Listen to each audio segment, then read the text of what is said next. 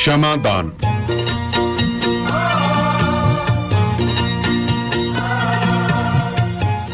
Radio Punjab today ਸੁਣਨ ਵਾਲੇ ਤਮਾਮ ਸਰੋਤਿਆਂ ਨੂੰ ਮੇਰੇ ਵੱਲੋਂ ਤੇ ਸਰਦਾਰ ਜਸਵੀਰ ਸਿੰਘ ਪੱਟੀ, ਬਖਤੌਰ ਸਿੰਘ ਢਿੱਲੋਂ ਵੱਲੋਂ ਸਾਰਿਆਂ ਵੱਲੋਂ ਪਿਆਰ ਭਰੀ ਸਤਿ ਸ੍ਰੀ ਅਕਾਲ, ਖੁਸ਼ਾਮਦੀਦ। ਅੱਜ ਦਿਨ ਹੈ ਜੀ ਬੁੱਧਵਾਰ ਤੇ ਤਰੀਕ ਹੈ 10 ਫਰਵਰੀ, ਸ਼ਾਮ ਦੇ 6:30 ਹੋਏ ਨੇ। ਤੁਸੀਂ ਇਸ ਵਕਤ ਬਠਿੰਡਾ ਸਟੂਡੀਓ ਤੋਂ ਪ੍ਰੋਗਰਾਮ ਸ਼ਮਾਦਾਨ ਦੇ ਜ਼ਰੀਏ ਲਾਈਵ ਜੁੜੇ ਹੋਏ। ਪ੍ਰੋਗਰਾਮ ਸੋਮਵਾਰ ਤੋਂ ਲੈ ਕੇ ਸ਼ੁੱਕਰਵਾਰ ਤੁਹਾਡੇ ਤੱਕ ਪਹੁੰਚਾਇਆ ਜਾਂਦਾ ਜੀ।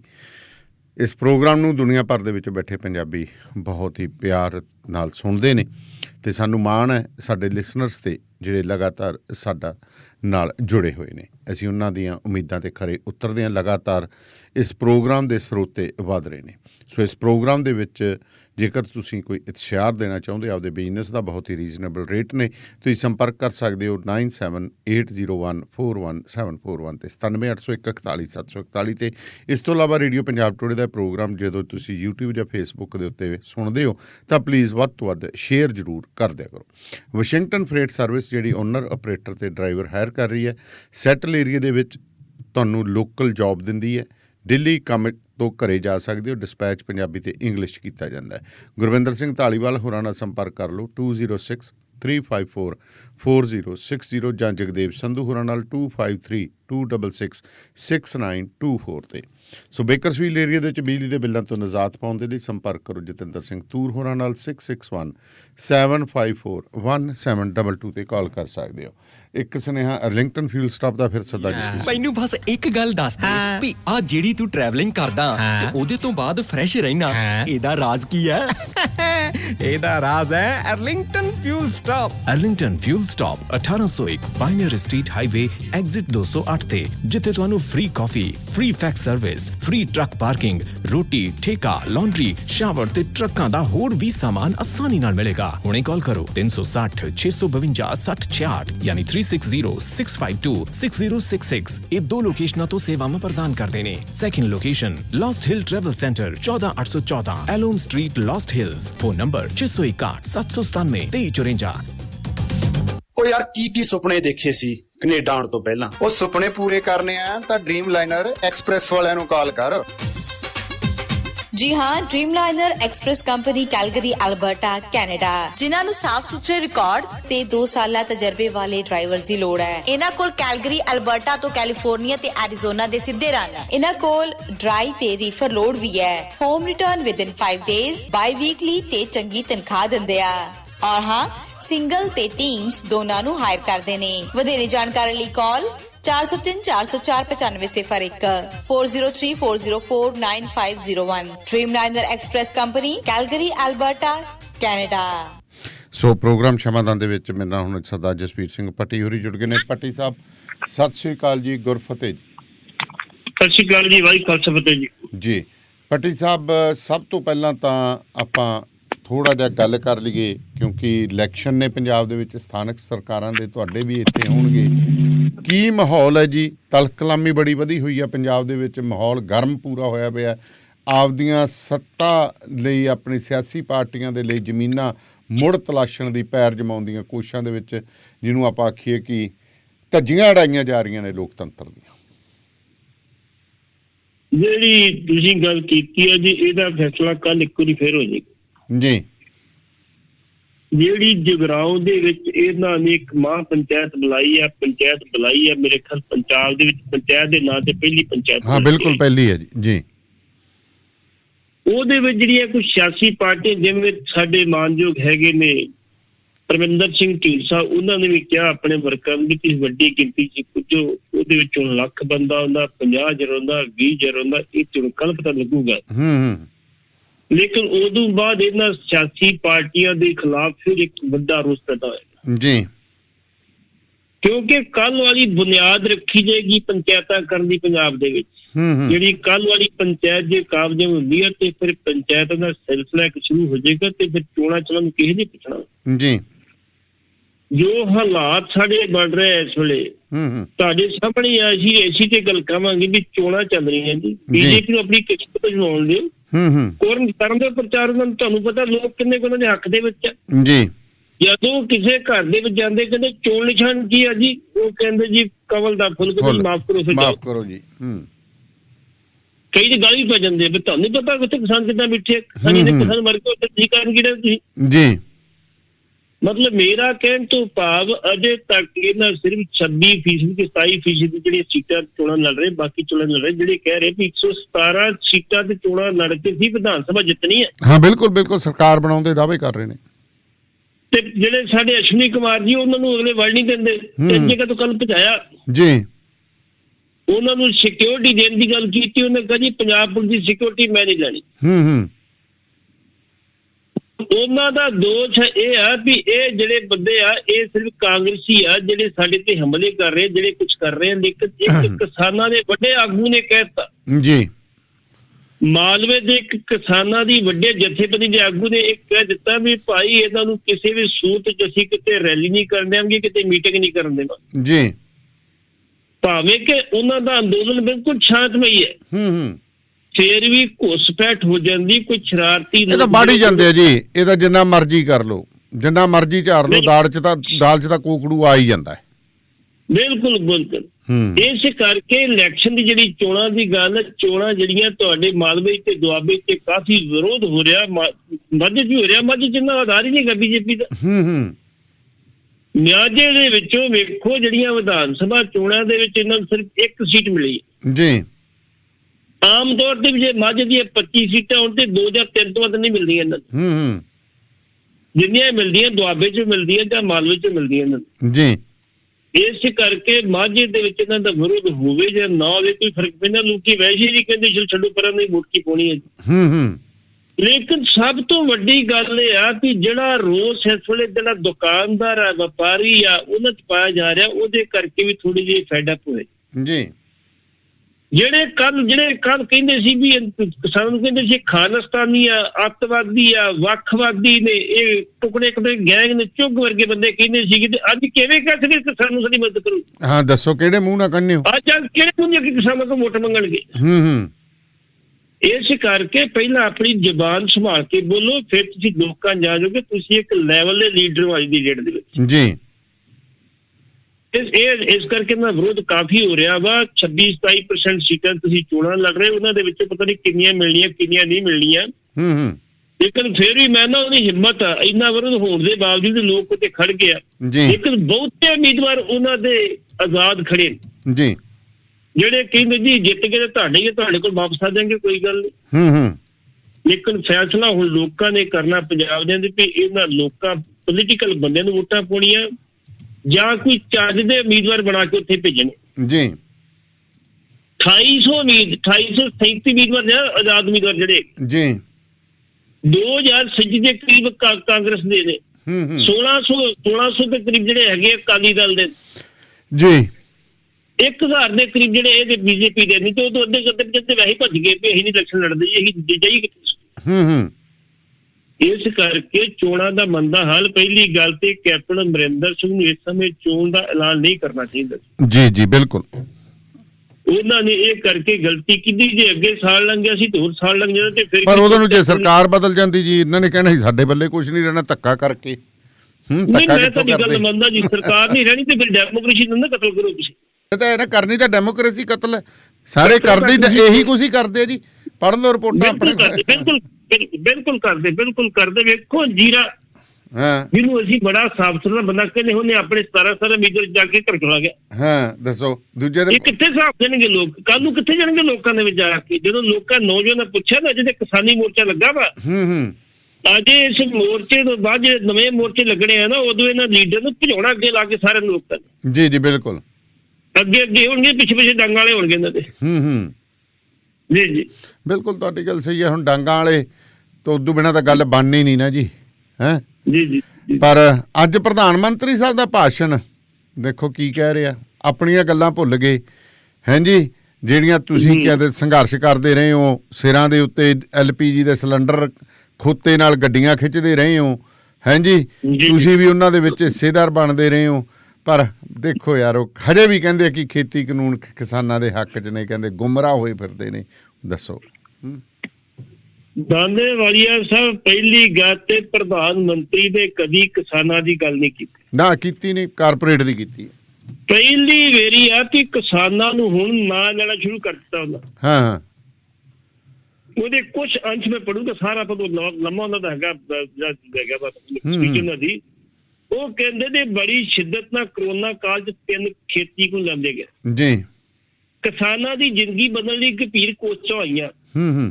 ਖੇਤੀ ਖੇਤ ਸੁਧਾਰ ਲਿਆਉਣ ਦੀ ਇਹ ਬਿੱਲ ਲਿਆਂਦੇ ਗਏ। ਖੇਤੀ ਖੇਤਰ ਨਵੀਆਂ ਚੁਣੌਤੀਆਂ ਨੂੰ ਜਿੱਤਣਾ ਹੋਵੇਗਾ। ਕਿਸਾਨ ਗਲਤ ਧਾਰਨਾਵਾਂ ਦੇ ਸ਼ਿਕਾਰ ਹੋਏ ਹਨ ਜੋ ਦਿੱਲੀ ਬਾਰਡਰਾਂ ਤੇ ਬੈਠੇ ਹਨ ਜੀ, ਅੰਦੋਲਨ ਕਰ ਰਹੇ ਹਨ। ਸਾਰੇ ਕਿਸਾਨ ਭਰਾਵਾਂ ਦਾ ਇਹ ਸਦਨ ਆਦਰ ਕਰਦਾ ਹੈ ਜੀ, ਤੇ ਆਦਰ ਕਰਦਾ ਰਹੇਗਾ। ਸੀਨੀਅਰ ਮੰਤਰੀ ਕਿਸਾਨਾਂ ਨਾਲ ਗੱਲਬਾਤ ਕਰ ਰਹੇ ਹਨ। ਜਦੋਂ ਪੰਜਾਬ ਵਿੱਚ ਅੰਦੋਲਨ ਹੋਇਆ ਉਸ ਸਮੇਂ ਗੱਲਬਾਤ ਹੋਈ ਤੇ ਹੁਣ ਦਿੱਲੀ ਵਿੱਚ ਵੀ ਗੱਲਬਾਤ ਹੋ ਰਹੀ ਹੈ ਜੀ। ਇਹ ਕਿਸਾਨ ਇਹ ਕਾਨੂੰਨ ਕਿਸਾਨ ਬੰਧਨ ਨਹੀਂ ਹਨ। ਕਿਸਾਨ ਅਫਵਾਹ ਦੇ ਸ਼ਿਕਾਰ ਹਨ। ਕਾਨੂੰਨਾਂ ਵਿੱਚ ਖਾਮੀ ਹਨ ਤੇ ਬਦਲਾਅ ਲਈ ਤਿਆਰ ਹਾਂ। ਪਹਿਲੀ ਵਾਰੀ ਕਿਹਾ ਅੱਛਾ, ਬਦਲਾਅ ਲਈ ਫਿਰ ਵੀ ਤਿਆਰ ਹੈ ਕਹਿੰਦੇ। ਅਸੀਂ ਗੱਲਬਾਤ ਲਈ ਹੁਣ ਵੀ ਤਿਆਰ ਤੇ ਕਿਸਾਨਾਂ ਦੀ ਉਡੀਕ ਕਰ ਰਹੇ ਹਾਂ। ਭਾਈ ਆਪਣਾ ਨੰਬਰ ਵੀ ਬੋਲਣਾ, ਮੇਰੇ ਇਸ ਨੰਬਰ ਤੇ ਕੰਟੈਕਟ ਕਰ ਲਓ, ਜਿਵੇਂ ਪਹਿਲਾਂ ਦਿੰਦੇ ਹੁੰਦੇ ਮਿਸ ਕਾਲ ਮਾਰੋ ਹੈ। ਜਿਹਦੇ ਬਾਰੇ ਟਕੈਤ ਸਾਹਿਬ ਕਹਿ ਰਹੇ ਨੇ ਵੀ ਸਾਨੂੰ ਪ੍ਰਧਾਨ ਮੰਤਰੀ ਨੰਬਰ ਦੇ ਦਿਓ, ਅਸੀਂ ਫੋਨ ਕਰ ਲਾਂਗੇ। ਕਿਸਾਨਾਂ ਦੀਆਂ ਸ਼ੰਕਾਵਾਂ ਦੇ ਹੱਲ ਲਈ ਪੂਰੀ ਕੋਸ਼ਿਸ਼ ਕਰਾਂਗੇ ਜੀ। ਕਿਸਾਨਾਂ ਨਾਲ ਸਨਮਾਨ ਭਾਵਨਾ ਨਾਲ ਗੱਲਬਾਤ ਤਿਆਰ ਕਰਨ ਲਈ ਤਿਆਰ ਹੈ ਜੀ। ਕਾਨੂੰਨ ਲਾਗੂ ਹੋਣ ਮਗਰੋਂ ਦੇਸ਼ ਵਿੱਚ ਕੋਈ ਮੰਡੀ ਬੰਦ ਨਹੀਂ ਹੋਈ ਦੱਸੋ, ਅਤੇ ਨਾ ਹੀ MSP। ਨਵੇਂ ਕਾਨੂੰਨਾਂ ਨੇ ਕਿਸਾਨਾਂ ਤੋਂ ਕੁਝ ਨਹੀਂ ਖੋਇਆ। ਕਿਸਾਨ ਦੱਸਣ ਕਿ ਉਹਨਾਂ ਦਾ ਕਿਹੜਾ ਖੋਇਆ ਗਿਆ ਦੱਸੋ। ਉਹਨਾਂ ਨੇ ਕਾਂਗਰਸ ਮੈਂਬਰਾਂ ਨੇ ਕਾਲੇ ਕਾਨੂੰਨ ਵਾਪਸ ਲਓ ਦੇ ਨਾਅਰੇ ਲਾਏ ਇਸ ਮੌਕੇ ਦੇ ਉੱਤੇ ਤੇ ਉਹਨਾਂ ਨੇ ਉਹਦਾ ਜਿਹੜਾ ਬਾਈਕਾਟ ਵੀ ਕੀਤਾ ਜੀ। ਉਹਨਾਂ ਨੇ ਕਿਹਾ ਮੰਡੀਆਂ ਬੰਦ ਨਹੀਂ ਹੋਣਗੀਆਂ, ਦੇਸ਼ ਦੀ ਤਰੱਕੀ ਦੀ ਹਿੱਤ ਲਈ ਇਹ ਕਾਨੂੰਨ ਬਣਾਇਆ ਗਿਆ ਜੀ। ਦੂਜੇ ਪਾਸੇ ਹੁਣ ਸੁਣ ਲਓ, ਜਿਹੜਾ ਰਵਨੀਤ ਸਿੰਘ ਬਿੱਟੂ ਆ ਉਹਨੇ ਸੰਸਦ ਦੇ ਵਿੱਚ ਬਕਾਇਦਾ ਤੌਰ ਤੇ ਇਹ ਗੱਲ ਕਹੀ ਵੀ ਜਦੋਂ ਤੁਸੀਂ 2005 ਤੋਂ ਪਹਿਲਾਂ ਬਿਹਾਰ ਦੇ ਵਿੱਚ 9035 ਮੰਡੀਆਂ ਸਨ ਜੀ। ਜਦੋਂ ਤੁਸੀਂ APMC ਉੱਤੇ ਖਤਮ ਕਰਤੇ, ਉੱਥੇ ਸਭ ਕੁਝ ਖਤਮ ਕਰਤਾ, ਉੱਥੇ MSP ਖਤਮ ਕਰਤੀ ਤੇ ਅੱਜ ਉੱਥੇ ਸਿਰਫ 1619 ਮੰਡੀਆਂ ਰਹਿ ਗਈਆਂ ਜੀ। ਕਿੰਨੇ ਪਰਸੈਂਟ ਬਣਦੀਆਂ? 10% ਨਹੀਂ ਬਣਦੀਆਂ ਜੀ। ਇਸੇ ਕਰਕੇ ਉਹਨਾਂ ਨੇ ਜਿਹੜੀ ਉਹਨੇ ਗੱਲ ਕੀਤੀ ਹੈ, ਜੇ ਇਹ ਹਾਲ ਰਿਹਾ ਇਹ ਕਾਨੂੰਨ ਲਾਗੂ ਕਰਦੇ ਤੇ ਸਾਰੇ ਫਿਰ ਦੇਸ਼ ਦੇ ਵਿੱਚ ਇਹ ਹਾਲ ਹੋਊਗਾ। ਕਿਸਾਨਾਂ ਦੀ ਗੱਲ ਬਿਲਕੁਲ ਠੀਕ ਹੈ, ਉਹਨਾਂ ਕਿ ਅਸੀਂ ਖੜੇ ਕਿਸਾਨਾਂ ਨਾਲ। ਹਾਂਜੀ, ਕਿਸਾਨ ਜੋ ਕਰ ਰਹੇ ਠੀਕ ਕਰ ਰਹੇ। ਉਹਨਾਂ ਕਿਹਾ ਵੀ ਜਿਹੜੀ ਬੇਰੁਜ਼ਗਾਰੀ ਆ ਜੀ, ਬੇਰੁਜ਼ਗਾਰੀ 35% ਪਹਿਲਾਂ ਬੇਰੁਜ਼ਗਾਰੀ ਸੀ, ਉਹ ਸਾਡੇ ਤੋਂ ਸਾਂਭੀ ਨਹੀਂ ਜਾਂਦੀ ਤੇ 65% ਦੇ ਕਿਸਾਨ ਬੇਰੁਜ਼ਗਾਰ ਹੋ ਗਏ। ਫਿਰ ਕਿਹੜੇ ਖੂਜ ਪੈਣਾ ਅਸੀਂ? ਇਹ ਬਿੱਟੂ ਨੇ ਕਿਹਾ ਅੱਜ ਸੰਸਦ ਦੇ ਵਿੱਚ ਖੜਕਿਆ ਪੂਰਾ ਅੱਜ, ਭਾਵੇਂ ਪੂਰਾ ਖੜਕਿਆ। ਉੱਥੇ ਉਨਰਾਗ ਠੱਕ ਲੱਗਾ ਬੋਲਣ ਦਾ, ਬਹਿ ਜਾ ਤੇਰੇ ਪਿੰਡ CM ਨਹੀਂ, ਮੈਂ ਤਾਂ ਰੌਲਾ ਪਾਈ ਜਾਂਦਾ। ਠੀਕ ਹੈ ਜੀ। ਚਲੋ ਇਹੋ ਜਿਹੀਆਂ ਗੱਲਾਂ ਨਹੀਂ ਕਰਨੀਆਂ ਚਾਹੀਦੀਆਂ ਜੀ। ਇਸ ਕਰਕੇ ਇਹ ਜਿਹੜੀ ਉਹਨੇ ਗੱਲ ਕਹੀ, ਉਹਨੇ ਕਿਹਾ ਜੀ ਵੇਖੋ ਅਸੀਂ ਇਸ ਗੱਲ ਦੇ ਹੱਕ ਜੀ ਕੋਈ ਖਾਲਿਸਤਾਨੀ ਹੋਵੇ, ਸਿੱਖ ਪਰ ਜਸਟਿਸ ਨੇ ਜੇ ਕੋਈ ਗਲਤੀ ਕੀਤੀ ਉਹਨੂੰ ਸਜ਼ਾ ਮਿਲਣੀ ਚਾਹੀਦੀ ਹੈ ਜੀ। ਚੱਲਦੇ ਰਹੇ ਉੱਤੇ ਜਿਨ੍ਹਾਂ ਨੇ ਇੱਥੇ ਆ ਕੇ ਗੜਬੜ ਕੀਤੀ ਹੈ ਲਾਲ ਕਿਲ੍ਹੇ ਦੇ ਉੱਤੇ, ਉਹਨਾਂ ਨੂੰ ਸਜ਼ਾ ਦੇ ਹੱਕਦਾਰ ਨੇ, ਸਜ਼ਾ ਨੂੰ ਮਿਲਣੀ ਚਾਹੀਦੀ ਹੈ। ਅਸੀਂ ਬਿਲਕੁਲ ਨਹੀਂ ਸਪੋਰਟਿੰਗ ਕਰਦੇ, ਲੇਕਿਨ ਅਸੀਂ ਕਿਸਾਨਾਂ ਦੇ ਨਾਲ ਖੜੇ ਆ। ਭਾਵੇਂ ਮੇਰੇ ਤੇ 24 ਤਰੀਕ ਨੂੰ ਜੋਗਿੰਦਰ ਯਾਦਵ ਦੇ ਬੰਦਿਆਂ ਨੇ ਹਮਲਾ ਕੀਤਾ ਜੀ। ਉਹ ਕਹਿੰਦਾ ਜਿਹੜਾ ਮੇਰੇ ਤੇ ਹਮਲਾ ਆਇਆ ਸੀ ਜੋਗਿੰਦਰ ਯਾਦਵ ਨੇ ਕੀਤਾ, ਜੋਗਿੰਦਰ ਯਾਦਵ ਉੱਥੋਂ ਤੁਸੀਂ ਕੱਢ ਦਿਓ ਤੇ ਬੜੇ ਲਗਭਗ ਸਾਰੇ ਮਸਲੇ ਹੱਲ ਹੋ ਜਾਣਗੇ ਜੀ। ਉਹਦੇ ਬਾਅਦ ਭਾਜਪਾ ਸਰਕਾਰ ਨੂੰ ਕੋਈ ਕਾਰਵਾਈ ਕਰਨੀ ਚਾਹੀਦੀ। ਇਹ ਪਤਾ ਨਹੀਂ ਉਹਦੇ ਪਿੱਛੇ ਯਾਦਵ ਦੇ ਕਿਉਂ ਪਿੱਛੇ ਪਏ ਨੇ ਜੀ, ਇਸ ਗੱਲ ਤੇ ਪਤਾ ਨਹੀਂ ਕਿਉਂ ਉਹਦੇ ਵਿੱਚ ਕਾਫੀ ਉਹਨੂੰ ਵੀ ਟ੍ਰੋਲਿੰਗ ਮਿਲ ਰਹੀ ਹੈ, ਜਾਂ ਜਿਵੇਂ ਇੱਕ ਪ੍ਰਚਾਰ ਕਰ ਦਿੰਦੇ ਆ ਨਾ ਸਾਰਾ ਕੁਝ। ਹਾਂਜੀ। ਹਾਂ, ਪ੍ਰਚਾਰ ਵੀ ਅੱਜ ਕੱਲ ਭਾਜਪਾ ਦਾ ਪੂਰਾ ਜਿਹੜਾ IT ਸੈੱਲ ਹੈ ਪੂਰਾ ਐਨ ਬਾਹਾਂ ਚੜਾ ਕੇ ਲੱਗਿਆ ਹੋਇਆ, ਤੁਹਾਨੂੰ ਵੀ ਪਤਾ। ਬਿਲਕੁਲ। ਉਹਨਾਂ ਕਿਹਾ ਜੀ, ਉਹ ਕਹਿੰਦਾ ਜੀ ਅਸੀਂ ਬੜੀ ਵਾਰੀ ਕਹਿ ਚੁੱਕੇ ਹਾਂ ਸਰਵ ਪਾਰਟੀ ਮੀਟਿੰਗ ਬੁਲਾਓ ਜੀ, ਇਹਨਾਂ ਮੁੱਦਿਆਂ ਤੇ ਬੁਲਾਓ, ਇਹ ਬੁਲਾ ਕੇ ਅਸੀਂ ਆਵਾਂਗੇ, ਆਪਾਂ ਗੱਲ ਕਰਾਂਗੇ ਬਹਿ ਕੇ, ਇਹਦਾ ਹੱਲ ਲੱਭਾਂਗੇ ਕੋਈ ਨਾ ਕੋਈ ਜੀ। ਲੇਕਿਨ ਇਹ ਕਾਲੇ ਕਾਨੂੰਨ ਤੁਹਾਨੂੰ ਵਾਪਸ ਲੈਣੇ ਪੈਣੇ ਆ, ਅੱਜ ਨਹੀਂ ਕੱਲ ਨਹੀਂ ਪਰਸੋਂ, ਇਹ ਤੁਹਾਨੂੰ ਵਾਪਸ ਲੈਣੇ ਪੈਣੇ ਆ ਔਰ ਅਸੀਂ ਉਹਦੇ ਤੇ ਜੰਗ ਲੜਦੇ ਰਹਾਂਗੇ ਜੀ। ਤੇ ਹੁਣ ਰਾਜਸਥਾਨ ਦੇ ਵਿੱਚ ਕਹਿੰਦੇ ਵਿਧਾਨ ਸਭਾ ਵਿੱਚ ਕਾਂਗਰਸ ਦੀ ਵਿਧਾਇਕਾ ਬੀਬਾ ਇੰਦਰਾ ਮੀਣਾ ਨੇ ਵੀ ਜਿਹੜਾ ਜੀ ਉਹ ਪੁੱਜੀ ਆ ਉੱਥੇ। ਕੀ ਖਾਸ ਰਿਹਾ ਜੀ, ਕੀ ਕੁਝ ਬੋਲੇ ਉਹ? ਬਿਲਕੁਲ ਜੀ, ਉਹ ਬੀਬੀ ਨੇ ਬਕਾਇਦਾ ਤੌਰ ਤੇ ਆਪਣੀ ਸਾੜੀ ਲਾਈ ਸੀ ਪੀਲੇ ਰੰਗ ਦੀ ਤੇ ਲਾਲ ਦਾ ਟਰੈਕਟਰ ਮਹਿੰਦਰਾ 475 ਦੇ ਕੋਲ ਸੀ DI। ਉਹਦੇ ਸਿਕਿਉਰਿਟੀ ਗਾਰਡ ਨਾਲ ਮਡਗੜ ਤੇ ਬੈਠੇ ਆ ਜੀ ਆਪੋ ਟਰੈਕਟਰ ਚਲਾ ਰਹੀ ਹੈ। ਉਹ ਟਰੈਕਟਰ ਚਾ ਕੇ ਵਿਧਾਨ ਸਭਾ 'ਚ ਪੁੱਜੀ ਆ ਸਿਰਫ ਇਹ ਦੱਸਣ ਵਾਸਤੇ ਕਿ ਕਿਸਾਨ ਦੁਖੀ ਆ, ਅਸੀਂ ਕਿਸਾਨਾਂ ਦੇ ਨਾਲ ਖੜੇ ਆ, ਅਸੀਂ ਕਿਸਾਨਾਂ ਦੇ ਜਿਹੜੇ ਕਾਲੇ ਕਾਨੂੰਨ ਜਿੰਨ ਚਿਰ ਵਾਪਸ ਨਹੀਂ ਹੁੰਦੇ ਉਹਨਾਂ ਚਿਰ ਅਸੀਂ ਪਿੱਛੇ ਨਹੀਂ ਹਟਾਂਗੇ ਜੀ। ਉਹ ਬੀਬੀ ਨੇ ਕਿਹਾ ਵੀ ਉਹਨੇ ਕਿ ਕਿਸਾਨ ਸੱਚੇ ਨੇ ਜੀ। ਇਹ ਕਹਿੰਦੇ ਜੀ ਡਾਕਟਰ ਮਨਮੋਹਨ ਸਿੰਘ ਦੇ ਉੱਤੇ ਕਾਨੂੰਨ ਲਿਆਉਣੇ ਲਾਗੂ ਕਰਨ ਦੀ ਕੋਸ਼ਿਸ਼ ਕੀਤੀ, ਪਰ ਉਹ ਸੂਰਤ ਵੇਖੋ ਤੇ ਹੁਣ ਸੂਰਤ ਵੇਖੋ ਤੁਸੀਂ ਕਿਹੜੀ ਸੂਰਤ ਲੈ ਕੇ ਆਏ। ਇਸ ਕਰਕੇ ਉਹ ਬੀਬੀ ਟਰੈਕਟਰ ਤੇ ਆਈ ਹੈ ਤੇ ਉਹਦਾ ਸੰਕੇਤ ਮਾਤਰ ਸੀ ਵੀ ਮੈਂ ਟਰੈਕਟਰ ਤੇ ਆਈ ਹਾਂ, ਮੈਂ ਕਿਸਾਨ ਆ, ਕਿਸਾਨ ਪਰਿਵਾਰ ਤੋਂ, ਤੇ ਮੈਂ ਇਹਨਾਂ ਕਾਨੂੰਨਾਂ ਨੂੰ ਰੱਦ ਕਰਨ ਦੀ ਮੰਗ ਕਰਦੀ ਹਾਂ ਜੀ। ਇਸ ਤਰ੍ਹਾਂ ਬੀਬੀਆਂ ਤੇ ਬੜੀਆਂ ਹੈਗੀਆਂ ਜਿਹੜੀਆਂ ਅੱਗੇ ਵੀ ਆਉਣਗੀਆਂ ਟਰੈਕਟਰ ਲੈ ਕੇ ਆਉਣਗੀਆਂ। ਉਹ ਟਰੈਕਟਰ ਬੀਬੀਆਂ ਕਾਫੀ ਚਲਾਉਂਦੀਆਂ ਅੱਜ ਕੱਲ੍ਹ ਜੀ। ਬਿਲਕੁਲ, ਅੱਜ ਕੱਲ੍ਹ ਤਾਂ ਉਹ ਤਾਂ ਬਹੁਤ ਚਲਾਉਣ ਲੱਗ ਪਈ ਹੁਣ ਤਾਂ। ਹਾਂਜੀ ਜੀ ਜੀ ਜੀ ਹਾਂ ਇਹ ਤਾਂ ਗੱਲ ਹੈ, ਕਿਉਂਕਿ ਹੁਣ ਇੱਕ ਬਣ ਗਿਆ ਨਾ, ਉਹ ਇਹ ਵੀ ਆਈਕਨ ਬਣ ਗਿਆ ਇੱਕ। ਹਾਂਜੀ ਟਰੈਕਟਰ ਤੇ ਆਉਣਾ। ਪਰ ਆਉਣ ਜੇਕਰ ਬਾਹਲੀ ਵਧੀਆ ਗੱਲ ਹੈ ਕਿ ਜੇਕਰ ਉਹੋ ਜਿਹੇ ਟਰੈਕਟਰਾਂ ਤੇ ਆਉਣ ਜਿਹੜੇ ਆਮ ਕਿਸਾਨਾਂ ਕੋਲੇ ਆ, ਸ਼ਾਇਦ ਉਹ ਅਸਲ ਤਸਵੀਰ ਜ਼ਿਆਦਾ ਅੱਛੀ ਪੇਸ਼ ਹੋਏਗੀ। ਵੇਖੋ ਜੀ ਇਹਨਾਂ ਨੂੰ ਕੀ ਵਹਿਮ ਕੀ ਹੈ। ਜਿਹੜੇ ਮੋਦੀ ਸਾਹਿਬ ਨੇ ਉਹ ਕਹਿੰਦੇ ਜੀ 12 ਕਰੋੜ ਜਿਹੜੇ 4 ਏਕੜ ਤੋਂ ਘੱਟ ਕਿਸਾਨ ਨੇ ਉਹ ਤੇ ਮੋਰਚੇ 'ਚ ਹੈਗੇ ਹੀ ਨਹੀਂ। ਉਹ ਤਾਂ ਵਿਚਾਰੇ ਆਪਣੇ ਖੇਤਾਂ 'ਚ ਕੰਮ ਕਰ ਰਹੇ ਆ ਜੀ। ਇਹ ਲੋਕ ਤੇ ਵਪਾਰੀ ਨੇ, ਇਹ ਆੜਤੀਏ ਨੇ, ਇਹ ਤੇ ਦੂਜੇ ਲੋਕ ਨੇ ਜਿਹੜੇ ਰੌਲਾ ਪਾਉਂਦੇ। ਉਹ ਕਹਿੰਦੇ ਉਹ ਨਹੀਂ ਆਏ ਅਜੇ ਤੱਕ ਜੀ। ਮਤਲਬ ਅਜੇ ਵੀ ਉਹਨਾਂ ਨੂੰ ਇਹ ਗਲਤ ਧਾਰਨਾ ਪਈ ਆ ਕਿ ਇੱਥੇ ਉਹ ਲੋਕ ਨਹੀਂ ਹੈਗੇ ਜਿਹੜੇ ਬੰਦੇ ਅਸਲੀ ਕਿਸਾਨ ਨੇ। ਅਜੇ ਵੀ ਕਹਿੰਦੇ ਵੀ ਨਹੀਂ ਇਹ ਤੇ ਵਪਾਰੀ ਲੋਕ ਜੀ। ਜੇ ਅਜੇ ਵੀ ਤੁਸੀਂ ਇਹ ਸਮਝਦੇ ਵਪਾਰੀ ਲੋਕ ਤੇ ਕੋਈ ਨਹੀਂ, ਖਲੋ ਜਾਓ, ਹੋਰ 6 ਮਹੀਨੇ ਲੱਗ ਜੂ ਪਤਾ। ਜੇ ਕਿਤੇ ਇਹ ਮੋਰਚਾ ਆਹ ਸਾਲ ਪੂਰਾ ਚੱਲ ਗਿਆ ਜੀ ਤੇ ਮੁੜ ਕੇ ਭਾਜਪਾ ਕੋਲ ਸੰਭਲਿਆ ਨਹੀਂ ਜਾਣਾ। ਬਿਲਕੁਲ ਜੀ ਬਿਲਕੁਲ। ਅਗਲੇ ਸਾਲ ਤੁਹਾਨੂੰ ਪਤਾ ਚੋਣਾਂ ਹੈਗੀਆਂ ਯੂਪੀ ਦੀ ਜੇ ਚੋਣਾਂ ਇਹ ਹਾਰਦੇ ਆ ਤੇ ਫਿਰ ਬਾਕੀ ਸਟੇਟਾਂ 'ਚ ਕੱਖ ਨਹੀਂ ਮਿਲਣਾ। ਅਜੇ ਹਾਲ ਦੀ ਕੜੀ ਇਹਨਾਂ ਨੂੰ ਅਸੀਂ ਬੰਗਾਲ ਜਿੱਤ ਕੇ ਕਹਿ ਦੇਣਾ ਜੀ ਲੋਕ ਸਾਡੇ ਨਾਲ ਨੇ ਜੀ। ਤੇ ਬੰਗਾਲ ਦੇ ਵਿੱਚ ਸਿਚੁਏਸ਼ਨ ਬਹੁਤ ਹੀ ਵਧੀਆ ਨਹੀਂ ਹੈਗੀ, ਬੀਬੀ ਕਾਫੀ ਮਜ਼ਬੂਤ ਉੱਥੇ ਹੈਗੀ ਆ। ਫਿਰ ਵੀ ਇਹ ਪੂਰੀ ਕੋਸ਼ਿਸ਼ ਕਰਨਗੇ, ਹਰ ਪ੍ਰਕਾਰ ਦੇ ਯਤਨ ਕਰਨਗੇ, ਈਵੀਐਮ ਦੀ ਵੀ ਆਪਣੀ ਮਰਜ਼ੀ ਦਾ ਕਰਨਗੇ, ਸਭ ਕੁਝ ਕਰਨਗੇ ਜੀ। ਇਹਨਾਂ ਦੀ ਬੰਗਾਲ ਤੇ ਪੂਰੀ ਆਖਿਆ ਬੰਗਾਲ ਜਿੱਤਣੀ ਜਿੱਤਣ ਜੀ ਜੀ। ਹੁਣ ਗੱਲ ਕਰੀਏ ਤਾਂ ਦਿੱਲੀ ਦੇ ਵਿੱਚ ਕਾਂਗਰਸ ਦੇ ਜਿਹੜੇ ਨੌਜਵਾਨ ਮੁੰਡੇ ਨੇ, ਯੂਥ ਹੈ, ਕਹਿੰਦੇ ਆ ਕਿ ਉਹਨਾਂ ਨੇ ਸੰਸਦ ਭਵਨ ਨੂੰ ਘੇਰ ਲਿਆ ਜੀ। ਇਹ ਕਿਵੇਂ ਪਹੁੰਚ ਗਏ ਉੱਥੇ? ਇਹ ਕੱਲ ਦੀ ਗੱਲ ਹੈ ਜੀ। ਕੱਲ ਇਹਨਾਂ ਨੇ ਜਾ ਕੇ ਬਕਾਇਦਾ ਤੌਰ ਤੇ ਸੰਸਦ ਭਵਨ ਤੇ ਵੇਖੋ ਪੋਲੀਟੀਕਲ ਪਾਰਟੀ ਪੋਲੀਟੀਕਲ ਪਾਰਟੀ ਥੋੜੇ ਬੜੇ ਬੰਦੇ ਪਹੁੰਚ ਜਾਂਦੇ ਹੁੰਦੇ ਆ। ਉੱਥੇ ਜਿਹੜੀ ਅਲਕਾ ਲਾਮਾ ਇਹਨਾਂ ਦੀ ਆਗੂ ਹੈਗੀ ਆ, ਉਹਨੇ ਕਿਹਾ ਵੀ ਜਿਹੜੀ ਅੰਦੋਲਨ ਸਾਡਾ ਵਾ ਇਹ ਬਿਲਕੁਲ ਸਾਡਾ ਜਾਇਜ਼ ਅੰਦੋਲਨ। ਸਾਨੂੰ ਜੇ ਲੋੜ ਪਈ ਤੇ ਸਾਡੇ ਨੌਜਵਾਨ ਜਿਹੜੇ ਆ ਉਹ ਰਾਹੁਲ ਗਾਂਧੀ ਦੀ ਅਗਵਾਈ ਹੇਠ ਜਿਹੜੇ ਇਹ ਸੰਸਦ ਦੇ ਬਾਹਰ ਵੀ ਬੈਠਣ ਜੀ। ਉਹਨੇ ਕਿਹਾ ਬੜੇ ਅਫਸੋਸ ਦੀ ਗੱਲ ਵੀ ਅੰਨਦਾਤਾ ਨੂੰ ਨਕਸਲੀ ਕਿਹਾ ਜਾ ਰਿਹਾ, ਖਾਲਸਾ ਨਹੀਂ ਕਿਹਾ ਰਿਹਾ, ਟੁਕੜੇ ਟੁਕੜੇ ਗੈਂਗ ਕਿਹਾ ਜਾ ਰਿਹਾ, ਪਰ ਅਸੀਂ ਬਰਦਾਸ਼ਤ ਨਹੀਂ ਕਰਾਂਗੇ ਜੀ। ਉਹਨੇ ਕਿਹਾ ਜਿਹੜਾ ਇਹਨਾਂ ਨੇ ਕਿਹਾ ਵਾ ਪਰਜੀਵੀ ਕਿਹਾ ਵਾ, ਕੱਲ ਪ੍ਰਧਾਨ ਮੰਤਰੀ ਨੇ ਸ਼ਬਦ ਵਰਤਿਆ ਵਾ, ਪਰਜੀਵੀ ਸ਼ਬਦ ਵਰਤਿਆ ਜੀ। ਅਸੀਂ ਉਹਦੀ ਬਿਲਕੁਲ ਨਿੰਦਾ ਕਰਦੇ ਤੇ ਪ੍ਰਧਾਨ ਮੰਤਰੀ ਚਾਹੀਦਾ ਸਦਨ ਦੇ ਵਿੱਚ ਬਿਨਾਂ ਸ਼ਰਤ ਮਾਫੀ ਮੰਗਣ ਵੀ ਇਹਨਾਂ ਗਲਤੀ। ਅੰਦੋਲਨ ਜੀਵੀ ਆਂਦਾ ਤੁਸੀਂ ਦੰਗਾ ਜੀਵੀ ਹੋਏ ਨਾ, ਫਿਰ ਤੁਸੀਂ ਦੰਗਾ ਜੀਵੀ ਹੋ। ਭਗਵੰਤ ਮਾਨ ਨੇ ਰਕਤ ਜੀਵੀ ਦਿੱਤਾ, ਰਕਤ ਜੀਵੀ कहता ਲਹੂ ਚੂਸਣੇ कहता, ਲਹੂ ਚੂਸਣੇ कहता। ਇਹ ਬੀਬੀ ਅਲਕਾ ਲਾਮਾ ਦੇ ਦੀ ਗੱਲ ਕਹੀ ਵੀ ਤੁਸੀਂ ਦੰਗਾ ਜੀਵੀ ਹੋ, ਤੁਸੀਂ ਲੋਕ ਸਾਨੂੰ ਸਿਖਾਓਗੇ ਹੁਣ ਅੰਦੋਲਨ ਕੀ ਹੁੰਦਾ। ਤੁਹਾਡੀ ਪ੍ਰਾਪਤੀ ਕੀ ਹੈ? ਬੀਜੇਪੀ ਨੇ ਅੱਜ ਤੱਕ ਦੱਸ ਦੇਵੇ ਤੁਹਾਡੀ ਜਨਸੰਘ ਬਣੀ, ਆਰਐਸ ਦੀ ਦੱਸੋ ਕੀ ਪ੍ਰਾਪਤੀ ਦੇਸ਼ ਦੀ ਜੱਜ ਕੀ ਦੱਸ ਦਿਓ। ਹਾਂ ਉਹ ਤਾਂ ਕਰਦੇ ਹੀ ਨਹੀਂ ਨਾ, ਉਧਰਲੇ ਪਾਸੇ ਤਾਂ ਆਉਂਦਾ ਹੀ ਨਹੀਂ। ਫਿਰ ਇਹਨਾਂ ਕੋਲੇ ਗੱਲ ਇੱਕੋ ਆ ਜਾਂਦੀ ਆ, ਦੇਸ਼ ਧਰੋਹੀ ਬਸ। ਉਹ ਕਹਿੰਦੇ ਵੀ ਸਾਡੀ ਕਾਂਗਰਸ ਪਾਰਟੀ ਜਿਹੜੀ ਉਹਨੇ ਕਿੰਨੀਆਂ ਕੁਰਬਾਨੀਆਂ ਦਿੱਤੀਆਂ, ਕਿੰਨੀਆਂ ਜੇਲ੍ਹਾਂ ਕੱਟੀਆਂ। ਮਹਾਤਮਾ ਗਾਂਧੀ ਜੀ ਨਾਲ ਲੈ ਲਓ, ਤੁਸੀਂ ਪੰਡਿਤ ਜਵਾਹਰ ਲਾਲ ਲੈ ਲਓ, ਸਰਦਾਰ ਪਟੇਲ ਦੀ ਗੱਲ ਕਰ ਲਓ, ਕਿਹੜਾ ਕੰਮ ਨਹੀਂ ਕੀਤਾ ਜੀ। ਇਸ ਕਰਕੇ ਤੁਹਾਡਾ ਕੋਈ ਯੋਗਦਾਨ ਨਹੀਂ ਤੇ ਤੁਸੀਂ ਬਿਨਾਂ ਸ਼ਰਤ ਜਾ ਕੇ ਜਿਹੜੀ ਸੀ ਤੇ ਮਾਫੀ ਮੰਗੋ। ਉਹਨੇ ਕਿਹਾ ਅੱਜ ਪੰਜਾਬ ਦੇ ਕਿਸਾਨ ਇਹ ਆਏ ਇੱਥੇ, ਜੇ ਕੱਲ ਨੂੰ ਪੰਜਾਬ ਦਾ ਜੂਆ ਵੀ ਆ ਕੇ ਜਿਹੜੇ ਬੇਰੁਜ਼ਗਾਰ ਲੋਕ ਆ ਤੇ ਫਿਰ ਤੁਸੀਂ ਕਿਹੜੇ ਪਾਸੇ ਜਾਓਗੇ? ਉਹਨਾਂ ਕਿਹਾ ਵੀ ਅੱਜ ਬੇਰੁਜ਼ਗਾਰੀ ਆ, ਮਹਿੰਗਾਈ ਆ, ਸਭ ਕੁਝ ਅੰਦੋਲਨ ਹੋਰ ਚੱਲ ਸਾਡੀ ਸਰਕਾਰ ਸੁੱਤੀ ਪਈ ਹੈ, ਸਾਡੇ ਕੋਲ ਬਹੁਤ ਮਿਲੇਗਾ ਜੋ ਮਰਜ਼ੀ ਕਰੀਏ ਅਸੀਂ।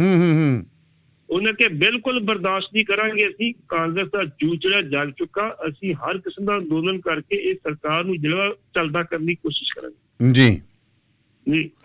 ਚਲੋ ਕਰਨ ਜੀ ਚੱਲਦਾ ਤਾਂ ਫੇਰ ਹੀ ਗੱਲ ਬਣੂਗੀ। ਤੇ ਉਧਰ ਚੰਡੀਗੜ੍ਹ ਦੇ ਵਿੱਚ ਇਸ ਮਾਮਲੇ ਨੂੰ ਲੈ ਕੇ, ਕਿਸਾਨੀ ਸੰਘਰਸ਼ ਨੂੰ ਲੈ ਕੇ ਹਰ ਰੋਜ਼ ਕੋਈ ਨਾ ਕੋਈ ਰੋਸ ਮੁਜ਼ਾਹਰਾ ਹੁੰਦਾ ਜੀ। ਫੌਜ ਦੇ ਜਰਨੈਲ ਕੱਲ IAS IPS ਸਾਬਕਾ ਉਤਰੇ ਸੀ, ਹੁਣ ਕਹਿੰਦੇ ਫੌਜ ਦੇ ਜਰਨੈਲ ਸਾਬਕਾ ਨੇ ਉਹ ਵੀ ਸਮਰਥਨ ਦੇ ਰਹੇ ਨੇ। ਹਾਂਜੀ, ਇਹ ਰਾਜੇਵਾਲ ਸਾਹਿਬ ਨੇ ਕਿਹਾ ਜੀ ਅੱਜ ਜਿਹੜੀ ਰਾਜੇਵਾਲ ਸਾਹਿਬ ਨੇ ਸਪੀਚ ਕੀਤੀ ਵੀ ਮੈਂ ਕੱਲ ਚੰਡੀਗੜ੍ਹ ਸਾਹਿਬ ਉੱਥੇ ਬ੍ਰਿਗੇਡੀਅਰ ਤੋਂ ਉੱਪਰ ਲੈਫਟੀਨੈਂਟ ਜਨਰਲ ਵਗੈਰਾ ਲੋਕ ਜਿਹੜੇ ਸੀ ਸਾਨੂੰ ਆ ਕੇ ਮਿਲੇ ਜੀ। ਜਿਹੜਾ ਰੋਜ਼ ਹੀ ਨੌਜਵਾਨ ਜਾਂ ਕਿਸੇ ਨੇ ਕਿਸੇ ਬਰਾਦਰੀ ਦੇ ਲੋਕ ਕਿਸਾਨਾਂ ਦੇ ਹੱਕ 'ਚ ਅੰਦੋਲਨ ਕਰਦੇ ਜਾਂ ਉਹ ਕੋਈ ਮਨੁੱਖੀ ਕੜੀ ਬਣਾਉਂਦੇ ਆ ਜਾਂ ਪ੍ਰੋਟੈਸਟ ਕਰਦੇ, ਕੁਛ ਨਾ ਕੁਛ ਜੋ ਚੰਡੀਗੜ੍ਹ 'ਚ ਹੋ ਰਿਹਾ ਜੀ। ਉਹਨੇ ਟੈਟਰੀ ਕੀਤਾ। ਉਹਨਾਂ ਕਿ ਜਿਹੜਾ ਪਿਛਲਾ ਬੰਦ ਜਿਹੜਾ ਜਾਮ ਹੋਇਆ ਸੀ ਸਾਡਾ 21 ਸੂਬਿਆਂ ਦੇ ਵਿੱਚ ਹੋਇਆ ਸੀ ਜੀ। 21 ਸੂਬਿਆਂ ਦੇ ਵਿੱਚ ਹੋਇਆ ਸੀ, 3000 ਥਾਵਾਂ ਤੇ ਹੋਇਆ ਸੀ। ਮਹਾਰਾਸ਼ਟਰ ਤੇ ਉੜੀਸਾ ਇੱਥੇ ਵੀ ਤਕੜਾ ਬੰਦ ਇਹਨਾਂ ਦਾ ਹੋਇਆ ਸੀਗਾ, ਭਾਵੇਂ ਜੋ ਮਰਜ਼ੀ ਕਹੀ ਜਾਣ, ਤਕੜਾ ਬੰਦ। ਉਹਨਾਂ ਕਿਹਾ ਜੀ ਅਸੀਂ ਜਿਹੜੀ ਇੱਕ ਬਾਰ-ਬਾਰ ਕਹਿ ਰਿਹਾ ਸੀ ਕਾਨੂੰਨਾਂ ਦੀ ਗੱਲ ਕਰਦੇ, ਅਸੀਂ ਇੱਥੇ ਕਾਨੂੰਨ ਦੇ ਉੱਤੇ ਜਿਹੜੀ ਕਲੌਜ਼ ਟੂ ਕਲੌਜ਼ ਬਹਿਸ ਕਰ ਚੁੱਕੇ ਜੀ। ਜੇ ਅਜੇ ਵੀ ਕਹਿੰਦੇ ਵੀ ਅਸੀਂ ਇੱਥੇ ਗੱਲਬਾਤ ਕਰਨੀ, ਕਾਹਦੀ ਹੁਣ ਗੱਲਬਾਤ ਤੁਸੀਂ ਕਰਨੀ? ਤੁਹਾਡੇ ਅਫਸਰ ਮੰਨਦੇ ਆ ਵੀ ਵਾਕਿਆ ਇਹ ਠੀਕ ਤੁਸੀਂ ਕਹਿ ਰਹੇ ਹੋ, ਤੁਹਾਡੀ ਗੱਲ ਠੀਕ ਹੈ, ਕਲੌਜ਼ ਟੂ ਕਲੌਜ਼ ਡਿਸਕਸ ਕੀਤਾ ਤੇ ਆਹ ਜਿਹੜੀਆਂ ਖਾਮੀਆਂ ਚ ਹੈਗੀਆਂ ਜੀ। ਉਹਨੇ ਕਿਹਾ ਵੀ ਜਿਹੜਾ ਕਿਸਾਨਾਂ ਨੂੰ ਗੰਦ ਦੇ ਕੀ ਦੱਸਿਆ ਨਾ ਇਹਨਾਂ ਨੇ, ਇਹ ਮਾੜੀ ਗੱਲ ਇਹਨਾਂ ਵਾਸਤੇ। ਇੱਕ ਪਾਸੇ ਅੰਨਦਾਤਾ ਕਹਿੰਦੇ ਹੋ, ਦੂਜੇ ਪਾਸੇ ਗੰਦ ਦੇ ਕੀੜੇ ਕਹਿੰਦੇ ਹੋ। ਦੱਸੋ ਕਿੱਧਰ ਦਾ ਹੈ ਤਰੀਕਾ? ਇਹਦਾ ਬਸ ਸਿੱਧੀ ਗੱਲ ਹੈ, ਇਹਦਾ ਜਿਹਨੂੰ ਕਹਿੰਦੇ ਹਉਮੈ ਦਾ ਸ਼ਿਕਾਰ ਹੋਏ ਬੈਠੇ ਨੇ। ਬਿਲਕੁਲ ਬਿਲਕੁਲ ਬਿਲਕੁਲ ਬਿਲਕੁਲ। ਫੇਰ ਕਹਿੰਦੇ ਕਿ ਸਾਨੂੰ ਪਿੰਡਾਂ ਦੇ ਵਿੱਚ ਲੋਕ ਪੈਂਦੇ ਨੇ ਮਹੱਲਿਆਂ 'ਚ, ਕਹਿੰਦੇ ਤਾਂਹੀਏ ਨਾ ਕੀਤੀਆਂ ਲੱਦੀ ਦੀਆਂ ਪੇਸ਼ ਦੁੱਲੇ ਦੇ ਹੈ। ਬਿਲਕੁਲ ਬਿਲਕੁਲ ਜੀ। ਉਹਨਾਂ ਇਹ ਵੀ ਗੱਲ ਕਹੀ ਵੀ 26 ਤਰੀਕ ਨੂੰ ਜਿਹੜੀ ਘਟਨਾ ਮੰਦਭਾਗੀ ਵਾਪਰੀ ਉਹ ਨਹੀਂ ਵਾਪਰਨੀ ਚਾਹੀਦੀ ਜੀ। ਮੈਂ ਨਾਲ ਇਹ ਵੀ ਗੱਲ ਕਹੀ ਨਾ ਵੀ 30 ਤੋਂ ਬਾਅਦ ਜਿਹੜਾ 28 ਤਰੀਕ ਨੂੰ ਫਿਰ ਉਬਾਲ ਆਇਆ ਆਪਣੇ ਮੋਰਚੇ ਦੇ ਵਿੱਚ ਜੀ। ਅੱਜ ਫਿਰ ਵੱਡੀ ਗਿਣਤੀ ਲੋਕ ਬੈਠੇ ਇੱਥੇ। ਇੰਟਰਨੈਸ਼ਨਲ ਹਿਊਮਨ ਰਾਈਟਸ ਆਰਗੇਨਾਈਜੇਸ਼ਨ ਦੇ ਨਾਲ ਜਿਹੜੀ ਤੁਹਾਡੇ ਆਪਣੇ ਹੈਗੇ ਨੇ UN ਜੀ, ਉਹਨਾਂ ਨੇ ਇੰਡੀਆ ਗਵਰਨਮੈਂਟ ਨੂੰ ਝਾੜ ਵੀ ਪਾਈ ਹੈ, ਭਾਈ ਕਿਸਾਨਾਂ ਨਾਲ ਗੱਲਬਾਤ ਕਰਕੇ ਤੁਸੀਂ ਉਹਨਾਂ ਦਾ ਮਸਲਾ ਹੱਲ ਕਿਉਂ ਨਹੀਂ ਕਰ ਜੀ। ਸਭ ਤੋਂ ਵੱਡੀ ਗੱਲ ਵੇਖੋ, ਸਾਡੇ ਵਿਦੇਸ਼ ਮੰਤਰੀ ਤੇ ਸਾਡੇ ਡਿਫੈਂਸ ਮਿਨਿਸਟਰੀ ਦੇ ਤੇ ਸਾਰਿਆਂ ਦੇ ਜਨਾਜ਼ਾ ਕਿਵੇਂ ਨਿਕਲ ਗਿਆ ਜੀ। ਹਰਿਆਣਾ ਕੌਣ ਹੈ? ਇੱਕ ਪ੍ਰਾਈਵੇਟ ਵਿਅਕਤੀ ਹੈ ਜਿਹਨੇ ਇੱਕ ਜਿਹੜਾ ਸੀ ਉਹਦੇ ਤੇ ਇੱਕ ਟਵੀਟ ਕੀਤਾ, ਟਵੀਟ ਦੇ ਉੱਤੇ ਜਵਾਬ ਸਾਡੀ ਜਿਹੜੀ ਆ ਫੋਰਨ ਮਿਨਿਸਟਰੀ ਦੇ ਰਹੀ ਹੈ। ਦੱਸੋ ਕੱਲ ਨੂੰ ਜੇ ਉੱਥੋਂ ਦਾ ਰਾਸ਼ਟਰਪਤੀ ਕੋਲ ਫਿਰ ਜਵਾਬ ਕੌਣ ਦੇਊਗਾ ਉਹਨੂੰ? ਦੱਸੋ ਹੈ ਨਾ, ਇੱਕ ਪ੍ਰਾਈਵੇਟ ਵਿਅਕਤੀ ਆ, ਉਹਦਾ ਜਵਾਬ ਇੱਕ ਸਾਡੀ ਵਿਦੇਸ਼ ਜਿਹੜੀ ਫੋਰਨ ਮਿਨਿਸਟਰੀ ਦੇ ਰਹੀ ਹੈ, ਵਿਦੇਸ਼ ਮੰਤਰਾਲਾ ਦੇ ਰਿਹਾ, ਤੇ ਕੱਲ ਨੂੰ ਉੱਥੋਂ ਦਾ ਰਾਸ਼ਟਰਪਤੀ ਜਾਂ ਉਪ ਰਾਸ਼ਟਰਪਤੀ ਬੋਲੂ, ਫਿਰ ਜਵਾਬ ਕੌਣ ਦੇਊਗਾ? ਗਵਾਨੀ ਨੂੰ ਕਹਿਣਾ ਪਊ ਜਵਾਬ ਦੇ ਦਿਓ ਤੁਸੀਂ ਜੀ। ਜੀ ਪਰ ਇਹ ਗੱਲ ਉਹਨਾਂ ਨੇ ਜੀ ਚਲੋ ਹਾਂ ਤੁਸੀਂ ਕਰੋ ਆਪਾਂ ਇਹ ਗੱਲ ਉਹਨਾਂ ਇਹ ਗੱਲ ਕਹੀ ਜੀ। ਵੇਖੋ ਇਸ ਵੇਲੇ ਜਿਹੜੀ ਸਾਡੀ ਫੂਡ ਦੀ ਜਿਹੜੀ ਲੋੜ ਹੈ ਨਾ, ਸਾਡੀ ਗ੍ਰੇਨ ਦੀ ਲੋੜ ਆ ਚਾਈਨਾ ਨੂੰ ਤੇ ਇੰਡੀਆ ਨੂੰ ਬਹੁਤ ਜ਼ਿਆਦਾ, ਕਿ ਉੱਥੇ ਪਾਪੂਲੇਸ਼ਨ ਬੜੀ। ਜਦੋਂ ਤੁਸੀਂ ਪ੍ਰਾਈਵੇਟ ਅਦਾਰਿਆਂ ਨੂੰ ਦੇਤੀ, ਮੁੜ ਕੇ ਫੂਡ ਲੱਭਣਾ ਕਿੱਥੇ ਆ ਜੀ? ਮੁੜ ਕੇ ਤੇ ਬੈਟਰੀ ਮਰ ਕੇ ਤੁਹਾਨੂੰ ਕਣਕ ਦਾ ਦਾਣਾ ਨਹੀਂ ਲੱਭਣਾ। ਲੱਭਾ ਵੀ ਤਾਂ ਬਹੁਤ ਮਹਿੰਗਾ ਲੱਗਣਾ। ਤੁਸੀਂ ਸਾਰੇ ਤਜਰਬੇ ਕਰਕੇ ਵੇਖ ਲਿਆ ਜੀ।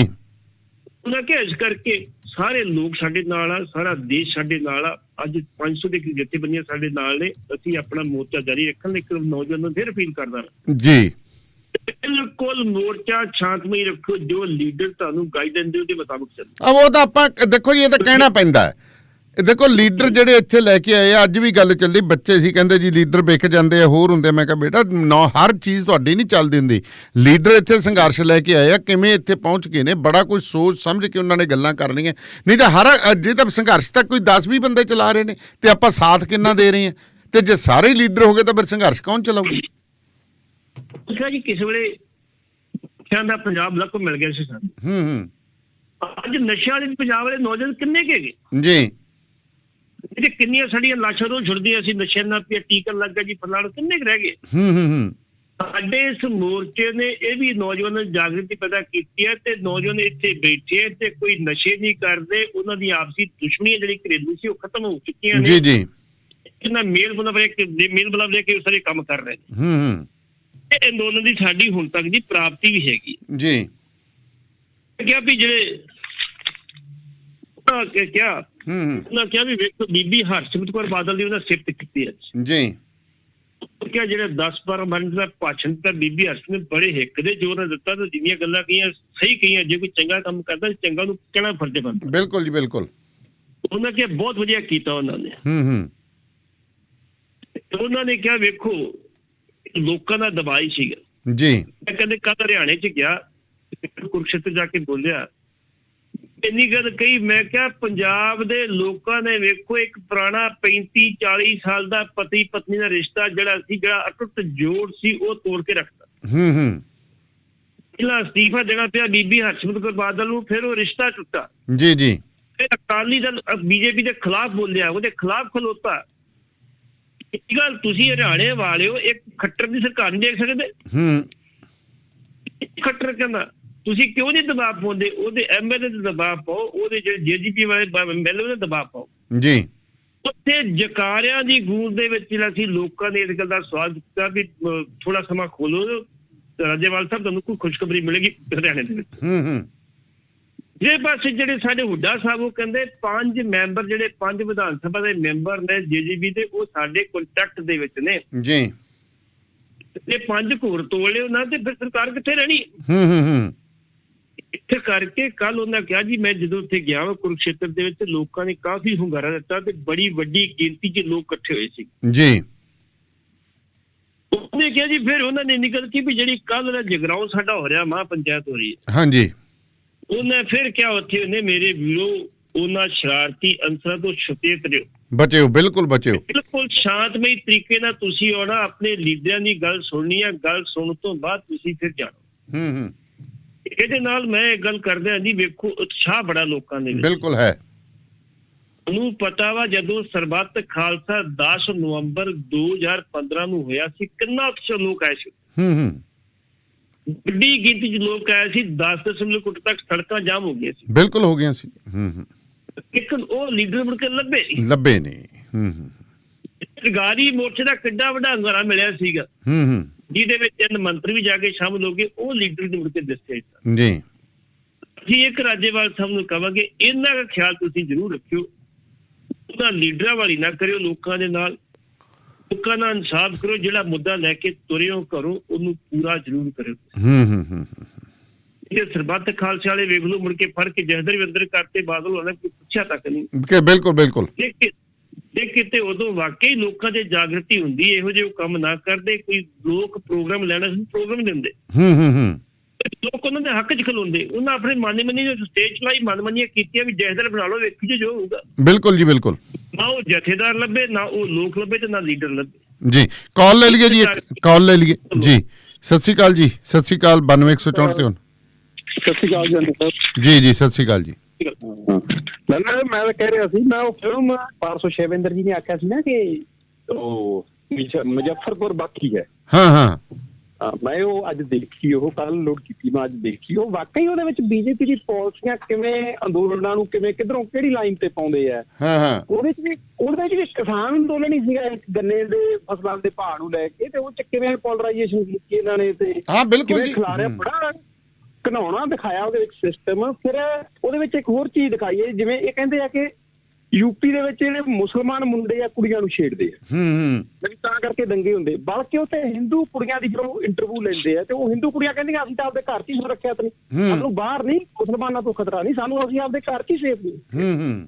ਬਹੁਤ ਸੋਹਣੀ ਫਿਲਮ। ਮੈਂ ਤਾਂ ਉਹ ਦੇਖ ਕੇ ਮੈਂ ਇਹਨਾਂ ਨੀਤੀਆਂ ਕਿਵੇਂ ਇਹ ਕਰਦੇ ਆ ਪਲਾਨ ਕੰਮ ਸਾਰਾ। ਫਿਰ ਜਿਹੜੇ ਮੁਸਲਮਾਨਾਂ ਨੂੰ ਕੁੱਟ-ਕੁੱਟ ਕੇ ਘਰਾਂ 'ਚੋਂ ਕੱਢ ਦਿੰਦੇ, ਉਹ ਵਿਚਾਰੇ ਆਪਦੇ ਘਰੇ ਜਾਣ ਤੋਂ ਡਰਦੇ ਆ, ਉਹ ਕਹਿੰਦੇ ਅਸੀਂ ਜਾਣਾ ਹੀ ਨਹੀਂ। ਇਹ ਤਾਂ ਇਹਨਾਂ ਦੀ ਹੈ ਹੀ ਨਾ ਜੀ। ਦੇਖੋ ਗੁਜਰਾਤ 'ਚ ਕੀ ਕੀਤਾ, ਠੀਕ ਹੈ ਨਾ ਜੀ, ਡਰ ਪਾ ਦਿੱਤਾ ਗਿਆ ਉੱਥੇ।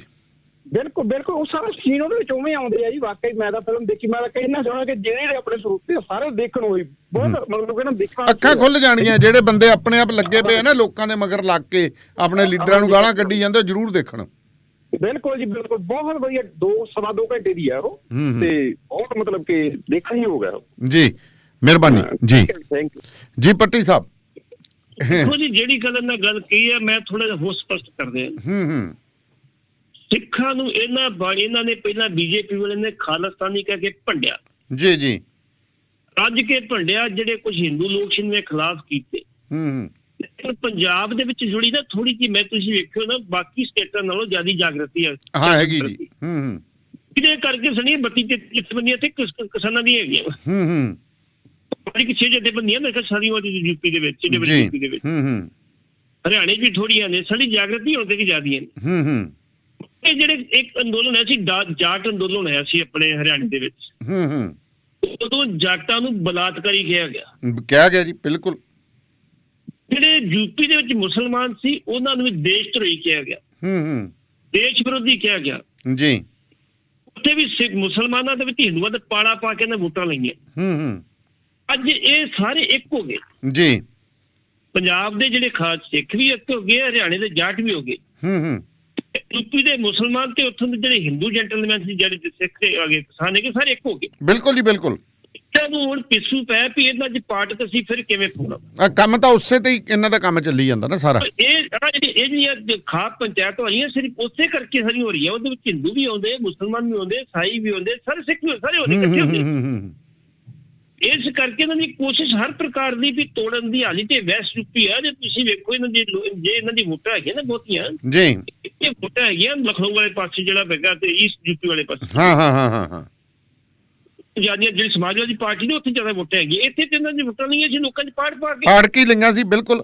ਜਿਹੜੇ ਦਲਿਤ ਸੀਗੇ, ਦਲਿਤਾਂ ਨੂੰ ਇਹਨਾਂ ਰੱਜ ਕੇ ਕੁੱਟਿਆ। ਜਿੰਨੇ ਦਲਿਤਾਂ ਦੇ ਇਹਨਾਂ ਬਲਾਤਕਾਰ ਦੇ ਕੇਸ ਹੋਏ, ਕਿਸੇ ਤੋਂ ਇਨਸਾਫ ਨਹੀਂ ਮਿਲਿਆ, ਉਹ ਵੀ ਨਾਲ ਰਲ ਗਏ ਇਹਨਾਂ ਦੇ।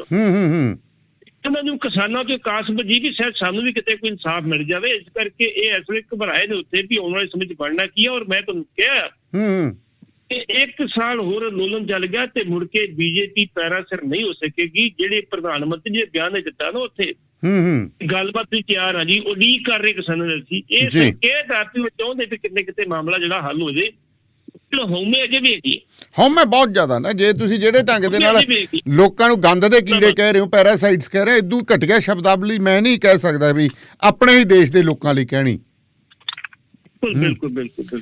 ਤੇ ਉਧਰ ਅਮਰੀਕੀ ਰਾਸ਼ਟਰਪਤੀ ਸਾਹਿਬ ਦੇ ਜਿਨ੍ਹਾਂ ਨਾਲ ਤਸਵੀਰਾਂ ਬੜੀਆਂ ਸ਼ੇਅਰ ਕੀਤੀਆਂ ਸੀ, ਉਹਨਾਂ ਨੇ ਤਾਂ ਭਾਈ ਸਾਹਿਬ ਨੇ ਹਜੇ ਘੰਟੀ ਵੀ ਨਹੀਂ ਮਾਰੀ ਇੱਧਰ ਆਪਣੇ ਵਾਲੇ ਪਾਸੇ ਵੀ। ਤੇਰਾ ਕੀ ਹਾਲ ਹੈ? ਨਾ ਉਹਨਾਂ ਘੰਟੀ ਮਾਰੀ ਹੈ ਤੇ ਨਾ ਘੰਟੀ ਸੁਣੀ ਹੈ। ਹਾਂ, ਤੁਹਾਨੂੰ ਇਸ ਗੱਲ ਦਾ ਪਤਾ ਹੋਏਗਾ ਵੀ ਜਦੋਂ ਇਹਨਾਂ ਨੇ ਕਿਹਾ ਸੀ ਅਮਰੀਕਾ ਵਾਲਿਆਂ ਦੀ ਵੀ ਅਸੀਂ ਮੋਦੀ ਵਰਗੇ ਬੰਦੇ ਨੂੰ ਵੀਜ਼ਾ ਅਮਰੀਕਾ ਦਾ ਨਹੀਂ ਦੇਵਾਂਗੇ ਜੀ, ਉਦੋਂ ਉਪ ਰਾਸ਼ਟਰਪਤੀ ਕੌਣ ਸੀ? ਬਾਈਡਨ ਸਾਹਿਬ ਜੀ। ਤੋਂ ਕਿਹਾ ਗਿਆ ਸੀ ਅੰਮ੍ਰਿਤਸਰ ਦੇ ਉਹਨਾਂ ਦੇ ਵਿੱਚ ਡਿਪਟੀ ਹਾਈ ਕਮਿਸ਼ਨਰ ਆਈ ਸੀ ਅਮਰੀਕਾ ਦੀ, ਨਾਲ ਉਹਦੇ ਅਸਿਸਟੈਂਟ ਸੀ, ਉਹ ਦੋਵੇਂ ਬੈਠੀਆਂ ਸੀ, ਉਹਨੂੰ ਸਵਾਲ ਪੁੱਛਣ ਲਈ ਪੱਤਰਕਾਰਾਂ ਜੀ।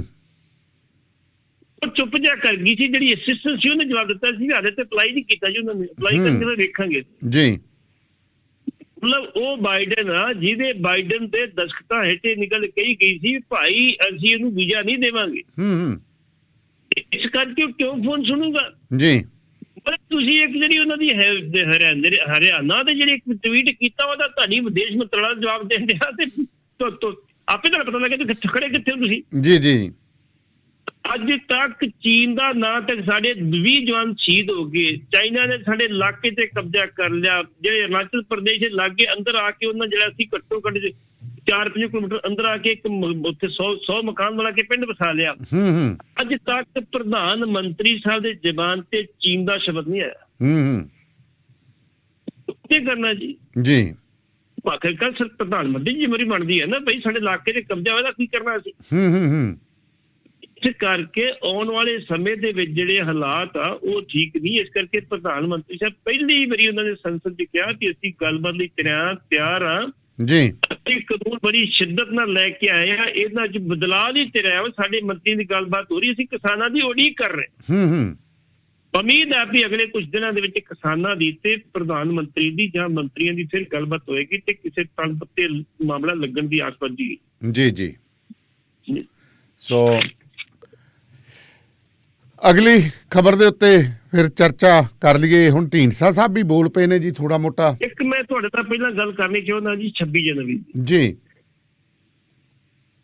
26 ਜਨਵਰੀ ਨੂੰ ਜਦੋਂ ਪਰੇਡ ਚੱਲਦੀ ਹੈ ਜੀ, ਸਲਾਮੀ ਦਿੰਦੀ ਆ ਜਦੋਂ ਲਾਲ ਕਿਲ੍ਹੇ ਚ ਪਰੇਡ ਚੱਲਦੀ ਆ ਤੇ ਪਹਿਲਾਂ ਉਹ ਸ਼ੀਸ਼ਗੰਜ ਜਿਹੜੀ ਸਿੱਖਾਂ ਦੀ ਸਿੱਖ ਟੁਕੜੀ ਜਿਹੜੀ ਹੈ ਜੀ, ਪਹਿਲਾਂ ਉੱਥੇ ਨਿਸ਼ਾਨ ਸਾਹਿਬ ਜਿਹੜਾ ਦੂਰੋਂ ਦਿਸਦਾ ਸੜਕ ਦੇ ਉੱਤੋਂ, ਉੱਥੇ ਜਦੋਂ ਆਉਂਦਾ ਤੇ ਉੱਥੇ ਬਕਾਇਦਾ ਤੌਰ ਤੇ ਉਹ ਦਾਏਂ ਦੇਖ ਜਾਂ ਬਾਏਂ ਦੇਖ ਜਿਹੜੇ ਪਾਸੇ ਦੇ ਮੰਨੀ ਕਿਹੜੇ ਪਾਸੇ ਹੁੰਦੇ ਉਹ ਜਿਹੜਾ ਲੀਡਰ ਕਹਿੰਦਾ ਆਪਣੀ ਤਲਵਾਰ ਨਾਲ ਬਕਾਇਦਾ ਤੌਰ ਤੇ ਸਲਾਮੀ ਦਿੰਦਾ ਜੀ। ਪਹਿਲਾਂ ਉਹ ਪਾਤਸ਼ਾਹ ਨੂੰ, ਦੁਨੀਆ ਦੇ ਪਾਤਸ਼ਾਹ ਨੂੰ ਸਲਾਮੀ ਦਿੰਦੀ ਹੈ ਜਿਹੜੀ ਸਿੱਖ ਟੁਕੜੀ ਹੁੰਦੀ ਆ, ਤੇ ਮੁੜ ਕੇ ਜਾ ਕੇ ਹਿੰਦੁਸਤਾਨ ਦੇ ਬਾਦਸ਼ਾਹ ਨੂੰ ਸਲਾਮੀ ਦਿੰਦੀ ਜੀ। ਤੇ ਤੁਸੀਂ ਉਦੋਂ ਸਲਾਮੀ ਦਿੰਦੇ ਹੋ, ਉਸ ਨਿਸ਼ਾਨ ਸਾਹਿਬ ਨੂੰ ਸਲਾਮੀ ਦਿੱਤੀ ਜਾਂਦੀ, ਕਿਸੇ ਨੂੰ ਇਤਰਾਜ਼ ਨਹੀਂ, ਤੇ ਹੁਣ ਤੁਸੀਂ ਇਤਰਾਜ਼ ਕਿਉਂ ਕਰਨ ਡਏ ਹੋ ਜੀ। ਇਸ ਕਰਕੇ ਜਿਹੜੀ ਹੁਣ ਜਿਹੜੀ ਦੀਪ ਸਿੱਧੂ ਦੀ ਗੱਲ ਕੀਤੀ ਉੱਤੇ ਹਲਕਾ ਨੇ ਵੀ ਕਿਹਾ ਬਹੁਤ ਦੇਰ ਕਰਦੀ ਤੁਸੀਂ, ਸਮੇਂ ਸਿਰ ਕਾਰਵਾਈ ਕੀਤੀ ਜਾਣੀ ਚਾਹੀਦੀ ਸੀ। ਹਾਂ ਹਾਂ, ਤੇ ਬਿੱਟੂ ਨੇ ਵੀ ਕਿਹਾ ਕਿ ਕਾਰਵਾਈ ਕਰੋ ਜੋ ਕਾਨੂੰਨੀ ਬਣਦੀ ਹੈ ਕਰੋ। ਹਾਂਜੀ, ਹਾਂ ਹਾਂ। ਲੇਕਿਨ ਇਹ ਵੀ ਸਵਾਲ ਪੈਦਾ ਹੁੰਦਾ ਵੀ ਜਦੋਂ ਉੱਥੋਂ ਸਾਡੀ 26 ਜਨਵਰੀ ਦੇ ਪਰੇਡ ਨਿਕਲਦੀ ਹੈ, ਐਤਕੀ ਦੀ ਪਰੇਡ ਗਈ ਜੀ ਨਾ ਉਸ ਪਾਸੇ, ਗਈ ਨਹੀਂ। ਹਾਂਜੀ, ਤੋਂ ਜਾਂਦੀ ਉਹ ਲਾਲ ਕਿਲ੍ਹਾ ਲੰਘਦੀ ਹੈ ਤੇ ਬਕਾਇਦਾ ਤੌਰ ਤੇ ਜਿਹੜੀ ਸਿੱਖ ਜਵਾਨਾਂ ਦੀ ਟੁਕੜੀ ਹੁੰਦੀ ਹੈ ਉਹ ਬਕਾਇਦਾ ਤੌਰ ਤੇ ਲੀਡਰ ਬਕਾਇਦਾ ਕਹਿੰਦਾ ਵੀ ਇਸ ਪਾਸੇ ਵੇਖੋ, ਪਰ ਆਪਣੀ ਤਲਵਾਰ ਨਾਲ ਉਸ ਪਾਸੇ ਜਿਹੜਾ ਉਹ ਸਲਾਮੀ ਦਿੰਦਾ ਬਕਾਇਦਾ ਤੌਰ ਤੇ, ਨਿਸ਼ਾਨ ਸਾਹਿਬ ਵੇਖ ਕੇ ਪਾਤਸ਼ਾਹ ਸਲਾਮੀ ਦਿੰਦਾ। ਤੇ ਇਹੀ ਕਹਿੰਦੇ ਪਹਿਲਾਂ ਪਾਤਸ਼ਾਹ ਸਲਾਮੀ ਦਿੱਤੀ ਜਾਂਦੀ ਹੈ ਤੇ ਫਿਰ ਸਾਡੇ 45 ਪਾਤਸ਼ਾਹ ਸਲਾਮੀ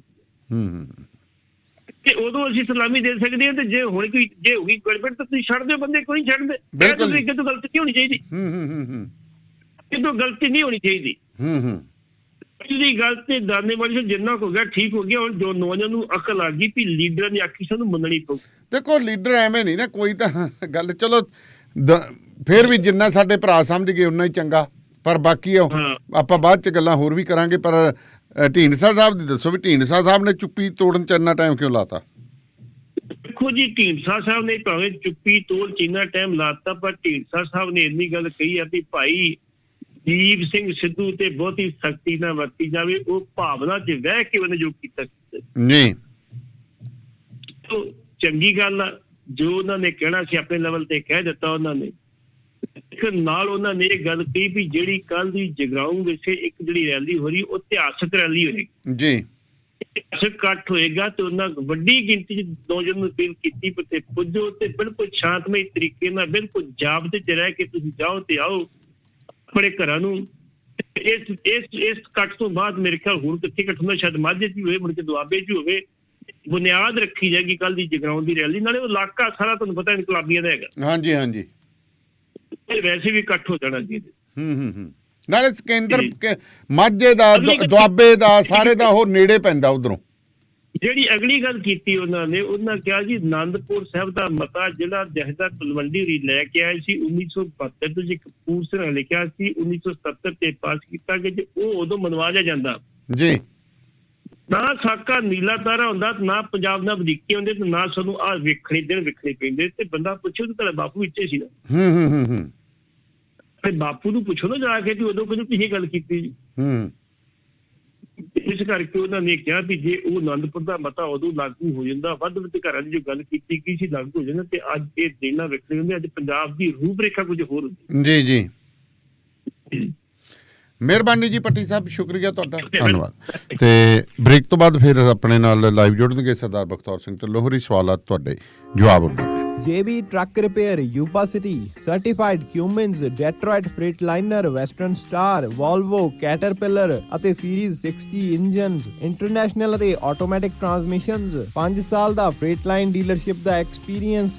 ਇਹ engine, truck, trailer, AC, electrical, DPF, DEF repair ਕਰਦੇ ਹਨ। Transmission, rear and, brakes, oil change ਕਰ ਦਿੰਦੇ ਹਨ। ਸਰਟੀਫਾਈਡ 90 ਡੇ DOT ਇੰਸਪੈਕਸ਼ਨ ਅਤੇ certified annual federal DOT inspection ਕਰਦੇ ਹਨ। 100 ਮਾਈਲ ਦੇ ਰੇਡੀਅਸ ਵਿੱਚ ਰੋਡ ਅਸਿਸਟੈਂਸ 24/7। ਨਵੇਂ ਕਸਟਮਰਸ ਲਈ 10% ਡਿਸਕਾਊਂਟ। ਹਫਤੇ ਦੇ 7 ਦਿਨ ਸਵੇਰੇ 7 ਤੋਂ ਸ਼ਾਮੀ 7 ਵਜੇ ਤੱਕ ਖੁੱਲੇ ਰਹਿੰਦੇ ਹਨ। ਹੋਰ ਜਾਣਕਾਰੀ ਲਈ ਕਾਲ ਜਗਰੂਪ ਬੋਇਲ 916 696 0634 ਜਾਂ ਜਗਰਾਜ ਬਲ 530 339 15। Address 3894 rail road avenue, Yuba city. ਇੱਥੇ ਹੁਣ ਟਰੱਕਾਂ ਦੇ ਯੂਜ਼ਡ ਤੇ ਬ੍ਰਾਂਡ ਨਿਊ ਟਾਇਰ ਵੀ ਮਿਲਦੇ ਹਨ। ਬਾਈ ਜੀ ਨਵੀਂ DD15 ਚਲਾਉਂਦੇ ਜਾਂ ਬੇਕਾਰ MaxxForce Cummins ISX Volvo Mercedes Sprinter ਜਿਹੀ ਮੋਟਰ ਹੋਵੇ ਤੇਲ ਹੋਰ ओरिजिनल ਫਿਲਟਰ ਤਾਂ ਚੇਂਜ ਕਰਾਉਣਾ ਹੀ ਆ ਜਾਓ ਫਿਰ quick truck lube truck servicing ਵਾਹ ਭਾਈ ਵਾਹ ਕੋਈ ਅਪਾਇੰਟਮੈਂਟ ਨਹੀਂ ਡਰਾਈਵ ਥਰੂ ਫੈਸਿਲਿਟੀ ਯੂਜ਼ ਕਰੋ ਦੋ ਲੋਕੇਸ਼ਨਸ ਤੁਸੀਂ ਜਾਣਦੇ ਹੀ ਹੋ exit 268 on highway 401 और exit 5 on QEW quick truck lube ਖੁਸ਼ ਹੋ ਕੇ ਪਰਤੋਗੇ ਮੰਨ ਲਓ 519 0660 5196220660 QTL because we care ਓਏ ਮੇਰੇ ਵੀਰ ਮੈਨੂੰ ਬਸ ਇੱਕ ਗੱਲ ਦੱਸ ਦੇ ਵੀ ਆ ਜਿਹੜੀ ਤੂੰ ਟਰੈਵਲਿੰਗ ਕਰਦਾ ਤੇ ਉਹਦੇ ਤੋਂ ਬਾਅਦ ਫਰੈਸ਼ ਰਹਿਣਾ ਇਹਦਾ ਰਾਜ਼ ਕੀ ਹੈ ਇਹਦਾ ਰਾਜ਼ ਹੈ Arlington fuel stop. Arlington fuel stop 1801 pioneer street highway exit 208 ਤੇ ਜਿੱਥੇ ਤੁਹਾਨੂੰ ਫ੍ਰੀ ਕਾਫੀ free fax service free truck parking ਰੋਟੀ ਠੇਕਾ ਲਾਂਡਰੀ ਸ਼ਾਵਰ ਤੇ ਟਰੱਕਾਂ ਦਾ ਹੋਰ ਵੀ ਸਾਮਾਨ ਆਸਾਨੀ ਨਾਲ ਮਿਲੇਗਾ। ਹੁਣੇ ਕਾਲ ਕਰੋ 360 652 6066 ਯਾਨੀ 3606526066 ਇਹ ਦੋ ਲੋਕੇਸ਼ਨਾਂ ਤੋਂ ਸੇਵਾਵਾਂ ਪ੍ਰਦਾਨ ਕਰਦੇ ਨੇ। Second location Lost Hill travel centre 14814 Elom street Lost Hills phone number 661 797 2354। ਉਹ ਯਾਰ ਕੀ ਸੁਪਨੇ ਦੇਖੇ ਸੀ ਕੈਨੇਡਾ ਆਉਣ ਤੋਂ ਪਹਿਲਾਂ ਉਹ ਸੁਪਨੇ ਪੂਰੇ ਕਰਨੇ ਆ ਤਾਂ ਡ੍ਰੀਮ ਲਾਈਨਰ ਐਕਸਪ੍ਰੈਸ ਵਾਲਿਆਂ ਨੂੰ ਕਾਲ ਕਰ।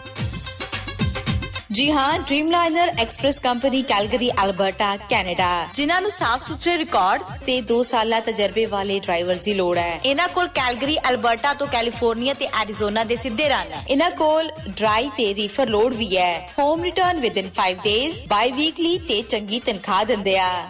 ਔਰ ਹਾਂ, ਸਿੰਗਲ ਤੇ ਟੀਮਸ ਦੋਨਾਂ ਨੂੰ ਹਾਇਰ ਕਰਦੇ ਨੇ। ਵਧੇਰੇ ਜਾਣਕਾਰੀ ਲਈ call 403 404 9501 403 404 9501। ਡ੍ਰੀਮਲਾਈਨਰ express company Calgary Alberta Canada. Bathinda ਦੀ ਗ੍ਰੀਨ ਸਿਟੀ ਦੀ ਅਪਾਰ ਸਫਲਤਾ ਤੋਂ ਬਾਅਦ ਹੁਣ ਪੇਸ਼ ਹੈ ਕਨ੍ਹਈਆਜ਼ ਗ੍ਰੀਨ ਸਿਟੀ, ਜਿੱਥੇ ਸਿਕਿਉਰਿਟੀ ਦੇ ਪੁਖਤਾ ਪ੍ਰਬੰਧ, ਖੁੱਲੀਆਂ ਸੜਕਾਂ, ਹਰਾ ਭਰਾ ਵਾਤਾਵਰਣ, ਬਿਜਲੀ ਦੀਆਂ ਅੰਡਰਗਰਾਉਂਡ ਤਾਰਾਂ ਅਤੇ ਖੂਬਸੂਰਤ ਫੁੱਲ ਪੌਦੇ। ਲੈਂਡਸਕੇਪਿੰਗ ਅਤੇ ਨਿਰਮਾਣ ਕਾਰਜ ਚੱਲ ਰਹੇ ਨੇ ਤੇਜ਼ੀ ਨਾਲ। ਇਸ ਤੋਂ ਪਹਿਲਾਂ ਕਿ ਸਾਰੇ ਪਲਾਟ ਬੁੱਕ ਹੋ ਜਾਣ, ਸੰਪਰਕ ਕਰੋ 8556002064 ਅਤੇ 8556 02071। ਜੱਸੀ ਆ ਕੀ ਅਸੀਂ ਪਹੁੰਚ ਵੀ ਗਏ, ਤੁਸੀਂ ਹਾਲੇ ਤਿਆਰ ਨਹੀਂ ਹੋਏ। ਜਾਣਾ ਨਹੀਂ ਜਸਮੀਤ ਹੋਰਾਂ ਦੀ ਪਾਰਟੀ 'ਚ? ਤਿਆਰ ਕੀ ਹੋਵਾਂ, ਪ੍ਰੀਤ ਦੇ ਪਾਪਾ ਤਾਂ ਆਏ ਨਹੀਂ। ਕਿਉਂ, ਕੀ ਹੋ ਗਿਆ? ਹੋਣਾ ਕੀ ਆ, ਉਹਨਾਂ ਨੂੰ ਤਾਂ ਆਪਣੇ ਪਿਆਰੇ ਟਰੱਕ ਦੀਆਂ ਸਮੱਸਿਆਵਾਂ ਤੋਂ ਹੀ ਵੇਲ ਨਹੀਂ ਮਿਲਦੀ। ਘਰੇ ਤਾਂ ਆਉਣਾ ਨਹੀਂ, ਜਦੋਂ ਦੇਖੋ ਖਰਾਬ ਹੀ ਰਹਿੰਦਾ। ਅਕਾਲ ਟਰੱਕ ਐਂਡ ਟ੍ਰੇਲਰ ਕੈਨੇਡਾ ਵਾਲਿਆਂ ਦਾ ਨਹੀਂ ਪਤਾ ਹੋਣਾ ਉਹਨੂੰ, ਤਾਂ ਹੀ ਇੰਨਾ ਟਾਈਮ ਵੇਸਟ ਕਰਦਾ ਉਹਨੂੰ ਅੱਜ ਹੀ ਕਹਿ ਕਿ ਅਕਾਲ ਟਰੱਕ ਤੇ ਟ੍ਰੇਲਰ ਵਾਲਿਆਂ ਦੇ ਜਾ ਤੇ ਆਪਣੇ ਟਰੱਕ ਨੂੰ 9x9 ਬਣਾ।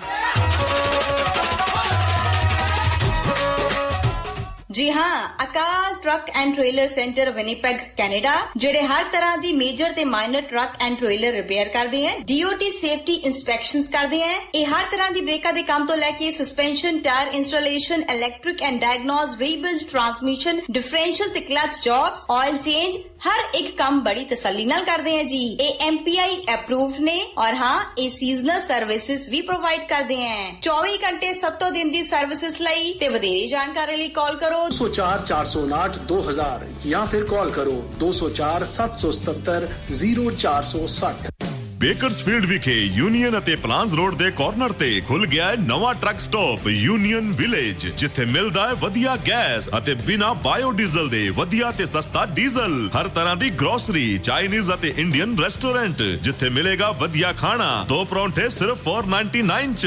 ਟਰੱਕ ਡਰਾਈਵਰ ਵੀਰਾਂ ਲਈ 2 ਗੋ ਅਤੇ ਬੈਠ ਕੇ ਖਾਣ ਲਈ ਵਧੀਆ ਜਗ੍ਹਾ। ਨਵੇਂ ਅਤੇ ਪੁਰਾਣੇ ਟਾਇਰਾਂ ਲਈ ਅਤੇ ਟਰੱਕਾਂ ਦੀ ਮਾਈਨਰ ਰਿਪੇਅਰ ਲਈ ਅੱਜ ਹੀ ਕਾਲ ਕਰੋ ਸੁਖੀ ਘੁੰਮਣ 661 885 8858 661 885 8858। Address 2201 South Union Avenue, Bakersfield, California 93307। Union Village. Programme ਸ਼ਮਾਦਾਨ ਦੇ ਵਿੱਚ ਤੁਹਾਡਾ ਮੁੜ ਤੋਂ ਸਵਾਗਤ ਹੈ ਜੀ। ਤੁਸੀਂ ਇਸ ਵਕਤ ਰੇਡੀਓ ਪੰਜਾਬ ਟੋਡੇ ਦੇ ਬਠਿੰਡਾ ਸਟੂਡੀਓ ਤੋਂ ਲਾਈਵ ਜੁੜੇ ਹੋਏ ਹੋ। ਜੇਕਰ ਤੁਸੀਂ ਵੀ ਇਸ ਪ੍ਰੋਗਰਾਮ ਦੇ ਵਿੱਚ ਕੋਈ ਸ਼ਮੂਲੀਅਤ ਕਰਨਾ ਚਾਹੁੰਦੇ ਹੋ, ਸਾਡੇ ਨਾਲ ਕੋਈ ਯੋਗਦਾਨ ਪਾਉਣਾ ਚਾਹੁੰਦੇ ਹੋ, ਤਾਂ ਤੁਸੀਂ ਮੇਰੇ ਨਾਲ ਸੰਪਰਕ ਕਰ ਸਕਦੇ ਹੋ 9780141741। ਇਸ ਤੋਂ ਇਲਾਵਾ ਤੁਸੀਂ ਦੁਨੀਆ ਦੇ ਕਿਸੇ ਵੀ ਹਿੱਸੇ ਦੇ ਵਿੱਚ ਰੇਡੀਓ ਪੰਜਾਬ ਟੂਡੇ 'ਤੇ ਕੋਈ ਸਲੋਟ ਜਾਂ ਪ੍ਰੋਗਰਾਮ ਸ਼ੁਰੂ ਕਰਨਾ ਚਾਹੁੰਦੇ ਹੋ, ਤੁਹਾਡਾ ਸਵਾਗਤ ਹੈ। ਅਤੇ ਪੰਜਾਬ ਦੇ ਹਰ ਵਿਧਾਨ ਸਭਾ ਹਲਕੇ ਤੋਂ ਅਸੀਂ ਪੱਤਰਕਾਰ ਜਿਹੜੇ ਹਾਇਰ ਕਰ ਰਹੇ ਹਾਂ ਜੀ, ਤੁਸੀਂ ਸਾਡੇ ਨਾਲ ਸੰਪਰਕ ਕਰ ਸਕਦੇ ਹੋ।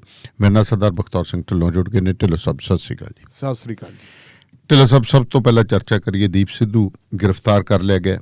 ਚਰਚਾਵਾਂ ਬੜੀਆਂ ਸੀ ਪਿੱਛੇ, ਜਿਸ ਢੰਗ ਦੇ ਨਾਲ ਤਰਪਾਲਾਂ ਵਗੈਰਾ ਲਾ ਕੇ ਕੈਮੋਫਲੈਜ ਕਰਦਾ ਸੀਗਾ ਆਪਣੀ ਲੋਕੇਸ਼ਨ ਨੂੰ, ਦੱਸਦਾ ਨਹੀਂ ਸੀ ਮੈਂ ਅਸਲ ਦੇ ਵਿੱਚ ਹਾਂ ਕਿਤੇ, ਪਰ ਕਹਿੰਦਾ ਸੀ ਮੈਂ ਹਰਿਆਣੇ 'ਚ ਬੈਠਾ, ਮੈਂ ਕੋਠੇ 'ਚ ਬੈਠਾ। ਇੱਕ ਕੋਠਾ ਆਪਣੇ ਹਿੰਦੀ ਵਾਲੇ ਤਾਂ ਹੋਰ ਕੋਠਾ ਸਮਝ ਲੈਂਦੇ, ਆਪਣੇ ਕਹਿ ਦਿੰਦੇ ਖੇਤਾਂ ਦੇ ਵਿੱਚ ਕਮਰਾ ਜਿਹੜਾ ਉਹਦੇ 'ਚ ਬੈਠਾ। ਅਸਲ ਦੇ ਵਿੱਚ ਦੀਪ ਸਿੱਧੂ ਰਿਹਾ ਕਿੱਥੇ, ਕਿਵੇਂ ਇਹਦਾ ਸਾਰਾ ਇੰਨੇ ਦਿਨ ਕੰਮ ਚੱਲਿਆ ਜੀ? ਦੇਖੋ ਦਾਨੇਲੀਆ ਸਾਹਿਬ, ਦੀਪ ਸਿੱਧੂ ਦੀ ਗ੍ਰਿਫਤਾਰੀ ਬੜੀ ਡਰਾਮਾਈ ਢੰਗ ਨਾਲ ਹੋਈ ਹੈ ਔਰ ਉਸ ਗ੍ਰਿਫਤਾਰੀ ਤੋਂ ਬਾਅਦ ਬਕਾਇਦਾ ਉਹਦੀ ਅਰੈਸਟ ਪਾ ਕੇ ਜੀ ਪੁੱਛਗਿੱਛ ਦੇ ਲਈ ਅਦਾਲਤ ਦੇ ਵਿੱਚੋਂ 7 ਦਿਨਾਂ ਦਾ ਜਿਸਮਾਨੀ ਰਿਮਾਂਡ ਵੀ ਲੈ ਲਏ ਜੀ। ਰਿਮਾਂਡ ਦੇ ਦੌਰਾਨ ਕੀ ਗੱਲਾਂ ਸਾਹਮਣੇ ਆਉਂਦੀਆਂ, ਪੁਲਿਸ ਕੱਢਣਾ ਚਾਹੁੰਦੀ ਹੈ, ਨਹੀਂ ਕੱਢਣਾ ਚਾਹੁੰਦੀ ਜੀ, ਇਹ ਤਾਂ ਹੈ ਨਿਰਭਰ ਉਸ ਉਹਨਾਂ ਤੇ ਹੈ ਕਿ ਕਿਹੜੀ ਗੱਲ ਲੁਕਾਉਣੀ ਹੈ ਤੇ ਕਿਹੜੀ ਗੱਲ ਜਨਤਕ ਕਰਨੀ ਹੈ। ਕਿਉਂਕਿ ਸਟੇਟ ਜਦੋਂ ਕੰਮ ਕਰਦੀ ਹੈ ਉਹ ਬਹੁਤ ਤੌਰ ਤਰੀਕੇ ਨਾਲ ਕੰਮ ਬਿਲਕੁਲ ਜੀ। ਕਈ ਵਾਰੀ ਸਟੇਟ ਜਿਹੜੀ ਹੈਗੀ ਹੈ ਬੰਦੇ ਨੂੰ ਵਰਤਦੀ ਹੈ ਤੇ ਸੁੱਟ ਦਿੰਦੀ ਹੈ। ਕਈ ਵਾਰੀ ਸਟੇਟ ਨੇ ਉਸ ਬੰਦੇ ਨੂੰ ਦੁਬਾਰਾ ਫੇਰ ਇਸਤੇਮਾਲ ਕਰਨਾ ਹੁੰਦਾ, ਉਸ ਵੇਲੇ ਫਿਰ ਬੰਦੇ ਦੀ ਟੌਰ ਵੀ ਬਣਾਉਣੀ ਪੈਂਦੀ ਹੈ। ਉਹ ਵੱਜ ਵੀ ਰਹੀ ਹੈ, ਉਹ ਵੱਜ ਵੀ ਰਹਿੰਦੀ ਹੈ। ਮੈਨੂੰ ਅਕਾਲੀ ਮੋਰਚਿਆਂ ਦਾ ਤਜਰਬਾ ਹੈ। ਆਪਾਂ ਦੇਖਿਆ ਅਕਾਲੀ ਮੋਰਚਿਆਂ ਦੇ ਵਿੱਚ ਵੀ ਬਹੁਤ ਸਾਰੇ ਲੋਕ ਉਹ ਹੁੰਦੇ ਹੈ ਜੀ ਜਿਨ੍ਹਾਂ ਨੇ ਪਾਰਟੀ ਦੀ ਖਾਤਰ ਕੱਖ ਨਹੀਂ ਕੀਤਾ ਹੁੰਦਾ ਸੀ, ਪਰ ਸਭ ਤੋਂ ਅੱਗੇ ਹੁੰਦੇ, ਪਰ ਉਹ ਸਭ ਤੋਂ ਪਹਿਲਾਂ ਪੁਲਿਸ ਵਾਲਿਆਂ ਨਾਲ ਗਿਟਮਿਟ ਕਰਕੇ ਇਹ ਗੱਲ ਕਹਿ ਦਿੰਦੇ ਕਿ ਜਦੋਂ ਫੜਾਫੜੀ ਕਰੋਗੇ ਮੈਨੂੰ ਜ਼ਰੂਰ ਲੈ ਜਾਓ, ਸਾਨੂੰ ਜ਼ਰੂਰ ਲੈ ਜਾਓ, ਤੇ ਉਹ ਕੁਰਬਾਨੀ ਦਾ ਸਰਟੀਫਿਕੇਟ ਬਣ ਜਾਂਦਾ ਹੈ। ਤੇ ਫਿਰ ਇਹ ਬਣ ਜਾਂਦਾ ਕਿ ਇਹ ਬੰਦੇ ਨੇ ਮੋਰਚੇ ਦੇ ਵਿੱਚ ਜੇਲ੍ਹ ਕੱਟੀ ਹੈ ਤੇ ਉਹ ਕੱਲ ਨੂੰ ਟੁਕਟ ਦਾ ਦਾਅਵੇਦਾਰ ਬਣ ਜਾਂਦਾ ਹੈ। ਕਿਸਾਨ ਅੰਦੋਲਨ ਚੱਲਦਾ ਹੈ, ਕਿਸਾਨ ਅੰਦੋਲਨ ਦੀ ਕਮਾਂਡ ਜਿਹਨਾਂ ਹੱਥਾਂ ਦੇ ਵਿੱਚ ਹੈ, ਇਹਨਾਂ ਹੱਥਾਂ ਨੇ ਦੀਪ ਸਿੱਧੂ ਨੂੰ ਪਹਿਲਾਂ ਹੀ ਭਾਂਪ ਲਿਆ ਸੀ ਜੀ। ਕਿਉਂਕਿ ਦੀਪ ਸਿੱਧੂ ਨੇ ਜਿਹੜਾ ਮੋਰਚਾ ਲਾਇਆ ਸੀ ਉਹਨੇ ਸ਼ੰਭੂ ਦਾ ਮੋਰਚਾ ਲਾਇਆ ਸੀ। ਸ਼ੰਭੂ ਦੇ ਮੋਰਚੇ ਦੇ ਵਿੱਚ ਕਿਸਾਨਾਂ ਦੀ ਗੱਲ ਘੱਟ ਹੁੰਦੀ ਸੀ ਤੇ ਇਹ ਹੁੰਦੀ ਸੀ ਕਿ ਪੰਜਾਬੀਅਤ ਦੀ ਹੋਂਦ ਦਾ ਸਵਾਲ। ਇਹਨੇ ਸਟੇਜ ਵੀ ਆਪਦੀ ਅਲੱਗ ਲਾਈ ਸੀ। ਇਹ ਹੋਂਦ ਦਾ ਸਵਾਲ ਕਰਕੇ ਇਹਦੇ ਵਿੱਚੋਂ ਖੁਦ ਮੁਖਤਿਆਰੀ ਤੇ ਇੱਕ ਵੱਡਾ ਸੰਦਰਭ ਕੱਢਣ ਵਾਲੀ ਕੋਈ ਗੱਲ ਵਾਰ-ਵਾਰ ਕਰਦਾ ਰਿਹਾ ਸੀ। ਉਹਦੀਆਂ ਕਈ ਟੇਪਾਂ ਤੁਸੀਂ ਦੇਖ ਲਓ, ਬੜਿਆ ਜਿਹੜੀਆਂ ਉਹਦੀਆਂ ਵੀਡੀਓਜ਼ ਦੇਖ ਲਓ, ਤੇ ਵੀਡੀਓਜ਼ ਦੇ ਵਿੱਚ ਬੜੀ ਗੱਲ ਕਰਦਾ ਹੈ। ਇੱਕ ਵਾਰੀ ਤੁਸੀਂ ਦੇਖਿਆ ਹੋਣਾ, ਉਹ ਹੋਕਾ ਦਿੰਦਾ ਹੈ ਕਿ ਪੰਜਾਬੀਓ ਬੱਲੇ ਬੱਲੇ ਚੱਕ ਤੇ ਫੱਟੇ ਤੁਸੀਂ ਝੁਕਾ ਲਈ ਦਿੱਲੀ। ਇਹ ਉਦੋਂ ਦੀ ਗੱਲ ਹੈ ਜਦੋਂ ਇੱਕ ਵਾਰੀ ਬੰਦ ਹੋਇਆ ਸੀ ਤੇ ਬੰਦ ਨੂੰ ਬੜੀ ਸਫਲਤਾ ਮਿਲੀ ਸੀ। ਤੇ ਨਾਲ ਦੀ ਨਾਲ ਹੀ ਕਹਿ ਰਿਹਾ ਕਿ ਮੇਰੇ ਕੋਲੇ ਯਾਰ ਨਾ ਮੇਰਾ ਟੈਲੀਫੋਨ ਕਿਤੇ ਰਹਿ ਗਿਆ ਤੇ ਮੈਂ ਬਾਈ ਹਰਪ੍ਰੀਤ ਦੇ ਟੈਲੀਫੋਨ ਤੋਂ ਤੁਹਾਨੂੰ ਜਿਹੜਾ ਐਡਰੈਸ ਹੋ ਰਿਹਾ ਜੀ। ਇਹ ਗੱਲ ਕਹਿੰਦੇ ਤੇ ਗੱਲ ਕਰਦੇ ਨੇ ਵਿੱਚੋਂ ਫਿਰ ਇਹ ਗੱਲ ਕਹਿ ਦਿੱਤੀ ਕਿ ਬਈ ਆ ਹੁਣੇ ਬਸ 2 ਮਿੰਟ ਪਹਿਲਾਂ ਹੀ, 2 ਮਿੰਟ ਕੇ 5 ਮਿੰਟ ਪਹਿਲਾਂ ਮੈਨੂੰ RSS ਦੀ ਕਾਲ ਆ ਗਈ। ਟੈਲੀਫੋਨ ਤੇਰਾ ਕੋਲੇ ਨਹੀਂ, ਉਹ ਗੱਪ ਨਹੀਂ ਰਲ ਰਹੇ ਸੀ, ਉਹ ਤੇਰੀ ਜਿਹੜੀ ਹੈਗੀ ਕਾਲ ਕਿੱਥੋਂ ਆ ਗਈ। ਸੋ ਇਹ ਕਈ ਚੀਜ਼ਾਂ ਹੁੰਦੀਆਂ, ਜਿਵੇਂ ਤੁਸੀਂ ਗੱਲ ਕਹੀ ਹੈ ਕਿ ਉਹ ਕਹਿੰਦੇ ਮੈਂ ਬਈਆਂ ਦੇ ਬੈਠਾ, ਮੈਂ ਇੱਥੇ ਬੈਠਾ। ਇਹ ਗੱਲਾਂ ਕੁਛ ਕਹਿਣ ਦੀਆਂ ਹੋਰ ਹੁੰਦੀਆਂ, ਬਣਾਉਣ ਦੀਆਂ ਹੋਰ ਹੁੰਦੀਆਂ ਨੇ, ਦੱਸਣ ਦੀਆਂ ਹੋਰ ਹੁੰਦੀਆਂ। ਹੁਣ ਇਹਦੀ ਗ੍ਰਿਫਤਾਰੀ ਦੇ ਨਾਲ ਜਿਹੜੀ ਹੈਗੀ ਸੰਬੰਧਿਤ ਇੱਕ ਖਬਰ ਅੱਜ ਹਿੰਦੁਸਤਾਨ ਟਾਈਮਜ਼ ਦੇ ਵਿੱਚ ਪ੍ਰਕਾਸ਼ਿਤ ਹੋਈ ਹੈ ਜੀ। ਹਿੰਦੁਸਤਾਨ ਟਾਈਮਜ਼ ਦੀ ਜਿਹੜੀ ਦਿੱਲੀ ਤੋਂ ਖਬਰ ਪ੍ਰਕਾਸ਼ਿਤ ਹੁੰਦੀ ਹੈ, ਉਹਨਾਂ ਨੇ ਮੁੱਢਲੀ ਪੜਤਾਲ ਕਰਨ ਵਾਲੇ ਕਿਸੇ ਅਧਿਕਾਰੀ ਨਾਲ ਗੱਲਬਾਤ ਕੀਤੀ ਹੋਣੀ ਹੈ। ਉਹਦਾ ਹਵਾਲਾ ਦੇ ਕੇ ਉਹਨਾਂ ਨੇ ਇਹ ਲਿਖਿਆ ਹੈ ਜੀ ਕਿ ਦੀਪ ਸਿੱਧੂ 26 ਜਨਵਰੀ ਤੋਂ ਬਾਅਦ ਲਗਾਤਾਰ 13 ਦਿਨ ਜਿਹੜਾ ਹੈਗਾ ਉਹ ਫੇਸਬੁੱਕ ਤੇ ਐਕਟਿਵ ਰਿਹਾ ਜੀ, ਤੇ 13 ਦਿਨ ਹੀ ਉਹ ਗੁਪਤਵਾਸ ਦੇ ਵਿੱਚ ਰਿਹਾ। ਲਾਲ ਕਿਲੇ ਦਾ ਘਟਨਾਕ੍ਰਮ ਜਿਹੜਾ ਹੈਗਾ ਇਹ 26 ਜਨਵਰੀ ਨੂੰ ਵਾਪਰਦਾ ਹੈ ਔਰ ਉਸ ਘਟਨਾਕ੍ਰਮ ਤੋਂ 24 ਘੰਟੇ ਬਾਅਦ ਤੱਕ ਦੀਪ ਸਿੱਧੂ ਆਪਣਾ ਜਿਹੜਾ ਹੈਗਾ ਇਹਦਾ ਟੈਲੀਫੋਨ ਚੱਲਦਾ ਰਿਹਾ। ਇਹਨੇ ਟੈਲੀਫੋਨ ਬੰਦ ਨਹੀਂ ਕੀਤਾ।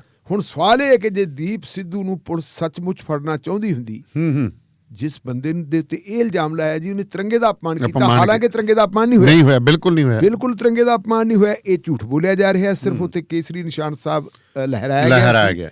ਕੇਸਰੀ ਨਿਸ਼ਾਨ ਸਾਹਿਬ ਵੀ ਜੇ ਆਪਾਂ ਕਹਿ ਦਈਏ ਇਕੱਲਾ ਦੀਪ ਸਿੱਧੂ ਨੂੰ ਲਹਿਰਾਇਆ ਤਾਂ ਇਹ ਗੱਲ ਵੀ ਗਲਤ ਹੈ ਜੀ। ਹੋਰ ਵੀ ਉਹਦੇ ਵਾਸਤੇ ਇੱਕ ਯੋਜਨਾ ਬਣਾਈ ਗਈ। ਉਸ ਯੋਜਨਾ ਦੇ ਉੱਤੇ ਅਮਲ ਹੋਇਆ, ਕਿਉਂਕਿ ਜੇ ਯੋਜਨਾ ਨਾ ਬਣਾਈ ਹੁੰਦੀ ਤੇ ਕਦੇ ਵੀ ਵੱਡੀ ਗਿਣਤੀ ਦੇ ਵਿੱਚ ਕਿਸਾਨ ਲਾਲ ਕਿਲੇ ਵਾਲੇ ਪਾਸੇ ਨਾ ਜਾਂਦੇ ਹੀ ਨਹੀਂ ਸੀ। ਜਿਹੜੇ ਉਹਨਾਂ ਨੂੰ ਰੂਟ ਦਿੱਤੇ ਸੀ, ਉਹਨਾਂ ਰੂਟਾਂ ਦੇ ਉੱਤੇ ਪੁਲਿਸ ਨੇ ਜੇ ਠੀਕ ਤਰੀਕੇ ਨਾਲ ਉਹਨਾਂ ਨੂੰ ਦੱਸਿਆ ਹੁੰਦਾ ਤਾਂ ਨਹੀਂ ਸੀ ਹੋਣਾ ਜੀ। ਸੋ ਇਹ ਜਿਹੜੀ ਹੈਗੀ ਆ ਉਹ ਅਪਮਾਨ ਵਾਲੀ ਗੱਲ ਜੇ ਆਪਾਂ ਮੰਨ ਲਈਏ, ਹਾਲਾਂਕਿ ਕੀਤਾ ਨਹੀਂ ਸੀ, ਜੇ ਅਪਮਾਨ ਵਾਲੀ ਗੱਲ ਮੰਨ ਲਈਏ ਤਾਂ ਫਿਰ ਇਹ ਸਵਾਲ ਪੈਦਾ ਹੁੰਦਾ ਕਿ ਜੇ ਤਿਰੰਗੇ ਦਾ ਅਪਮਾਨ ਹੋ ਗਿਆ ਸੀ, ਲਾਲ ਕਿਲੇ ਦਾ ਅਪਮਾਨ ਹੋ ਗਿਆ ਸੀ, ਪੁਲਿਸ 24 ਘੰਟੇ ਫਿਰ ਵਿਹਲੀ ਕਿਉਂ ਬੈਠੀ ਰਹੀ? ਉਸ ਪੁਲਿਸ ਨੇ ਫਿਰ ਜਿਹਨਾਂ ਨੂੰ ਉਹ ਕਹਿੰਦੇ ਕਿ ਉਹ ਮੁੱਖ ਦੋਸ਼ੀ ਹੈ, ਉਹਨਾਂ ਨੂੰ ਫੜਨ ਦਾ ਯਤਨ ਕਿਉਂ ਨਹੀਂ ਕੀਤਾ ਜੀ? 26 ਜਨਵਰੀ ਤੋਂ ਬਾਅਦ 27 ਜਨਵਰੀ ਨੂੰ ਸ਼ਾਮ ਦੇ 8 ਵਜੇ ਪੁਲਿਸ ਇੱਕ ਪ੍ਰੈਸ ਕਾਨਫਰੰਸ ਦੇ ਵਿੱਚ ਇਹ ਦੱਸਦੀ ਹੈ ਜੀ ਕਿ ਕਿਸੇ ਵੀ ਉਸ ਬੰਦੇ ਨੂੰ ਬਖਸ਼ਿਆ ਨਹੀਂ ਜਾਵੇਗਾ ਜਿਹੜਾ ਬੰਦਾ ਲਾਲ ਕਿਲੇ ਦੀ ਹਿੰਸਾ ਦੇ ਵਿੱਚ ਇਨਵੋਲਵ ਹੈ, ਲਾਲ ਕਿਲੇ ਦੀ ਵਾਰਦਾਤ ਦੇ ਵਿੱਚ ਇਨਵੋਲਵ ਹੈ। ਇਹ ਉਹਨਾਂ ਨੇ ਕਿਹਾ 8 ਵਜੇ ਜੀ, ਸ਼ਾਮ ਦੇ 8 ਵਜੇ। ਤੇ ਸ਼ਾਮ ਦੇ 10 ਵਜੇ ਤੱਕ ਦੀਪ ਸਿੱਧੂ ਦਾ ਟੈਲੀਫੋਨ ਫੇਰ ਚੱਲਦਾ ਰਿਹਾ। ਜਦੋਂ 10 ਵਜੇ ਉਹਨੂੰ ਆਪਣੇ ਸੂਤਰਾਂ ਤੋਂ ਪਤਾ ਲੱਗ ਗਿਆ ਕਿ ਤੇਰੇ ਖਿਲਾਫ ਕਾਰਵਾਈ ਹੋ ਰਹੀ ਹੈ ਤੇ ਠੀਕ 10 ਵਜੇ ਉਹਨੇ ਆਪਣਾ ਟੈਲੀਫੋਨ ਬੰਦ ਕਰ ਦਿੱਤਾ। ਇਹਦੇ ਤੋਂ ਬਹੁਤ ਜਿਹੜੇ ਹੈਗੇ ਬੜੇ ਕਿਸਮ ਦੇ ਸਵਾਲ ਨਿਕਲਦੇ ਹੈ, ਬੜੇ ਕਿਸਮ ਦੇ ਸ਼ੰਕੇ ਇਹਦੇ ਚੋਂ ਪੈਦਾ ਹੁੰਦੇ ਹੈ ਜੀ। ਹੁਣ ਅਗਲੀ ਗੱਲ ਲੈ ਲਓ ਕਿ 27 ਜਨਵਰੀ ਤੋਂ ਬਾਅਦ ਜਦੋਂ ਹੋ ਗਿਆ ਰਿਹਾ, ਉਹ ਤੋਂ ਬਾਅਦ ਉਹ ਰਿਹਾ ਕਿੱਥੇ? ਸ਼ੁਰੂ ਦੇ ਵਿੱਚ ਇਹ ਗੱਲ ਦੱਸੀ ਗਈ ਹੈ ਕਿ ਉਹ ਬੰਦਾ ਪਹਿਲਾਂ ਜਿਹੜਾ ਰਿਹਾ ਉਹ ਸੋਨੀਪਤ ਰਿਹਾ ਜੀ। ਸੋਨੀਪਤ ਕਿਸੇ ਆਪਣੇ ਸੱਜਣ ਦੇ ਕੋਲੇ ਰਿਹਾ। ਸੋਨੀਪਤ ਤੋਂ ਬਾਅਦ ਜੀ ਫਿਰ ਉਹ ਉੱਥੋਂ ਨਿਕਲਦਾ ਹੈ। ਉੱਥੋਂ ਨਿਕਲ ਕੇ ਕਹਿੰਦੇ ਉਹ ਆਉਂਦਾ ਚੰਡੀਗੜ੍ਹ ਜੀ। ਚੰਡੀਗੜ੍ਹ ਤੋਂ ਫਿਰ ਹਿਮਾਚਲ ਪ੍ਰਦੇਸ਼ ਦੇ ਬਿਲਾਸਪੁਰ ਚ, ਫਿਰ ਅੰਮ੍ਰਿਤਸਰ ਸਾਹਿਬ ਜੀ। ਉਹ ਤੋਂ ਬਾਅਦ ਕਰਨਾਲ, ਜਿੱਥੋਂ ਕਹਿੰਦੇ ਗ੍ਰਿਫਤਾਰੀ ਦਿਖਾਈ ਗਈ ਹੈ। ਇਹ ਜਿਹੜੀਆਂ ਤਸਵੀਰਾਂ ਗੁਰੂ ਘਰ ਦੀਆਂ ਦਿਖਾਉਂਦੇ ਉਹ ਅੰਮ੍ਰਿਤਸਰ ਦੀਆਂ ਨੇ ਵੈਸੇ, ਜਿਹੜੇ ਉਹ ਕਹਿੰਦੇ ਮੱਥਾ ਟੇਕ ਕੇ, ਤੇ ਇਹ ਵੀ ਪ੍ਰਚਾਰਿਤ ਕੀਤਾ ਮੱਥਾ ਟੇਕ ਕੇ ਤੇ ਆਪਣੇ ਆਪ ਨੂੰ। ਹਾਂ। ਪਰ ਉਹ ਜਦੋਂ ਸਵੇਰੇ ਪਾਲਕੀ ਸਾਹਿਬ ਨਾਲ ਉਹ ਤਸਵੀਰਾਂ ਉਹ ਅੰਮ੍ਰਿਤਸਰ ਦੀਆਂ ਨਜ਼ਰ ਆਉਂਦੀਆਂ। ਉਹ ਅੰਮ੍ਰਿਤਸਰ ਦੀਆਂ ਹੋ ਸਕਦੀਆਂ ਹੋਣਗੀਆਂ, ਪਰ ਇਹ ਜਿਹੜੀ ਹੈ ਮੁੱਢਲੀ ਰਿਪੋਰਟ ਹੀ ਆਈ ਹੈ। ਸੋ ਜੇ ਮੁੱਢਲੀ ਰਿਪੋਰਟ ਇਹ ਆਈ ਹੈ ਕਿ ਉਹ ਇੱਥੇ ਰਿਹਾ, ਹੁਣ ਇੱਥੇ ਵੀ ਕਈ ਗੱਲਾਂ ਆ ਰਹੀਆਂ ਜੀ ਕਿ ਕੀ ਉਹਨੂੰ ਅੰਮ੍ਰਿਤਸਰ ਸਾਹਿਬ ਤੋਂ ਗ੍ਰਿਫਤਾਰ ਕੀਤਾ ਜਦੋਂ ਉਹਦੀ ਲੋਕੇਸ਼ਨ ਕੋਈ ਹੈ ਨਹੀਂ ਸੀ। ਦੀਪ ਸਿੱਧੂ ਐਡਾ ਬੱਚਾ ਤਾਂ ਹੈ ਨਹੀਂ ਕਿ ਉਹ ਕਿਸੇ ਚੀਜ਼ ਨੂੰ ਉਡੀਕਣ ਵਾਸਤੇ ਖੜ ਜੂਗਾ। ਪੁਲਿਸ ਨੇ ਹੁਣ ਇਹ ਦਾਵਾ ਵੀ ਕੀਤਾ ਕਿ ਉਹਦੇ ਦੀ ਵਾਈਫ ਹੈ ਜਾਂ ਉਹਦੇ ਸਸੁਰਾਲ ਹੈ ਉਹ ਝਾਰਖੰਡ 'ਚ ਹੈ ਨਾ, ਪੁਰਲੀਆ ਜੀ। ਪੁਰਲੀਆ ਮੇਰੇ ਖਿਆਲ ਝਾਰਖੰਡ 'ਚ ਨਹੀਂ, ਬੈਸਟ ਇੱਧਰ ਬਿਹਾਰ 'ਚ ਹੈ ਜੀ। ਬਿਹਾਰ 'ਚ ਚਲੋ, ਉੱਥੇ ਵੀ ਕਹਿੰਦੇ ਅਸੀਂ ਰੇਡ ਕੀਤੀ ਹੈ, ਉੱਥੇ ਵੀ ਕਹਿੰਦੇ ਕੋਈ ਨਹੀਂ ਮਿਲਿਆ। ਚਲੋ ਉੱਥੇ ਕਿਹਨੇ ਮਿਲਣਾ ਸੀ? ਜਿੱਥੇ ਜੇ ਤੁਸੀਂ ਫੜਨਾ ਚਾਹੁੰਦੇ ਤਾਂ ਪਹਿਲੇ ਫੜ ਪੁਰਲੀਆ, ਵੈਸਟ ਬੰਗਾਲ, ਜਿੱਥੇ ਉਹ ਹਥਿਆਰ ਨਹੀਂ ਸਿੱਟੇ ਸੀ ਰਸ਼ੀਅਨ ਇੱਕ ਪਾਇਲਟ ਦਿੰਦੇ ਉਹ ਜਹਾਜ਼ ਵਾਲੇ ਨੇ। ਅੱਛਾ ਉਹ ਆ ਜੀ। ਅੱਛਾ ਚਲੋ, ਜੋ ਵੀ ਜਿੱਥੇ ਉਹ ਕਹਿੰਦੇ ਜੀ ਅਸੀਂ ਮਤਲਬ ਫੜਨ ਵਾਸਤੇ ਇਹ ਸਾਰਾ ਕੁਝ ਕੀਤਾ, ਅਸੀਂ ਇਹ ਕਾਰਵਾਈ ਕੀਤੀ। ਇਹਦਾ ਮਤਲਬ ਇਹ ਹੈ ਕਿ ਜਿਹੜੀ ਕਰਨਾਲ ਵਾਲੀ ਅਰੈਸਟ ਦਿਖਾਈ ਗਈ ਹੈ ਜੀ, ਉਹ ਕਾਗਜ਼ਾਂ 'ਚ ਦਿਖਾਈ ਗਈ ਹੈ। ਗੱਲਾਂ ਦੋ ਹੈ, ਜਾਂ ਤਾਂ ਉਹਨੇ ਕਿਤੇ ਨਾ ਕਿਤੇ ਕੋਈ ਟੈਲੀਫੋਨ ਵਗੈਰਾ ਉਹਨੇ ਆਪਦਾ ਐਕਟਿਵ ਕਰ ਲਿਆ, ਉਹਦੀ ਲੋਕੇਸ਼ਨ ਦਾ ਪਤਾ ਲੱਗ ਗਿਆ ਉਸ ਹਿਸਾਬ ਦੇ ਨਾਲ, ਜਾਂ ਜਿਹੜਾ ਉਹ ਕੋਈ ਹੋਰ ਜਿਹੜਾ ਆਪਾਂ ਕਹਿ ਸਕਦੇ ਹਾਂ ਡਿਜੀਟਲ ਨੈਟਵਰਕ ਵਰਤਦਾ ਸੀ ਉਹਦੀ ਜਾਣਕਾਰੀ ਮਿਲ ਗਈ, ਤੇ ਜਾਂ ਫਿਰ ਇਹ ਹੈ ਕਿ ਰਲ ਕੇ ਖੇਡ ਖੇਡੀ ਗਈ ਹੈ। ਲੇਕਿਨ ਜਿਹੜੀ ਬੋਡੀ ਦੀ ਜਿਹੜੀ ਹੈਗੀ ਹੈ ਬੋਡੀ ਲੈਂਗੁਏਜ ਹੈ ਤੇ ਜਿਹੜੇ ਲੀੜੇ ਕੱਪੜੇ ਹੈ, ਜਿਵੇਂ ਪੁਲਿਸ ਵਾਲੇ ਦੱਸਦੇ ਉਹਦੇ ਤੋਂ ਇਹ ਲੱਗਦੀ ਹੈ ਕਿ ਅਸਲ ਦੇ ਵਿੱਚ ਇਹ ਇੱਕ ਕਿਸਮ ਦਾ ਸਰੈਂਡਰ ਕੀਤਾ ਹੋਇਆ ਹੈ ਜੀ। ਪੁਲਿਸ ਆਮ ਤੌਰ ਤੇ ਆਪਾਂ ਨੂੰ ਪਤਾ ਕਿ ਇਹਨਾਂ ਮਾਮਲਿਆਂ ਦੇ ਵਿੱਚ ਪੁਲਿਸ ਇਹ ਬਣਾ ਦਿੰਦੀ ਹੁੰਦੀ ਹੈ ਕਿ ਜੇ ਅਸੀਂ ਗ੍ਰਿਫਤਾਰ ਕੀਤਾ ਹੈ, ਕਿਉਂਕਿ ਜੇ ਸਰੈਂਡਰ ਵਾਲੀ ਗੱਲ ਬਣਦੀ ਹੈ ਤਾਂ ਫਿਰ ਪੁਲਿਸ ਦੀ ਬਦਨਾਮੀ ਹੁੰਦੀ ਹੈ ਕਿ ਤੁਸੀਂ ਕੀ ਕਰਦੇ ਸੀ, ਤੁਹਾਡੇ ਦਾ ਕੁਝ ਵੀ ਨਹੀਂ ਹੋਇਆ, ਬੰਦਾ ਆਪਣੇ ਆਪ ਤੁਹਾਡੇ ਕੋਲ ਪੇਸ਼ ਹੋ ਗਿਆ। ਉਹ ਆਪਣੇ ਨੰਬਰ ਬਣਾਉਣ ਵਾਸਤੇ ਫਿਰ ਇਹ ਕਹਿੰਦੇ ਜੀ ਅਸੀਂ ਗ੍ਰਿਫਤਾਰ ਕਰ ਲਿਆ। ਸੋ ਗੱਲ ਇਹ ਹੈ ਕਿ ਜੇ ਜਿਵੇਂ ਇਹ ਗੱਲ ਕਹੀ ਗਈ ਹੈ ਕਿ ਖੇਤਾਂ ਦੇ ਵਿੱਚ ਬੈਠਾ ਦੀਪ ਸਿੱਧੂ ਜਾਂ ਉਹ ਆਪ ਦਾਵਾ ਕਰਦਾ ਸੀ, ਇਹ ਹਿੰਦੁਸਤਾਨ ਟਾਈਮਜ਼ ਅਖਬਾਰ ਦੀ ਅੱਜ ਦੀ ਖਬਰ ਹੈ, ਉਹ ਖਬਰ ਦੱਸਦੀ ਹੈ ਕਿ ਇਹ ਗੱਲ ਠੀਕ ਨਹੀਂ ਜੀ। ਪਰ ਉਹਨੇ ਦੇਖੋ ਸਭ ਤੋਂ ਵੱਡੀ ਗੱਲ ਦੇਖੋ ਇੱਕ ਚੀਜ਼ ਹੈ ਕਿ ਹੋਰ ਗੱਲਾਂ ਭਾਵੇਂ ਦੱਸੀਆਂ ਨਾ ਦੱਸੀਆਂ, ਉਹਨੇ ਆਪਦੀ ਅਮਰੀਕਾ 'ਚ ਬੈਠੀ ਇੱਕ ਮਹਿਲਾ ਦੋਸਤ ਜਿਹਦੇ ਨਾਲ ਉਹਦਾ ਪਹਿਲਾਂ ਪ੍ਰੇਮ ਸੰਬੰਧ ਵੀ ਰਹੇ ਨੇ, ਬਾਅਦ ਦੇ ਵਿੱਚ ਉਹਨੇ ਵਿਆਹ ਤਾਂ ਪੁਰਲੀਆ ਕਰਵਾ ਲਿਆ ਉੱਥੋਂ ਦੀ ਲੜਕੀ ਨਾਲ, ਤੇ ਇਸੇ ਕਰਕੇ ਕਿਹਾ ਜਾ ਰਿਹਾ ਕਿ ਉਹਨੇ ਆਪਦੇ ਬੱਚੇ ਮੁੰਬਈ ਤੋਂ ਵੀ ਆਪਦੇ ਸਹੁਰੇ ਪਿੰਡ ਭੇਜਤੇ ਸੀ ਵੀ ਤੁਸੀਂ ਉੱਥੇ ਜਾਓ, ਪੁਲਿਸ ਤੁਹਾਨੂੰ ਪਰੇਸ਼ਾਨ ਨਾ ਕਰੇ। ਤਾਂ ਇਹ ਕਿਹਾ ਜਾ ਰਿਹਾ ਸੀ ਕਿ ਉੱਧਰ ਨੂੰ ਵੀ ਇਹਦੀ ਲੋਕੇਸ਼ਨ ਆ ਰਹੀ ਹੈ।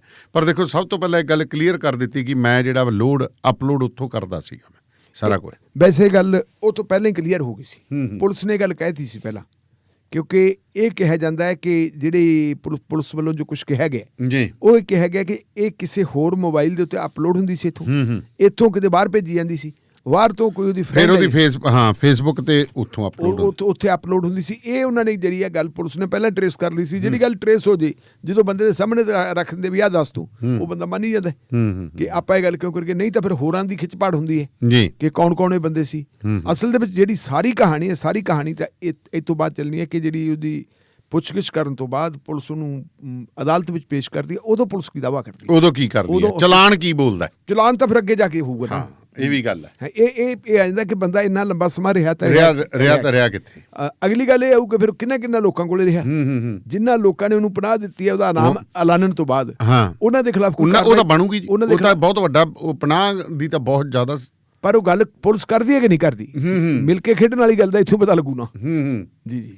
ਪਰ ਢਿੱਲੋਂ ਸਾਹਿਬ ਹੁਣ ਆਪਾਂ ਥੋੜਾ ਜਿਹਾ ਇਸ ਤੋਂ ਬਾਅਦ ਲੋਕ ਸਭਾ ਵੱਲ ਨੂੰ ਮੁੜ ਆਈਏ।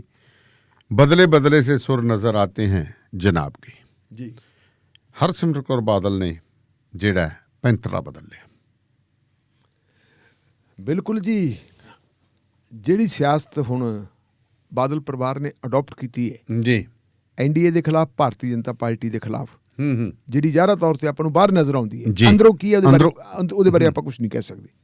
ਉਹਦੇ ਮੁਤਾਬਕ ਸਿਆਸਤ ਡਿਮਾਂਡ ਹੀ ਇਹ ਕਰਦੀ ਸੀ ਕਿ ਸਰਕਾਰ ਦੇ ਉੱਤੇ ਤੇ ਬੀਜੇਪੀ ਤੇ ਖਾਸ ਕਰਕੇ ਪ੍ਰਾਈਮ ਮਿਨਿਸਟਰ ਦੇ ਉੱਤੇ ਅਟੈਕ ਕੀਤੇ ਜਾਣ ਜੀ, ਕਿਉਂਕਿ ਜੇ ਅਸੀਂ ਬਾਦਲ ਪਰਿਵਾਰ ਦੀ ਸਥਿਤੀ ਦਾ ਜਾਇਜ਼ਾ ਲਈਏ ਤਾਂ ਜਿਸ ਵੇਲੇ ਸਾਹਿਬ ਸ੍ਰੀ ਗੁਰੂ ਗ੍ਰੰਥ ਸਾਹਿਬ ਦੀ ਬੇਅਦਬੀ ਦੀਆਂ ਘਟਨਾਵਾਂ ਹੋਈਆਂ 2015 ਦੇ ਵਿੱਚ ਜੀ, ਉਸ ਵੇਲੇ ਜਿਸ ਢੰਗ ਦੇ ਨਾਲ ਇਸ ਕੇਸ ਦੇ ਨਾਲ ਨਜਿੱਠਿਆ ਗਿਆ ਸੀ, ਬਾਵਜੂਦ ਇਸ ਗੱਲ ਦੇ ਕਿ ਕੁਝ ਸਿੱਖ ਸੰਸਥਾਵਾਂ ਨੇ, ਸਿੱਖ ਜਥੇਬੰਦੀਆਂ ਨੇ ਉਂਗਲ ਉਠਾਤੀ ਸੀ ਜੀ ਜੀ, ਕਿ ਫਲਾਂ ਬੰਦਿਆਂ ਦੇ ਵੱਲ ਸਾਨੂੰ ਜਿਹੜਾ ਹੈਗਾ ਸ਼ੱਕ ਹੈ, ਇਹ ਬੰਦੇ ਇਹ ਕਾਰਵਾਈ ਕਰ ਸਕਦੇ ਆ, ਗੁਰੂ ਗ੍ਰੰਥ ਸਾਹਿਬ ਦੀ ਬੀੜ ਚੋਰੀ ਕਰ ਸਕਦੇ, ਇਹ ਬੰਦੇ ਹੀ ਲਾ ਸਕਦੇ ਆ ਇਸ਼ਤਿਹਾਰ ਜੀ, ਔਰ ਇਹਨਾਂ ਨੇ ਹੀ ਬੇਅਦਬੀ ਕੀਤੀ ਹੈ, ਇਹਨਾਂ ਦੇ ਖਿਲਾਫ ਕਾਰਵਾਈ ਕਰੋ। ਉਹ ਕਾਰਵਾਈ ਨਹੀਂ ਹੋਈ।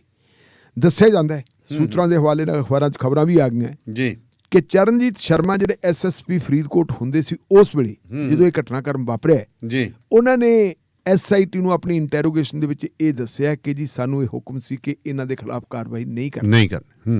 ਬਾਅਦ ਦੇ ਵਿੱਚ ਉਹ ਮੋਗੇ ਚਲਾ ਗਿਆ ਸੀ ਤੇ ਮੋਗੇ ਤੋਂ ਬਾਅਦ ਦੁਬਾਰਾ ਜਦੋਂ ਫਿਰ ਉਮਰਾ ਨੰਗਲ ਇੱਥੇ ਆਇਆ, ਕੋਟਕਪੂਰੇ ਔਰ ਬਾਈਬਲ ਕਲਾਂ ਦੇ ਕਾਂਡ ਹੁੰਦੇ ਹੈ, ਉਹਨਾਂ ਦੇ ਵਿੱਚ ਉਹਨੂੰ ਦੋਸ਼ੀ ਨਾਮਜ਼ਦ ਵੀ ਕੀਤਾ ਗਿਆ, ਚਰਨਜੀਤ ਸ਼ਰਮਾ ਨੂੰ। ਉਦੋਂ ਉਹ SSP ਫਰੀਦਕੋਟ ਸੀ ਜੀ। ਇਸ ਕਰਕੇ ਸਿੱਖ ਜਗਤ ਦੇ ਵਿੱਚ ਖਾਸ ਕਰਕੇ ਦਿਹਾਤੀ ਲੋਕਾਂ ਦੇ ਵਿੱਚ ਬਹੁਤ ਜ਼ਿਆਦਾ ਜਿਹੜਾ ਹੈਗਾ ਬਾਦਲ ਪਰਿਵਾਰ ਪ੍ਰਤੀ ਗੁੱਸਾ ਸੀ, ਗੁੱਸਾ ਜੀ, ਔਰ ਇਹ ਗੁੱਸਾ ਅਜੇ ਤੱਕ ਵੀ ਬਰਕਰਾਰ ਹੈ, ਇਹ ਗੁੱਸਾ ਡਾਊਨ ਨਹੀਂ ਹੋਇਆ ਜੀ। ਲੇਕਿਨ ਜਦੋਂ 3 ਕਾਲੇ ਕਾਨੂੰਨ ਜਿਨ੍ਹਾਂ ਨੂੰ ਆਪਾਂ ਕਹਿੰਦੇ ਆ, ਇਹਨਾਂ ਕਾਲੇ ਕਾਨੂੰਨਾਂ ਤੋਂ ਪਹਿਲਾਂ 3 ਆਰਡੀਨੈਂਸ ਆਏ ਸੀ ਖੇਤੀਬਾੜੀ ਨਾਲ ਸੰਬੰਧਿਤ ਜੀ। ਉਹਨਾਂ ਆਰਡੀਨੈਂਸਾਂ ਦੇ ਆਉਣ ਤੋਂ ਬਾਅਦ ਬਾਦਲ ਪਰਿਵਾਰ ਦੇ ਪ੍ਰਤੀ ਕਿਸਾਨਾਂ ਦੇ ਵਿੱਚ ਗੁੱਸਾ ਹੋਰ ਵੀ ਜ਼ਿਆਦਾ ਵੱਧ ਗਿਆ ਜੀ। ਵਧਣ ਦਾ ਕਾਰਨ ਇਹ ਵੀ ਸੀ ਕਿ ਜਿਹੜੇ ਉਹ ਆਰਡੀਨੈਂਸ ਆਏ ਸੀ, ਜਦੋਂ ਉਹ ਆਰਡੀਨੈਂਸ ਜਿਸ ਕੈਬਨਿਟ ਮੀਟਿੰਗ ਦੇ ਵਿੱਚ ਪਾਸ ਕਰਕੇ ਰਾਸ਼ਟਰਪਤੀ ਸਾਹਿਬ ਨੂੰ ਭੇਜੇ ਗਏ ਸੀ ਜੀ, ਉਸ ਕੈਬਨਿਟ ਮੀਟਿੰਗ ਦੇ ਵਿੱਚ ਬੀਬਾ ਜੀ ਵੀ ਹਰਸਿਮਰਤ ਕੌਰ ਬਾਦਲ ਸੀਗੇ ਜੀ। ਬੀਬਾ ਹਰਸਿਮਰਤ ਕੌਰ ਬਾਦਲ ਵੱਲੋਂ ਇਹ ਦਾਅਵਾ ਕੀਤਾ ਜਾ ਰਿਹਾ ਕਿ ਮੈਂ ਕੋਈ ਦਸਤਖਤ ਨਹੀਂ ਕੀਤੇ, ਮੇਰੇ ਕਿਤੇ ਕਿ ਇੱਕ ਵੀ ਲਿਖਤ ਦਿਖਾ ਦਿਓ ਕਿ ਮੈਂ ਉਹਨਾਂ ਜਿਹੜੀਆਂ ਆਰਡੀਨੈਂਸਾਂ ਦੀ ਹਮਾਇਤ ਕੀਤੀ ਹੈ। ਮੈਂ ਕੋਈ ਹਮਾਇਤ ਨਹੀਂ ਕੀਤੀ।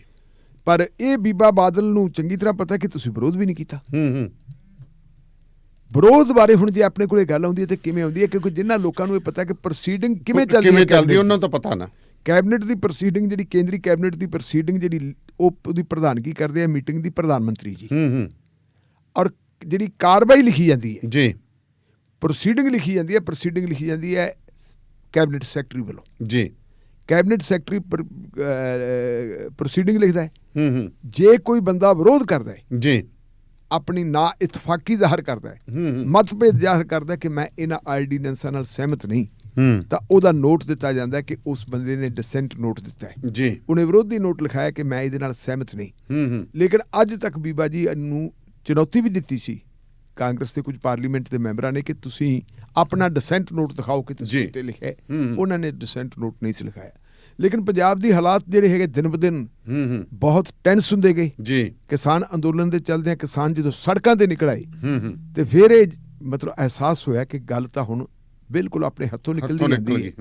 ਔਰ ਜਿੰਨਾ ਨੁਕਸਾਨ 2017 ਚ ਹੋਇਆ ਸੀ 22 ਦੇ ਵਿੱਚ ਵੀ ਹੋ ਸਕਦਾ ਹੈ ਜੇ ਆਪਾਂ NDA ਦਾ ਪੱਲਾ ਫੜ ਕੇ ਬੈਠੇ ਰਹੇ। ਤਾਂ ਅਚਨਚੇਤ ਸੁਖਬੀਰ ਸਿੰਘ ਬਾਦਲ ਅਕਾਲੀ ਦਲ ਦੇ ਪ੍ਰਧਾਨ ਉਹ ਐਲਾਨ ਕਰਦੇ ਕਿ ਹਰਸਿਮਰਤ ਕੌਰ ਬਾਦਲ ਅਸਤੀਫਾ ਦੇਣ ਦਾ ਫੈਸਲਾ ਲੈ ਚੁੱਕੇ ਤੇ ਉਹਨਾਂ ਨੇ ਫਿਰ ਜਿੱਦੇ ਪਾਰਲੀਮੈਂਟ ਦੇ ਵਿੱਚ ਲੋਕ ਸਭਾ ਦੇ ਵਿੱਚ ਇਹ ਬਿੱਲ ਇੰਟਰੋਡਿਊਸ ਕੀਤਾ ਜੀ, ਉਸ ਦਿਨ ਆ ਕੇ ਅਸਤੀਫਾ ਵੀ ਦੇ ਦਿੱਤਾ ਸੀ। ਇਹ ਕਹਿ ਦਿੱਤਾ ਸੀ ਕਿ ਮੇਰੀ ਮਾਤਾ ਜੀ ਬਿਮਾਰ ਹੈ, ਇਹਦੇ ਬਾਵਜੂਦ ਮੈਂ ਇੱਥੇ ਅਸਤੀਫਾ ਦੇਣ ਵਾਸਤੇ ਆਈ ਹਾਂ ਜੀ। ਤੇ ਪਾਰਲੀਮੈਂਟ ਦੇ ਵਿੱਚ ਐਡਰੈਸ ਕਰਦਿਆਂ ਸੁਖਬੀਰ ਸਿੰਘ ਬਾਦਲ ਨੇ ਕਹਿਤਾ ਸੀ ਅਸੀਂ NDA ਨਾਲੋਂ ਵੀ ਆਪਣਾ ਨਾਤਾ ਤੋੜ ਲਿਆ ਜੀ। ਆਪਾਂ ਇਸੇ ਪ੍ਰੋਗਰਾਮ ਦੇ ਵਿੱਚ ਪਹਿਲਾਂ ਦੱਸ ਚੁੱਕੇ ਹਾਂ ਕਿ ਅਕਾਲੀ ਦਲ ਦੇ ਅੰਦਰੋਂ ਵੀ ਪ੍ਰੈਸ਼ਰ ਸੀ ਕਿ ਇਹ ਜਿਹੜੀ ਹੈਗੀ ਹੈ ਸਾਨੂੰ NDA ਚੋਂ ਬਾਹਰ ਆ ਜਾਣਾ ਚਾਹੀਦਾ, ਇਹਨਾਂ ਕਾਨੂੰਨਾਂ ਦਾ ਵਿਰੋਧ ਕਰਨਾ ਚਾਹੀਦਾ। ਇਹ ਕਿਸਾਨੀ ਨਾਲ ਰਿਲੇਟਡ ਕਾਨੂੰਨ ਹੈ, ਨਹੀਂ ਤਾਂ ਸਾਡਾ ਬਹੁਤ ਜ਼ਿਆਦਾ ਨੁਕਸਾਨ ਹੋ ਜਾਊਗਾ ਜੀ। ਉਸ ਵੇਲੇ ਜਿਹੜੇ ਬੰਦੇ ਵਿਰੋਧ ਕਰਨ ਵਾਲੇ ਸੀ, ਸ਼ੁਰੂਆਤ ਜਗਮੀਤ ਬਰਾੜ ਨੇ ਕੀਤੀ ਸੀ ਕੋਰ ਕਮੇਟੀ ਦੀ ਮੀਟਿੰਗ ਦੇ ਵਿੱਚ, ਫਿਰ ਚੰਦੂ ਮਾਜਰਾ ਨੇ ਵੀ ਉਹਦੀ ਹਾਂ 'ਚ ਵਿੱਚ ਹਾਂ ਮਿਲਾਈ, ਔਰ ਉਹ ਤੋਂ ਬਾਅਦ ਬਲਵਿੰਦਰ ਸਿੰਘ ਭੂੰਦੜ ਨੇ ਵੀ ਕਿਹਾ ਕਿ ਹੁਣ ਇਹ ਸਾਡੇ ਨਾਲ ਬਹੁਤ ਹੋ ਚੁੱਕੀ ਹੈ, ਸਾਨੂੰ ਬਾਹਰ ਆ ਜਾਣਾ ਚਾਹੀਦਾ। ਕਿਉਂਕਿ ਬਲਵਿੰਦਰ ਸਿੰਘ ਭੂੰਦੜ ਪੰਜਾਬ ਤੋਂ ਬਾਹਰਲੇ ਮਾਮਲੇ ਵੀ ਦੇਖਦੇ ਹੈ ਜੀ। ਉਹਨਾਂ ਨੂੰ ਇਸ ਗੱਲ ਦਾ ਪਤਾ ਹੈ ਕਿ ਦਿੱਲੀ ਦੀਆਂ ਚੋਣਾਂ ਵੇਲੇ ਜੋ ਕੁਝ ਹੋਇਆ ਸੀ, ਅਕਾਲੀ ਦਲ ਦੇ ਨਾਲ ਮੀਟਿੰਗਾਂ ਕਰਦਿਆਂ ਨੇ ਜੀ ਮੀਟਿੰਗ ਕਰਦਿਆਂ ਤੁਹਾਨੂੰ ਅਸੀਂ ਕੁਝ ਸੀਟਾਂ ਛੱਡਦੇ ਤੇ ਉਦੋਂ ਪਤਾ ਲੱਗਿਆ ਜਦੋਂ ਉਹਨਾਂ ਨੇ ਸਾਰਾ ਕੁਝ ਐਲਾਨ ਕਰਤਾ ਸੀ। ਇੱਕ ਬਜ਼ੁਰਗ ਬੰਦਾ ਹੈ, ਅਕਾਲੀ ਦਲ ਦਾ ਵੱਡਾ ਲੀਡਰ ਹੈ, ਤੇ ਉਹਦੀ ਜਿਹੜੀ ਇਸ ਤਰ੍ਹਾਂ ਦੀ ਜਿਹੜੀ ਹੈਗੀ ਹੈ ਇਗਨੋਰ ਕੀਤਾ ਇਗਨੋਰ ਕੀਤਾ। ਉਹ ਬੰਦਾ ਉਹਨੂੰ ਕਿਵੇਂ ਚੰਗਾ ਸਮਝੂ, ਉਹਨੂੰ ਪਤਾ ਸੀ ਇਸ ਗੱਲ ਦਾ ਕਿ ਜੀ ਆਪਾਂ ਇਹ ਵਾਪਸ ਲੈ ਲਈਏ। ਪਤਾ ਲੱਗਿਆ ਕਿ ਕੈਬਨਿਟ ਕਮੇਟੀ ਆਪਣੀ ਕੋਰ ਕਮੇਟੀ ਦੀ ਮੀਟਿੰਗ ਫੈਸਲਾ ਵੀ ਹੋ ਗਿਆ ਸੀ ਕਿ ਬੀਬਾ ਜੀ ਅਸਤੀਫਾ ਦੇਣਗੇ, ਪਰ ਅਸਤੀਫਾ ਦਿੱਤਾ ਨਹੀਂ ਗਿਆ ਸੀ। ਫਿਰ ਆਪਾਂ ਦੇਖੀਏ ਤਾਂ ਦਾਨੇਲੀਆ ਸਾਹਿਬ ਜਿਹੜੇ ਟੀਵੀ ਚੈਨਲਾਂ ਦੇ ਉੱਤੇ ਆ ਕੇ ਇਹਨਾਂ ਦੇ ਪੈਨਲਿਸਟ ਆਉਂਦੇ ਜੀ, ਉਹ ਪੈਨਲਿਸਟ ਟੀਵੀ ਚੈਨਲਾਂ ਦੇ ਉੱਤੇ ਆ ਕੇ ਇਹਨਾਂ ਕਾਨੂੰਨਾਂ ਨੂੰ ਡਿਫੈਂਡ ਬਹੁਤ ਠੋਕ ਕੇ ਡਿਫੈਂਡ ਕਰਦੇ ਰਹੇ। ਬੀਬਾ ਜੀ ਵੀ ਡਿਫੈਂਡ ਕਰਦੇ ਰਹੇ। ਬੀਬਾ ਜੀ ਤਾਂ ਕਹਿੰਦੇ ਰਹੇ ਕਿ ਕਾਨੂੰਨ ਬਹੁਤ ਵਧੀਆ, ਇਹ ਤਾਂ ਕਿਸਾਨਾਂ ਨੂੰ ਭਰਮਾਇਆ ਜਾ ਰਿਹਾ ਹੈ, ਭਰਮ ਚ ਪਾਇਆ ਜਾ ਰਿਹਾ ਹੈ। ਸੁਖਬੀਰ ਸਿੰਘ ਬਾਦਲ ਨੇ ਤਾਂ ਚੰਡੀਗੜ੍ਹ ਚ ਇੱਕ ਚਿੱਠੀ ਵੀ ਦਿਖਾਤੀ ਸੀ ਹਾਂ ਵੀ ਆਹ ਦੇਖੋ ਜੀ, ਮੈਨੂੰ ਤੋਮਰ ਸਾਹਿਬ ਨੇ ਲਿਖ ਕੇ ਦੇ ਦਿੱਤਾ ਤੇ MSP ਰਹੂਗਾ। ਤੇ ਰਹਿੰਦੀ ਖੂਨ ਦੀ ਕਸਰ ਉਦੋਂ ਪੂਰੀ ਹੋ ਗਈ ਜਦੋਂ ਵੱਡੇ ਬਾਦਲ ਸਾਹਿਬ ਨੂੰ ਵੀ ਕੈਮਰੇ ਦੇ ਸਾਹਮਣੇ ਲਿਆ ਕੇ ਤੇ ਉਹਨਾਂ ਦੀ ਵੀਡੀਓ ਬਣਾ ਕੇ ਨਸ਼ਰ ਕਰਤਾ, ਜਿਹਦੇ ਵਿੱਚ ਉਹਨਾਂ ਨੇ ਕਿਹਾ ਸੀ ਜੀ ਕਾਨੂੰਨ ਬਹੁਤ ਵਧੀਆ ਹੈ ਤੇ ਆਪਾਂ ਇਹ MSP ਦਾ ਜਿਹੜਾ ਹੈਗਾ ਸ਼ੁਰੂਆਤ ਕਰਵਾਈ ਸੀ ਜੀ ਤੇ ਜਿੰਨੀ ਦੇਰ ਤੱਕ ਅਕਾਲੀ ਦਲ ਉਨੀ ਦੇਰ ਤੱਕ ਇਹ MSP ਰਹੂਗੇ। ਇਹ ਸਾਰਾ ਕੁਝ ਲੋਕਾਂ ਨੇ ਦੇਖਿਆ। ਹੁਣ ਕਿਉਂਕਿ ਹਾਲਾਤ ਬਦਲ ਗਏ ਜੀ, NDA ਤੋਂ ਬਾਹਰ ਆ ਗਏ ਤੇ ਕੱਲ ਫਿਰ ਪੈਂਤੜਾ ਵੀ ਬਦਲਣਾ ਪਿਆ। ਅੱਛਾ ਜੀ, ਜਿਹੜੇ ਕਾਨੂੰਨਾਂ ਨੂੰ ਡਿਫੈਂਡ ਕਰਦੇ ਹੁੰਦੇ ਸੀ ਬੀਬੀ ਜੀ, ਕੱਲ ਉਹਨਾਂ ਨੇ ਡਟ ਕੇ ਉਹਦੀ ਮੁਖਾਲਫਤ ਕੀਤੀ ਜੀ। ਮੈਂ ਜਦੋਂ ਇੱਧਰ ਆ ਰਿਹਾ ਸੀ ਤੇ ਉਸ ਵੇਲੇ ਅਮਰੀਕਾ ਚੋਂ ਇੱਕ ਸੱਜਣ ਦਾ ਮੈਨੂੰ ਫੋਨ ਆਇਆ, ਕਹਿੰਦਾ ਜੀ ਬੀਬਾ ਜੀ ਨੇ ਤਾਂ ਬਾਹਲਾ ਜ਼ੋਰ ਲਾਇਆ, ਬੜਾ ਜ਼ੋਰ ਲਾਇਆ, ਤੁਸੀਂ ਇਹਦਾ ਨੋਟਿਸ ਤਾਂ ਜ਼ਰੂਰ ਲਿਓ। ਮੈਂ ਕਿਹਾ ਜੀ ਉਹ ਤਾਂ ਚਲੋ ਅਸੀਂ ਖਬਰਾਂ ਤੇ ਗੱਲ ਕਰਨੀ ਹੈ, ਬਿਲਕੁਲ ਜੀ, ਅਸੀਂ ਕੋਈ ਵਿਰੋਧਤਾ ਦੇ ਵਿੱਚ ਨਹੀਂ ਲੈਣੀ, ਉਹ ਤਾਂ ਗੱਲ ਕਰਨੀ ਇੱਕ ਬਤੌਰ ਪੱਤਰਕਾਰਤਾ ਦੇ ਜਿਹੜੀ ਸਾਡੀ ਲੋੜ ਹੈਗੀ ਉਹ ਅਸੀਂ ਲੋਕਾਂ ਨੂੰ ਦੱਸਾਂਗੇ। ਜਿਹੜੀ ਲੋਕਾਂ ਦੀ ਲੋੜ ਹੈ ਉਹਨਾਂ ਨੂੰ ਇਹਦੀ ਸੂਚਨਾ ਦੇਵਾਂਗੇ। ਹੁਣ ਵੱਡਾ ਸਵਾਲ ਇਹ ਪੈਦਾ ਹੁੰਦਾ ਹੈ ਕਿ ਜਿੰਨੀ ਸ਼ਿੱਦਤ ਦੇ ਨਾਲ ਜਿੰਨਾ ਜ਼ੋਰ ਲਾ ਕੇ ਹਮਾਇਤ ਕੀਤੀ ਜਾਂਦੀ ਸੀ, ਓਨਾ ਹੀ ਜ਼ੋਰ ਲਾ ਕੇ ਉਹਦਾ ਵਿਰੋਧ ਕੀਤਾ ਜਾ ਰਿਹਾ। ਇਹ ਮਾਮਲਾ ਸੋਸ਼ਲ ਮੀਡੀਆ ਤੇ ਵੀ ਪੂਰਾ ਚਰਚਾ ਚੱਲਿਆ ਹੋਇਆ। ਸੋਸ਼ਲ ਮੀਡੀਆ ਦੇ ਉੱਤੇ ਵੈਸੇ ਮੈਂ ਤਾਂ ਕਮੈਂਟਾਂ ਦੇ ਵਿੱਚ ਬਹੁਤਾ ਵਿਸ਼ਵਾਸ ਨਹੀਂ ਰੱਖਦਾ ਜੀ, ਕਿਉਂਕਿ ਸੋਸ਼ਲ ਮੀਡੀਆ ਦੇ ਜਿਹੜੇ ਕਮੈਂਟ ਹੁੰਦੇ ਹੈ ਉਹ ਕਮੈਂਟ ਕਈ ਵਾਰੀ ਕਿਰਾਏ ਦੇ ਹੁੰਦੇ। ਹਾਂਜੀ ਬਿਲਕੁਲ। ਉਹ ਰੁਪਈਆ 2 ਰੁਪਈਏ ਜਿਹੜੇ ਹੁੰਦੇ ਨਾ ਉਹ ਦਿੱਤੇ ਹੁੰਦੇ ਕਿ ਤੁਸੀਂ ਇਹਦੇ ਤੇ ਆਹ ਲਿਖਣਾ ਤੇ ਆਹ ਲਿਖਣਾ, ਬੰਦੇ ਉਹ ਕਰੀ ਜਾਂਦੇ। ਵਾਕਈ ਜੇ ਆਪਣੇ ਕੋਲ ਤਜਰਬਾ ਹੈ ਕਿ ਜਿਨ੍ਹਾਂ ਦੇ ਹੱਕ ਵਿੱਚ ਸੋਸ਼ਲ ਮੀਡੀਆ ਹੁੰਦਾ ਹੈ ਜੀ, ਜੇ ਆਪਾਂ ਦੇਖੀਏ ਤਾਂ ਸੋਸ਼ਲ ਮੀਡੀਆ ਪੰਜਾਬ 'ਚ 2017 ਵੇਲੇ ਆਪ ਦੇ ਹੱਕ ਵਿੱਚ ਬੜਾ ਐਕਟਿਵ ਸੀ, ਬਹੁਤ ਸੀ। ਪਰ ਜਿੰਨਾ ਉਹ ਐਕਟਿਵ ਸੀ ਸਰਕਾਰਾਂ ਨਹੀਂ ਨਾ ਬਣਦੀਆਂ ਹੁੰਦੀਆਂ, ਕਾਰਗੁਜ਼ਾਰੀ ਉਹਦੇ ਮੁਕਾਬਲਤਾ ਨਹੀਂ ਸੀ। ਆਪਾਂ ਪਹਿਲਾਂ ਹੀ ਇਹ ਗੱਲ ਕਹਿੰਦੇ ਰਹੇ ਕਿ ਬਹੁਤ ਸਾਰੇ ਲੋਕ ਉਹ ਹੈ ਜਿਨ੍ਹਾਂ ਦੇ ਅਪਰੋਚ ਦੇ ਵਿੱਚ ਹੀ ਹੈ ਨਹੀਂ। ਇਹ ਡਿਜੀਟਲ ਮੀਡੀਆ ਉਹਨਾਂ ਦੀ ਅਪਰੋਚ ਦੇ ਵਿੱਚ ਹੀ ਹੈ ਨਹੀਂ, ਉਹਨਾਂ ਕੋਲ ਹੈ ਨਹੀਂ ਇਹ ਸਾਧਨ ਹੈ ਨਹੀਂ, ਸਮਾਰਟਫੋਨ ਹੈ ਨਹੀਂ ਜੀ। ਉਹਨਾਂ ਨੂੰ ਕੀ ਪਤਾ ਜਿਹੜੇ ਲੋਕ ਆਟੇ ਦਾਲ ਦੇ ਉੱਤੇ ਨਿਰਭਰ ਹੈ, ਉਹਨਾਂ ਨੂੰ ਜਿਹੜੀ ਹੈਗੀ ਹੈ ਉਹਨਾਂ ਦੇ ਢਿੱਡ ਦੀ ਅੱਗ ਹੈ ਜਿਹੜੀ ਉਹ ਮਜਬੂਰ ਕਰਦੀ ਹੈ ਕਿ ਉਹ ਵੋਟਾਂ ਆਪਦੀ ਮਰਜ਼ੀ ਨਾਲ ਨਾ ਪਾਉਣ, ਉਹ ਕਿਸੇ ਹੋਰ ਦੀ ਮਰਜ਼ੀ ਨਾਲ ਪਾਉਣ।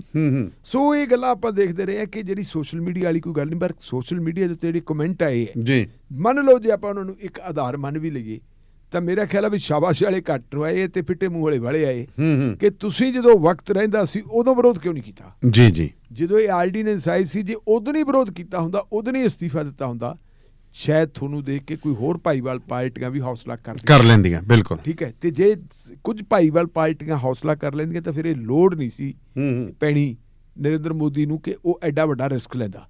ਕਿਉਂਕਿ ਅੱਜ ਜਿਹੜਾ ਹੈਗਾ ਖਤਰਾ, ਜਿਹੜਾ ਤੁਸੀਂ ਖਤਰਾ ਭਾਂਪ ਲਿਆ ਕਿ ਤੁਸੀਂ ਹੋਰ ਜ਼ਿਆਦਾ ਨੁਕਸਾਨ ਹੋਣ ਤੋਂ ਪਹਿਲਾਂ ਅਸਤੀਫਾ ਦਿੱਤਾ ਸੀ, ਉਹ ਖਤਰਾ ਜਿਹੜਾ ਹੁਣ ਮੋਦੀ ਸਾਹਿਬ ਨੇ ਵੀ ਭਾਂਪ ਲਿਆ ਕਿ ਗੱਲ ਤਾਂ ਬਹੁਤ ਦੂਰ ਗਈ ਜੀ। ਇਸੇ ਕਰਕੇ ਮੋਦੀ ਸਾਹਿਬ ਹੁਣ ਇਹ ਵੀ ਗੱਲ ਕਹਿੰਦੇ ਜੀ ਕੋਈ ਨਹੀਂ ਜੀ, ਆਪਾਂ ਵਿਚਾਰ ਕਰਨ ਨੂੰ ਤਿਆਰ ਹਾਂ, ਤੁਸੀਂ ਅੰਦੋਲਨ ਵਾਪਸ ਲਓ। ਹਾਂ, ਪਰ ਅੰਦੋਲਨ ਹੁਣ ਵਾਪਸ ਜਿੱਥੇ ਪਹੁੰਚ ਕੇ ਗੱਲ, ਉਹ ਅੰਦੋਲਨ ਵਾਪਸ ਲੈਣ ਵਾਲੀ ਗੱਲ ਹੈ ਨਹੀਂ। ਬਿਲਕੁਲ। ਜੇਕਰ ਤੁਸੀਂ ਵੀ ਆਪਣੇ ਵਿਚਾਰ ਸਾਡੇ ਨਾਲ ਸਾਂਝੇ ਕਰਨਾ ਚਾਹੁੰਦੇ ਤਾਂ 92-164-10666 ਤੇ 98-149-10666 ਦੇ ਉੱਤੇ ਕਾਲ ਕਰ ਸਕਦੇ ਹੋ। ਪ੍ਰੋਗਰਾਮ ਸ਼ਮਾਦਾਨ ਬਾਦਸਤੂਰ ਜਾਰੀ ਹੈ ਜੀ। ਢਿੱਲੋਂ ਸਾਹਿਬ, ਹੁਣ ਗੱਲ ਕਰੀਏ ਤਾਂ ਨਗਰ ਕੌਂਸਲ ਚੋਣਾਂ ਆ ਗਈਆਂ ਨੇ, ਬਹੁਤ ਵੱਡਾ ਵਿਰੋਧ BJP ਨੂੰ ਹੀ ਝੱਲਣਾ ਪੈ ਰਿਹਾ, ਪਰ ਕਿਤੇ ਨਾ ਕਿਤੇ ਅਕਾਲੀ ਦਲ ਪ੍ਰਤੀ ਨਰਮ ਰਵੱਈਆ ਜਿਹੜਾ ਹੈਗਾ ਉਹ ਕਿਸਾਨਾਂ ਦਾ ਹੈ। ਦੇਖੋ, ਕਿਸਾਨਾਂ ਦਾ ਨਰਮ ਰਵੱਈਆ ਇਹ ਹੈ ਕਿ ਉਹ ਅਕਾਲੀ ਦਲ ਦਾ ਵਿਰੋਧ ਨਹੀਂ ਕਰਦੇ ਜੀ, ਕਿ ਕਿਸਾਨਾਂ ਦੀ ਇੱਕ ਮੰਗ ਪੂਰੀ ਹੋ ਗਈ। ਕਿਸਾਨਾਂ ਨੇ ਫੈਸਲਾ ਇਹ ਕੀਤਾ ਸੀ ਕਿ ਜਿਹੜੀ ਵੀ ਕੋਈ ਪੋਲੀਟੀਕਲ ਪਾਰਟੀ, ਜਿਹੜਾ ਵੀ ਕੋਈ political leader Bharatiya Janata party ਦੀ ਹਮਾਇਤ ਕਰੂਗਾ, ਅਸੀਂ ਉਹਦਾ ਵਿਰੋਧ ਕਰਾਂਗੇ, ਅਸੀਂ ਉਹਦਾ ਘਿਰਾਓ ਕਰਾਂਗੇ, ਉਹਦੇ ਘਰ ਦਾ ਘਿਰਾਓ ਕਰਾਂਗੇ, ਵਗੈਰਾ ਵਗੈਰਾ। ਉਹਨਾਂ ਨੇ ਇਹ ਗੱਲ ਕਹੀ ਸੀ। ਜਦੋਂ ਅਕਾਲੀ ਦਲ ਭਾਰਤੀ ਜਨਤਾ ਪਾਰਟੀ ਨੂੰ ਅਲੱਗਾ ਹੋ ਚੁੱਕਾ ਹੈ ਜੀ, ਉਹਨਾਂ ਨੇ ਅਸਤੀਫਾ ਦੇ ਦਿੱਤਾ ਹੈ, ਤਾਂ ਹੁਣ ਅਸੀਂ ਇਹ ਨਹੀਂ ਕਹਿ ਸਕਦੇ ਕਿ ਉਹ ਉਹਨਾਂ ਦੇ ਨਾਲ ਦੇ। ਅੰਦਰੋਂ ਭਾਵੇਂ ਕੁਝ ਵੀ ਹੋਵੇ, ਬਾਹਰੋਂ ਨਹੀਂ ਜਾਪਦੇ ਕਿ ਨਾਲ ਦੇ, ਤੇ ਫਿਰ ਅਕਾਲੀ ਦਲ ਦਾ ਵਿਰੋਧ ਕਿਉਂ ਕੀਤਾ ਜਾਵੇ? ਇਲੈਕਸ਼ਨ ਤਾਂ ਕਾਂਗਰਸ ਵੀ ਲੜਦੀ ਹੈ, ਕਾਂਗਰਸ ਦਾ ਵਿਰੋਧ ਨਹੀਂ ਹੁੰਦਾ। ਵਿਰੋਧ ਸਿਰਫ ਤੇ ਸਿਰਫ ਭਾਰਤੀ ਜਨਤਾ ਪਾਰਟੀ ਦਾ ਹੁੰਦਾ ਹੈ, ਕਿਉਂਕਿ ਕਿਸਾਨ ਇਹ ਸਮਝਦੇ ਹੈ ਜੀ ਕਿ ਇਹ ਕਾਨੂੰਨ ਭਾਰਤੀ ਜਨਤਾ ਪਾਰਟੀ ਨੇ ਬਣਾਏ ਔਰ ਭਾਰਤੀ ਜਨਤਾ ਪਾਰਟੀ ਨੂੰ ਸਬਕ ਸਿਖਾਉਣ ਲਈ ਜ਼ਰੂਰੀ ਹੈ। ਇਹ ਜ਼ਰੂਰੀ ਹੈ ਕਿ ਉਹਨਾਂ ਨੂੰ ਪਤਾ ਲੱਗੇ ਕਿ ਕਿਸਾਨ ਜਗਤ ਜਿਹੜਾ ਹੈਗਾ ਉਹਨਾਂ ਦੇ ਖਿਲਾਫ ਹੈ ਔਰ ਖਿਲਾਫਤ ਦਾ ਉਹਨਾਂ ਦੇ ਕੋਲੇ ਤਰੀਕਾਕਾਰ ਇਹੀ ਹੈ ਕਿ ਘਿਰਾਓ ਕਰ ਲਓ। ਉਹ ਕੋਈ ਕੁੱਟਮਾਰ ਨਹੀਂ ਗੱਲ ਨਹੀਂ ਕਰਨੀ। ਕੁਝ ਇੱਕ ਥਾਵਾਂ ਤੇ ਘਟਨਾਵਾਂ ਵਾਪਰੀਆਂ ਸੀ। ਅਸ਼ਵਨੀ ਸ਼ਰਮਾ ਜਦੋਂ ਪਹਿਲਾਂ ਇੱਕ ਵਾਰੀ ਜਲੰਧਰ ਤੋਂ ਵਾਪਸ ਜਾ ਰਿਹਾ ਸੀ ਕਿਸੇ ਟੋਲ ਪਲਾਜ਼ਾ ਤੇ ਉੱਥੇ ਥੋੜੀ ਬਹੁਤੀ ਛੇੜਛਾੜ ਹੋਈ ਸੀ। ਤੀਕਸ਼ਣ ਸੂਦ ਹੈ ਕਿ ਕਿਹੜਾ ਇਹਨਾਂ ਦਾ ਇੱਕ ਲੀਡਰ ਹੈ, ਉਹਦੇ ਘਰ ਗੋਹੇ ਦੀ ਟਰਾਲੀ ਵੀ ਕੋਈ ਲਾਹ ਆਇਆ ਸੀ ਘਰ ਦੇ ਅੱਗੇ, ਉਹਦਾ ਵੀ ਵਿਰੋਧ ਹੋਇਆ ਸੀ। ਲੇਕਿਨ ਬਾਕੀ ਥਾਵਾਂ ਦੇ ਉੱਤੇ ਕਿਸਾਨ ਜਾਂਦੇ ਤੇ ਪੁਰ ਅਮਨ ਵਿਰੋਧ ਕਰਦੇ ਜੀ। ਇਹ ਕੁਛ ਕੱਲ ਜਿਹੜਾ ਹੋਇਆ ਉਹ ਫਿਰੋਜ਼ਪੁਰ ਦੇ ਵਿੱਚ ਹੋਇਆ। ਫਿਰੋਜ਼ਪੁਰ ਦੇ ਵਿੱਚ ਅਸ਼ਵਨੀ ਸ਼ਰਮਾ ਹੋਰਾਂ ਨੇ ਕਹਿ ਦਿੱਤਾ ਕਿ ਜੀ ਮੈਂ ਆ ਰਿਹਾ ਜੀ ਤੇ ਮੈਂ ਉੱਥੇ ਆ ਕੇ ਜਿਹੜੀਆਂ ਮਿਊਨਿਸਪਲ ਕਮੇਟੀ ਦੀਆਂ ਚੋਣਾਂ ਹੈ ਉਹਨਾਂ ਦੇ ਵਾਸਤੇ ਪ੍ਰਚਾਰ ਪ੍ਰਸਾਰ ਕਰਨਾ। ਮੈਂ ਲੋਕਾਂ ਨੂੰ ਪ੍ਰੇਰਨਾ ਵੀ ਤੁਸੀਂ ਸਾਡੇ ਹੱਕ ਵਿੱਚ ਆਓ ਜੀ। ਹਾਲਤ ਕੀ ਹੈ? ਹਾਲਤ ਭਾਰਤੀ ਜਨਤਾ ਪਾਰਟੀ ਦੀ ਬੜੀ ਮਾੜੀ ਹੈ ਜੀ। ਅੱਜ ਕੈਪਟਨ ਅਮਰਿੰਦਰ ਦਾ ਇੱਕ ਬਿਆਨ ਲੱਗਿਆ ਅਖਬਾਰਾਂ ਦੇ ਵਿੱਚ। ਉਹਨੇ ਕਿਹਾ ਕਿ 50% ਸੀਟਾਂ ਦੇ ਉੱਤੇ ਜੀ ਭਾਰਤੀ ਜਨਤਾ ਪਾਰਟੀ ਆਪਣੇ ਉਮੀਦਵਾਰ ਹੀ ਨਹੀਂ ਖੜੇ ਕਰ ਸਕੀ। ਕੁਝ ਸੀਟਾਂ ਤਾਂ ਅਜਿਹੀਆਂ ਜਿੱਥੇ ਭਾਰਤੀ ਜਨਤਾ ਪਾਰਟੀ ਦੇ ਅਹੁਦੇਦਾਰਾਂ ਨੂੰ ਟਿਕਟਾਂ ਵੀ ਮਿਲ ਗਈਆਂ, ਉਹ ਹੋਰ ਨਿਸ਼ਾਨ ਲੈ ਗਏ, ਪਰ ਉਹਨਾਂ ਨੇ ਜਿਹੜਾ ਅਸਲੀ ਪਾਰਟੀ ਦਾ ਅਧਿਕਾਰਤ ਨਿਸ਼ਾਨ ਲੈਣ ਦੀ ਬਜਾਏ ਆਜ਼ਾਦ ਉਮੀਦਵਾਰਾਂ ਵਾਲਾ ਨਿਸ਼ਾਨ ਲੈ ਲਿਆ। ਕਿਉਂ ਲੈ ਲਿਆ? ਕਿ ਸਾਡਾ ਵਿਰੋਧ ਨਾ ਹੋਵੇ ਤੇ ਅਸੀਂ MC ਵੀ ਬਣ ਜਾਈਏ, ਕਾਉਂਸਲਰ ਅਸੀਂ ਜ਼ਰੂਰ ਬਣ ਜਾਈਏ। ਇਹ ਚੀਜ਼ਾਂ ਵੀ ਹੋਈਆਂ। ਅਮਰਿੰਦਰ ਸਿੰਘ ਨੇ ਆਪਣੇ ਬਿਆਨ ਦੇ ਵਿੱਚ ਇਹ ਗੱਲ ਵੀ ਕਹੀ ਹੈ ਵੀ ਕਿਉਂਕਿ ਕਿਸਾਨਾਂ ਦੇ ਨਾਲ ਪੰਗਾ ਲੈ ਲਿਆ, ਕਿਸਾਨਾਂ ਦੇ ਪੰਗੇ ਤੋਂ ਇਲਾਵਾ ਇਹ ਜਿਹੜੇ ਕਾਲੇ ਕਾਨੂੰਨ ਹੈ ਇਹਨਾਂ ਦਾ ਅਸਰ ਆਮ ਲੋਕਾਂ ਤੇ ਵੀ ਹੋਣਾ ਹੈ ਜੀ। ਇਸ ਲਈ ਆਮ ਲੋਕ ਵੀ ਇਹਦਾ ਵਿਰੋਧ ਕਰਦੇ।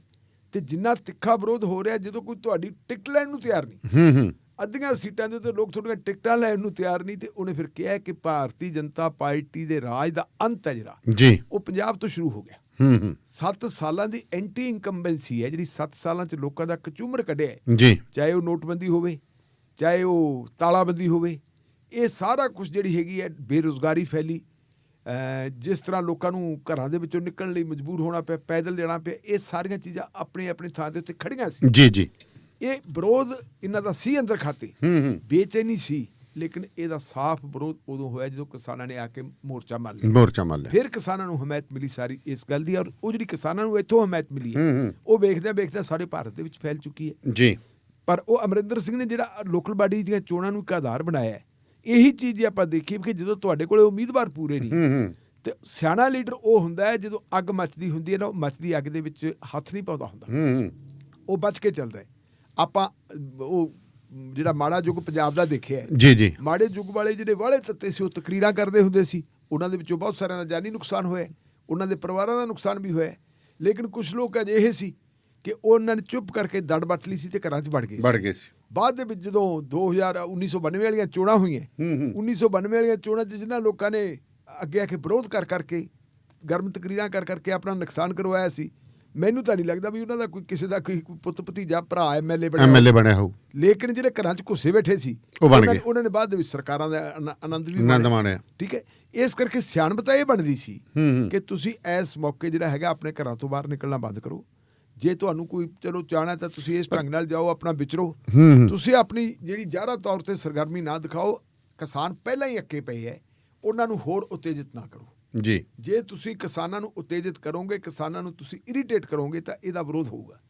ਹੁਣ ਜਿੱਥੇ ਵੀ ਕਿਸਾਨ, ਜਿੱਥੇ ਵੀ ਬੀਜੇਪੀ ਦੇ ਲੀਡਰ ਜਾਂਦੇ ਆ, ਕਿਸਾਨ ਉਹਨਾਂ ਦਾ ਵਿਰੋਧ ਕਰਦੇ ਜੀ ਜੀ। ਅਸ਼ਵਨੀ ਸ਼ਰਮਾ ਦਾ ਵਿਰੋਧ ਹੋਇਆ ਔਰ ਬੜਾ ਤਕੜਾ ਵਿਰੋਧ ਹੋਇਆ ਜੀ।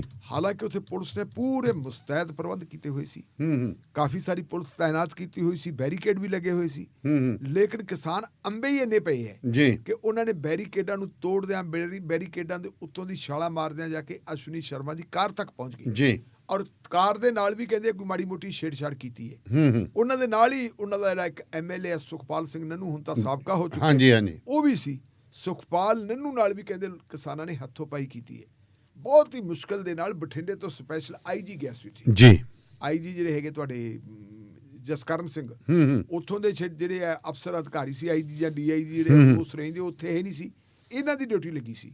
ਇਹਨੇ ਜਾ ਕੇ ਫੋਰਸ ਲੈ ਕੇ ਬੜੀ ਮੁਸ਼ਕਲ ਦੇ ਨਾਲ ਉੱਥੋਂ ਉਹਨੂੰ ਕੱਢ ਕੇ ਤੇ ਫਿਰ ਉਹਨੂੰ ਬਾਹਰ ਲੈ ਕੇ, ਫਿਰ ਜਿਹੜੀ ਹੈਗੀ ਹੈ ਅਸ਼ਵਨੀ ਸ਼ਰਮਾ ਜੀ ਬਠਿੰਡੇ ਆਉਂਦੇ, ਬਠਿੰਡੇ ਐਲਾਨ ਕਰਤਾ, ਇਹਦੇ ਵਿੱਚ ਜਾਣ ਕੇ ਪੱਖੀਆਂ ਚੱਲਦੇ ਫਿਰਦੇ ਨਾ ਅੱਗ ਨੂੰ। ਨਹੀਂ, ਬਠਿੰਡੇ ਐਲਾਨ ਕਰਤਾ ਜੀ ਛਾਬੜਾ ਪੈਲੇਸ ਜਾਵਾਂਗੇ, ਕਿਸਾਨ ਉਧਰ ਨੂੰ ਤੁਰ ਪਏ।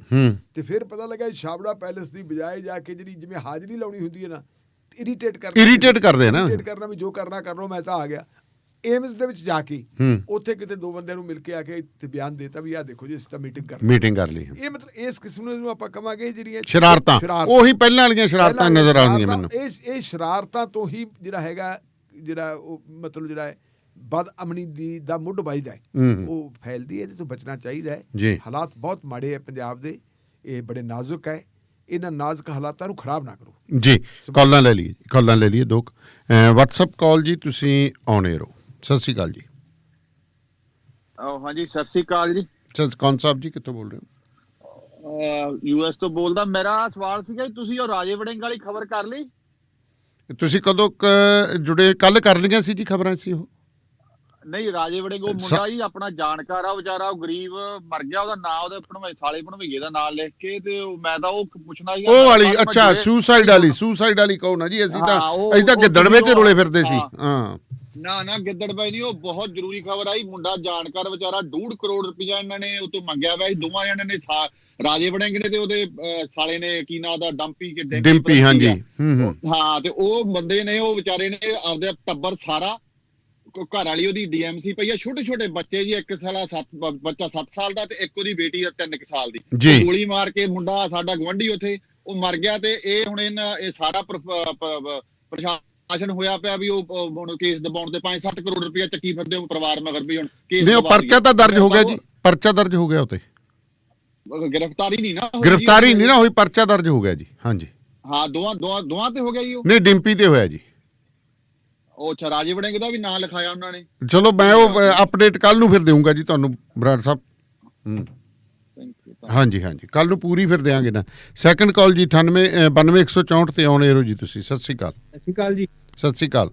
ਅੰਗਰੇਜ਼ ਸਿੰਘ ਬੋਲਦਾ ਜੀ, ਉਹਦੇ ਘਰ ਮੁਕਤਸਰ ਤੋਂ ਜੀ। ਅੰਗਰੇਜ਼ ਜੀ ਬਾਈ ਜੀ, ਟੌਪਿਕ ਥੋੜਾ ਹੋਰ ਚੱਲੇ। ਮੈਂ ਤਾਂ ਤੁਹਾਨੂੰ ਇਹ ਚਾਹੁੰਦਾ ਸੀ, ਥੋੜਾ ਜਿਹਾ ਢਿੱਲੋਂ ਸਾਹਿਬ ਵੀ ਪੁੱਛਣਾ ਚਾਹੁੰਦਾ ਸੀਗਾ ਜੀ। ਜਿਵੇਂ ਹੁਣ ਨੈਕਸਟ ਟਾਈਮ ਕਿਤੇ ਕਿਸਾਨਾਂ ਦੀ ਗੱਲ ਹੁੰਦੀ ਆ ਆਪਣੇ ਉਹਨਾਂ ਨਾਲ, ਸੈਂਟਰ ਗਵਰਨਮੈਂਟ ਨਾਲ, ਜਿਵੇਂ ਜੀ ਤਾਂ ਵੀ ਮਤਲਬ ਫਿਲਮਾਂ ਇਹ ਲਾਈਵ ਨਹੀਂ ਹੋ ਸਕਦਾ ਵੀ ਕੌਣ ਕੀ ਬੋਲਦਾ, ਕੀ ਆਪਣਾ ਪੱਖ ਰੱਖਦੇ, ਕਿ ਹਿਸਾਬ ਨਾਲ ਇਹ ਮੰਗ ਕਿਸਾਨ ਰੱਖਣ ਵੀ ਅਸੀਂ ਲਾਈਵ ਹੀ ਗੱਲ ਕਰਨੀ ਚਾਹੁੰਦੇ ਆ ਕਿ ਸਾਰਿਆਂ ਨੂੰ ਪਤਾ ਹੀ ਲੱਗ ਜੇ ਵੀ, ਕਿਉਂਕਿ ਇੰਟਰਨੈਟ ਤਾਂ ਬੰਦ ਕਰੀ ਬੈਠੇ ਆ, ਹੋਰ ਕੋਈ ਸੋਰਸ ਹੈ ਨਹੀਂ ਕਿ ਵੀ ਅੰਦਰ ਕੀ ਗੱਲ ਹੁੰਦੀ ਹੈ, ਕਿਵੇਂ ਸਿਸਟਮ। ਜੇ ਢਿੱਲੋਂ ਸਾਹਿਬ ਤੋਂ ਪੁੱਛਣਾ ਚਾਹੁੰਦਾ ਜੀ। ਢਿੱਲੋਂ ਸਾਹਿਬ ਵੈਸੇ ਹਾਲਾਤ ਤਾਂ ਇਹ ਮੰਗ ਕਰਦੇ ਆ ਕਿ ਬਿਲਕੁਲ ਜਿਹੜੀ ਇਹਦੀ ਰਿਕਾਰਡਿੰਗ ਹੋਣੀ ਚਾਹੀਦੀ ਹੈ, ਲਾਈਵ ਹੋਣੀ ਚਾਹੀਦੀ ਹੈ, ਇਹਦੇ ਵਿੱਚ ਪਾਰਦਰਸ਼ਤਾ ਹੋਣੀ ਜ਼ਰੂਰੀ ਹੈ। ਜੀ ਕਿਉਂਕਿ ਜਿਹੜੀਆਂ ਗੱਲਾਂ ਕਾਲੇ ਕਾਨੂੰਨ ਹੈ ਕਿ ਨਹੀਂ ਹੈ, ਪਾਰਲੀਮੈਂਟ ਦੇ ਵਿੱਚ ਆ ਕੇ ਕਹਿੰਦੇ ਆ ਤੋਮਰ ਸਾਹਿਬ ਖੇਤੀਬਾੜੀ ਮੰਤਰੀ ਕਿ ਕਾਨੂੰਨਾਂ ਦੇ ਵਿੱਚ ਕਾਲਾਪਣ ਕੀ ਹੈ, ਮੈਨੂੰ ਕਾਲਾਪਣ ਦੱਸੋ ਜੀ। ਤੇ ਉੱਥੇ ਪਾਰਲੀਮੈਂਟ ਦੇ ਮੈਂਬਰਾਂ ਨੇ ਕੁਛ ਨੇ ਕਿਹਾ ਵੀ ਹੈ ਕਿ ਉਹਦਾ ਚਿੱਟਾਪਣ ਦਿਖਾ ਦਿਓ, ਚਿੱਟਾਪਣ ਉਹਦੇ ਵਿੱਚ ਕੀ ਹੈ।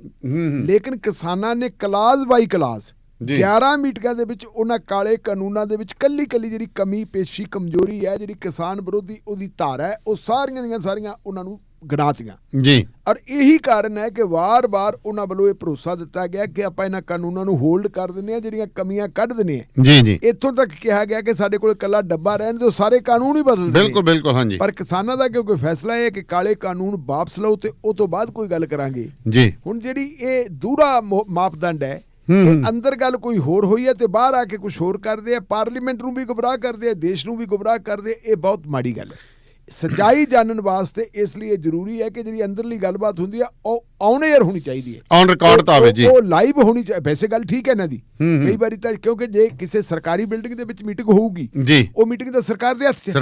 ਕੱਲ ਨੂੰ ਉਹ ਕਹਿਣਗੇ ਜੀ ਕੈਮਰੇ ਬੰਦ ਹੋ ਗਏ, ਕੈਮਰਿਆਂ ਨੂੰ ਉਹ ਡਿਲੀਟ ਕਰ ਸਕਦੇ ਆ ਜੇ ਲਾਈਵ ਹੋਵੇ। ਲਾਈਵ ਦੇ ਨਾਲ ਜੇ ਲਾਈਵ ਫੇਸਬੁੱਕ ਹੋ ਸਕਦੀ ਹੈ, ਚੀਫ ਮਿਨਿਸਟਰ ਰੋਜ਼ ਲਾਈਵ ਕਰਦਾ ਹੈ, ਪ੍ਰਧਾਨ ਮੰਤਰੀ ਰੋਜ਼ ਲਾਈਵ ਕਰਦਾ ਹੈ, ਪਾਰਲੀਮੈਂਟ ਦੇ ਵਿੱਚ ਲਾਈਵ ਹੋ ਸਕਦੀ ਹੈ ਤਾਂ ਬਿਲਕੁਲ ਇਹ ਲਾਈਵ ਹੋਣੀ ਚਾਹੀਦੀ ਹੈ। ਮੈਂ 100% ਇਸ ਗੱਲ ਦੇ ਹੱਕ 'ਚ ਤਾਂ ਕਿ ਦੇਸ਼ ਦੇ ਲੋਕ ਫੈਸਲਾ ਕਰ ਸਕਣ ਕਿ ਕਿਸਾਨ ਗਲਤ ਹੈ ਜਾਂ ਸਰਕਾਰ ਗਲਤ ਹੈ ਜੀ। ਢਿੱਲੋਂ ਸਾਹਿਬ, ਹਰਮੇਲ ਸਿੰਘ ਧਾਲੀਵਾਲ ਹੋਰੀ ਕਹਿੰਦੇ ਆ ਜੀ BJP ਦੀ MP ਮੀਨਾਕਸ਼ੀ ਲੇਖੀ ਨੇ ਗੁਰੂ ਤੇਗ ਬਹਾਦਰ ਜੀ ਦੇ ਮਾਮਲੇ ਨੂੰ ਲੈ ਕੇ ਹਰਸਿਮਰਤ ਨਾਲ ਬਹਿਸ ਕੀਤੀ। ਕਹਿੰਦੇ ਜਦੋਂ ਬੀਬਾ ਹਰਸਿਮਰਤ ਕਿਹਾ ਕਿ ਸਾਡੇ ਗੁਰੂਆਂ ਨੇ ਹਿੰਦੂ ਧਰਮ ਲਈ ਕੁਰਬਾਨੀ ਦਿੱਤੀ, ਕਹਿੰਦੇ ਉਹ ਸਾਡੇ ਗੁਰੂ ਨਹੀਂ, ਕਹਿੰਦੇ ਤੁਹਾਡੇ ਗੁਰੂ ਆ। ਉਹ ਇਹਨਾਂ ਦਾ ਕਹਿਣਾ, ਪਰ ਮੇਰੇ ਕੋਲੇ ਰਿਕਾਰਡ ਤੇ ਹੈ ਕਿ ਨਹੀਂ ਹੈ ਉਹ ਮੈਨੂੰ ਇੰਨਾ ਜ਼ਿਆਦਾ ਨਹੀਂ ਪਤਾ ਕਿ ਇਹਨਾਂ ਨੇ ਇਹ ਗੱਲ ਕਹੀ ਹੈ। ਤੇ ਆਪਾਂ ਕਾਲ ਲੈ ਲਈਏ ਜੀ ਇੱਕ ਹੋਰ ਤੇ ਫਿਰ ਅੱਗੇ ਚੱਲਦੇ ਹਾਂ। ਸਤਿ ਸ਼੍ਰੀ ਅਕਾਲ ਜੀ। 92-164 ਤੇ ਆਉਣ ਏਰੋ। ਸਤਿ ਸ਼੍ਰੀ ਅਕਾਲ ਵੀਰ ਜੀ, ਢਿੱਲੋਂ ਸਾਹਿਬ ਨੂੰ ਸਤਿ ਸ਼੍ਰੀ ਅਕਾਲ। ਜਗਜੀਤ ਬੋਲਦਾ। ਸਤਿ ਸ਼੍ਰੀ ਅਕਾਲ ਜੀ। ਜੀ ਵੀਰ ਜੀ, ਜਿਵੇਂ ਕਹਿੰਦੇ ਇੱਕ ਕਾਨੂੰਨ ਮੁਤਾਬਕ ਜਿਹੜਾ ਬੰਦਾ ਮਰਨ ਲੱਗਿਆ ਨੋਟਿਸ ਲਿਖਦਾ ਵਾ ਤੇ ਉਹ ਤੋਂ ਇੱਕ ਗਵਾਹੀ ਦੇ ਤੌਰ ਤੇ ਮੰਨਿਆ ਜਾਂਦਾ। ਜਿਹੜਾ ਇੱਕ ਕੱਲ ਪਰਸੋਂ ਕਿਸਾਨ ਮਰਿਆ, ਉਹਨੇ ਨੋਟਿਸ ਦੇ ਵਿੱਚ ਮੋਦੀ ਦਾ ਨਾਮ ਲਿਖਿਆ। ਇਹਦਾ ਮਤਲਬ ਜਦੋਂ ਦੀ ਟਰਮ ਪੂਰੀ ਹੁੰਦੀ ਹੈ ਇਹ ਤੇ ਕੇਸ ਹੋ ਸਕਦਾ। ਇੱਕ ਸੀਗਾ ਜੀ ਜਿਵੇਂ ਹਜੂਰ ਸਾਹਿਬ ਦੇ ਵਿੱਚੋਂ ਅਰਦਾਸ ਹੁੰਦੀ ਹੈ, ਉਹ 'ਚ ਕਿਸਾਨਾਂ ਦੀ ਫਤਿਹ ਵਾਸਤੇ ਆਪ ਵਿੱਚ ਉਹ ਜ਼ਿਕਰ ਕਰਦੇ ਆ। ਜੇ ਹਰਿਮੰਦਰ ਸਾਹਿਬ ਦੇ ਗ੍ਰੰਥੀ ਆਪਣੇ ਹੈੱਡ ਗ੍ਰੰਥੀ ਹਰਪ੍ਰੀਤ ਸਿੰਘ ਉੱਥੇ ਜਾ ਕਿਉਂ ਨਹੀਂ ਸਕਦੇ ਇਹ ਮੋਰਚੇ ਦੇ ਵਿੱਚ? ਕਿਉਂਕਿ ਉਹ ਇੱਕ ਧਰਮ ਦਾ ਜਾਂ ਮਜ਼ਹਬ ਦਾ ਨਹੀਂ ਹੈ, ਉਹ ਰੋਟੀ ਦਾ ਮਸਲਾ ਸਬਜ਼ੀ ਤਾਂ ਉਹ ਹਰਪ੍ਰੀਤ ਸਿੰਘ ਵੀ ਖਾਂਦੇ ਆ, ਤੇ ਇਹ ਕਿਉਂ ਨਹੀਂ ਗਏ ਜੀ? ਜਾਂ ਕਮਿਊਨੀ ਇਹਨਾਂ 'ਚ ਕੋਈ ਕਿਉਂ ਨਹੀਂ ਬੋਲਿਆ? ਦੇਖੋ ਜਗਜੀਤ ਜੀ, ਇਹ ਜਵਾਬ ਤਾਂ ਜਾਂ ਤਾਂ ਗਿਆਨੀ ਹਰਪ੍ਰੀਤ ਸਿੰਘ ਜੀ ਦੇ ਸਕਦੇ ਆ ਜਾਂ ਬਾਬਾ ਧੁੰਮਾ ਦੇ ਸਕਦਾ। ਅਸੀਂ ਉਹਨਾਂ ਦੇ ਬਿਹਾਫ ਦੇ ਉੱਤੇ ਦਾ ਜਵਾਬ ਨਹੀਂ ਦੇ ਸਕਦੇ। ਲੇਕਿਨ ਹਜੂਰ ਸਾਹਿਬ ਵਾਲੇ ਜੇ ਸਾਡੇ ਮਤਲਬ ਉੱਥੋਂ ਦੇ ਪ੍ਰਬੰਧਕ ਇਹ ਅਰਦਾਸ ਕਰਦੇ ਆ, ਬਹੁਤ ਖੁਸ਼ੀ ਦੀ ਗੱਲ ਹੈ। ਵੈਸੇ ਪੰਜਾਬ ਦੇ ਵਿੱਚ ਤੁਸੀਂ ਦੇਖਿਆ ਹੋਣਾ ਵੀ ਜਿੱਥੇ ਕਿਤੇ ਵੀ ਅਖੰਡ ਪਾਠ ਹੁੰਦੇ ਆ, ਸਧਾਰਨ ਪਾਠ ਹੁੰਦੇ ਆ, ਅਰਦਾਸਾਂ ਹੁੰਦੀਆਂ, ਪੰਜਾਬ ਦੇ ਵਿੱਚ ਵੀ ਸੁਚੇਤ ਲੋਕ ਜਿਹੜੇ ਹੈਗੇ ਅਰਦਾਸ ਕਰਦੇ ਆ। ਨਾ ਸਵੇਰੇ ਜਿਹੜੀ ਗੁਰਬਾਣੀ ਦੀ ਕਥਾ ਹੁੰਦੀ ਹੈ ਨਾ ਜੀ, ਉਹਦੇ ਵਿੱਚ ਭਾਈ ਸਾਹਿਬ ਬੋਲਦੇ ਨੇ। ਚਲੋ ਹਾਂ, ਮੈਂ ਸੁਣਿਆ, ਤੁਸੀਂ ਸੁਣਿਆ ਤਾਂ ਵਧੀਆ ਗੱਲ ਹੈ, ਬੋਲਦੇ ਚੰਗੀ ਗੱਲ ਹੈ। ਪਰ ਜਿੱਥੋਂ ਤੱਕ ਇਹ ਹੈ ਵੀ ਥੋੜੀ ਜਿਹੀ ਕੋਸ਼ਿਸ਼ ਕੀਤੀ ਸੀ, ਇੱਕ ਵਾਰੀ ਪਹਿਲਾਂ ਵੀ ਗਿਆਨੀ ਜੀ ਨੂੰ ਪੁੱਛਿਆ ਸੀ ਹਰਪ੍ਰੀਤ ਸਿੰਘ ਹੋਰਾਂ ਨੂੰ ਪੱਤਰਕਾਰਾਂ ਨੇ ਕਿ ਜੀ ਤੁਸੀਂ ਕਿਉਂ ਨਹੀਂ ਯਤਨ ਕਰਦੇ, ਤੇ ਉਹਨਾਂ ਨੇ ਕਿਹਾ ਸੀਗਾ ਜੀ ਇਹ ਕਿਹੜਾ ਧਰਮ ਦਾ ਮਾਮਲਾ ਹੈ, ਇਹ ਕਿਸਾਨਾਂ ਦਾ ਮਾਮਲਾ। ਬਾਅਦ ਦੇ ਵਿੱਚ ਫਿਰ ਇੱਕ ਵੇਲੇ ਕਹਿ ਦਿੱਤਾ ਸੀ ਗਿਆਨੀ ਜੀ ਨੇ ਕਿ ਦੋਨਾਂ ਧਿਰਾਂ ਨੂੰ ਥੋੜੀ ਪੋਜੀਸ਼ਨ ਜਿਹੜੀ ਹੈਗੀ ਆ ਉਹ ਨਰਮ ਕਰਨੀ, ਢਿੱਲੀ ਕਰਨੀ। ਦੀਪ ਸਿੱਧੂ ਨੇ ਜਿਵੇਂ ਕਿਹਾ ਸੀਗਾ ਪਹਿਲੇ ਸ਼ੁਰੂ ਚ ਵੀ ਜਿੰਨਾ ਮਿਲਦਾ ਇੱਕ ਵਾਰੀ ਉਹਨਾਂ ਲੈ ਕੇ, ਉਹ ਗੱਲ ਗਿਆਨੀ ਜੀ ਨੇ ਕਰ ਲਈ ਸੀ। ਲੇਕਿਨ ਉਹ ਤੋਂ ਬਾਅਦ ਨੁਕਤਾਚੀਨੀ ਹੋਈ ਸੀ ਗਿਆਨੀ ਜੀ ਦੀ ਕਿ ਜਦੋਂ ਤੁਸੀਂ ਆਪ ਕਹਿੰਦੇ ਹੋ ਕਿਸਾਨਾਂ ਦਾ ਅੰਦੋਲਨ ਹੈ, ਧਾਰਮਿਕ ਮਾਮਲਾ ਕਿਉਂ ਨਹੀਂ? ਕਿਉਂਕਿ ਉਦੋਂ ਕਈ ਲੋਕਾਂ ਨੂੰ ਇਹ ਸ਼ੱਕ ਪੈ ਗਿਆ ਸੀ ਕਿ ਗਿਆਨੀ ਜੀ ਆਪ ਨਹੀਂ ਬੋਲਦੇ, ਗਿਆਨੀ ਜੀ ਨੂੰ ਬੁਲਾਇਆ ਜਾਂਦਾ ਕਿਸੇ ਹੋਰ ਤਾਕਤ ਵੱਲੋਂ ਜੀ। ਤਾਂ ਉਦੋਂ ਕਹਿੰਦੇ ਸੀ ਵੀ ਸ਼ਾਇਦ ਇਹ ਕਿਤੇ ਹੈ, ਇਹ ਵਿਚੋਲਗੀ ਵਾਲੇ ਪਾਸੇ ਨਾ ਪੈ ਜਾਣ। ਪਰ ਬਾਅਦ ਦੇ ਵਿੱਚ ਗਿਆਨੀ ਜੀ ਨੇ ਆਪਦੀ ਪੋਜੀਸ਼ਨ ਜਿਹੜੀ ਹੈ ਉਹ ਫਿਰ ਦਰੁਸਤ ਕਰ ਲਈ ਸੀ। ਉਹਨਾਂ ਨੇ ਕਹਿਤਾ ਸੀ ਜੀ ਨਹੀਂ, ਧਰਮ ਦਾ ਮਾਮਲਾ ਨਹੀਂ ਹੈ, ਇਹ ਜੋ ਮਰਜ਼ੀ ਹੈ ਕਰਨ। ਪਰ ਆ ਸਹੀ ਜਵਾਬ ਹੈ, ਉਹ ਜਾਂਦੇ ਉੱਥੇ ਕਿਉਂ ਨਹੀਂ ਜਾਂਦੇ? ਕਿਉਂਕਿ ਇੱਕ ਵਿਅਕਤੀ ਦੇ ਤੌਰ ਦੇ ਉੱਤੇ ਜੀ ਵੈਸੇ ਸਾਡੀ ਸਤਿਕਾਰਤ ਸ਼ਖਸੀਅਤ ਹੈ, ਅਕਾਲ ਤਖਤ ਸਾਹਿਬ ਸਾਡੇ ਲਈ ਬਹੁਤ ਮੰਨਣਯੋਗ ਤੇ ਪੂਜਣਯੋਗ ਹੈ, ਉਹ ਉੱਥੇ ਸੁਸ਼ੋਭਿਤ ਹੈ, ਉੱਥੋਂ ਜਾ ਸਕਦੇ ਜਾ ਕੇ। ਹੋਰ ਕੋਈ ਭਾਵੇਂ ਸਿਆਸੀ ਗੱਲ ਨਾ ਕਰਨ, ਇਹੀ ਗੱਲ ਕਰਕੇ ਆ ਜਾਣ ਜੀ, ਬਹੁਤ ਮਤਲਬ ਵੀ ਅਸੀਂ ਤੁਹਾਡੇ ਨਾਲ ਹਮਦਰਦੀ ਪ੍ਰਗਟ ਕਰਦੇ ਹਾਂ ਤੁਹਾਡੇ ਨਾਲ, ਤੁਹਾਡੇ ਹਾਂ 'ਚ ਹਾਂ ਮਿਲਾਉਣੇ, ਇੰਨੀ ਗੱਲ ਕਹਿ ਦੇਣ ਮੇਰਾ ਖਿਆਲ ਕਾਫੀ ਹੈ ਉਹਨਾਂ ਲਈ। ਜੀ 92-149 ਤੇ ਜੀ ਆਉਣੇ ਰੋ ਬਨਵਾਰੀ ਸਾਹਿਬ ਤੋਂ ਸਤਿ ਸ੍ਰੀ ਅਕਾਲ ਬਾਜਵਾ ਸਾਹਿਬ। ਅਰਦਾਸ ਤੇ ਦੋਵੇਂ ਵੇਲੇ ਤੇ ਮੈਨੂੰ ਪਤਾ ਫਤਿਹਗੜ੍ਹ ਸਾਹਿਬ ਤੇ ਦੋਵੇਂ ਵੇਲੇ ਚੜ੍ਹਦੀ ਕਲਾ ਦੀ ਅਰਦਾਸ ਹੁੰਦੀ ਮੋਰਚੇ ਵਾਸਤੇ ਜੀ ਧਿਆਨ ਦਾ, ਤੇ ਬਾਕੀ ਵੀ ਗੁਰੂ ਘਰ ਜਾਂਦੀ। ਲੇਕਿਨ ਉੱਥੇ ਤੇ ਹੋ ਗਏ ਜਿਹੜੇ ਮੁਖਤਰਮ ਸਿੰਘ ਜੀ, ਉਹਨਾਂ ਨਾਲ ਆਪ ਗੱਲ ਹੋਈ ਇਨਸਾਫ ਦੇ ਦੋਵੇਂ ਵੇਲੇ ਅਰਦਾਸ ਹੁੰਦੀ ਹੈ ਪਵਿੱਤਰ ਸ਼ਹੀਦਾਂ ਦੇ, ਸਭ ਤੋਂ ਕੌਮ ਦੇ ਛੋਟੇ ਸ਼ਹੀਦ ਜਿਹੜੇ ਨੇ, ਛੋਟੇ ਸਾਹਿਬਜ਼ਾਦੇ ਬਾਬਾ ਜ਼ੋਰਾਵਰ ਬਾਬਾ ਫਤਿਹ ਸਿੰਘ ਜੀ, ਉਹਨਾਂ ਦੇ ਸਥਾਨ ਤੇ ਬਕਾਇਦਾ ਦੋਵੇਂ ਵੇਲੇ ਚੜ੍ਹਦੀ ਕਲਾ ਦੀ ਅਰਦਾਸ ਹੁੰਦੀ ਮੋਰਚੇ ਦੀ ਫਤਿਹ ਵਾਸਤੇ ਜੀ। ਮਿਹਰਬਾਨੀ ਬੇਨਤੀ ਹੋਏਗੀ ਤਾਂ ਵਾਹਿਗੁਰੂ ਕਿਰਪਾ ਕਰੇ, ਜ਼ਰੂਰ ਹੋਏਗਾ। ਨਹੀਂ ਮੈਂ ਗੱਲ ਹੋਰ ਕਰਨੀ ਹੈ ਹਾਂਜੀ ਮੈਂ ਇਹ ਗੱਲ ਕਰਨ ਲੱਗਾ ਕਿ ਜਿਹੜੀ ਸਾਡੇ ਮਹਾਂ ਪੰਚਾਇਤਾਂ ਜਾਂ ਪੰਚਾਇਤਾਂ ਔਰ ਜਿਹੜੀ ਲੱਗੀ ਆਪਣਾ ਪੰਜਾਬ ਦੇ ਵਿੱਚ ਇਹ ਕੰਮ ਚਾਲੂ ਕਰਨਾ ਜੀ, ਬੜੀ ਮਤਲਬ ਚੰਗੀ ਗੱਲ ਹੈ। ਮੈਂ ਕੋਈ ਇਹ ਨਹੀਂ ਕੋਈ ਨਾਲ ਟਿੱਪਣੀ ਕਰਨ ਲੱਗਾ, ਮੈਂ ਆਪਾਂ ਜਿੱਦਾਂ ਆਪਾਂ ਇੱਕ ਮਸ਼ਵਰਾ ਕਰ ਰਹੇ ਨਾ, ਮਨ ਚ ਵਿਚਾਰ ਉਹ ਹੈ ਕਿ ਇਹ ਜਿਹੜੀਆਂ ਪੰਚਾਇਤਾਂ ਕਰਨ ਲੱਗੀਆਂ, ਇਹਨਾਂ ਪੰਚਾਇਤਾਂ ਵਿੱਚ ਤਾਂ ਧਾਰਮਿਕ ਵੀ ਆ ਜਾਂਦੇ ਆ ਤੇ ਰਾਜਸੀ ਵੀ ਆ ਜਾਂਦੇ ਆ, ਕਿਉਂਕਿ ਪੰਚਾਇਤਾਂ ਹੁੰਦੀਆਂ ਸਰਕਾਰਾਂ ਦੇ ਨਾਲ, ਸਰਕਾਰਾਂ ਨਾਲ ਚੱਲਦੀਆਂ, ਰਾਜਸੀ ਹੋ ਗਈਆਂ।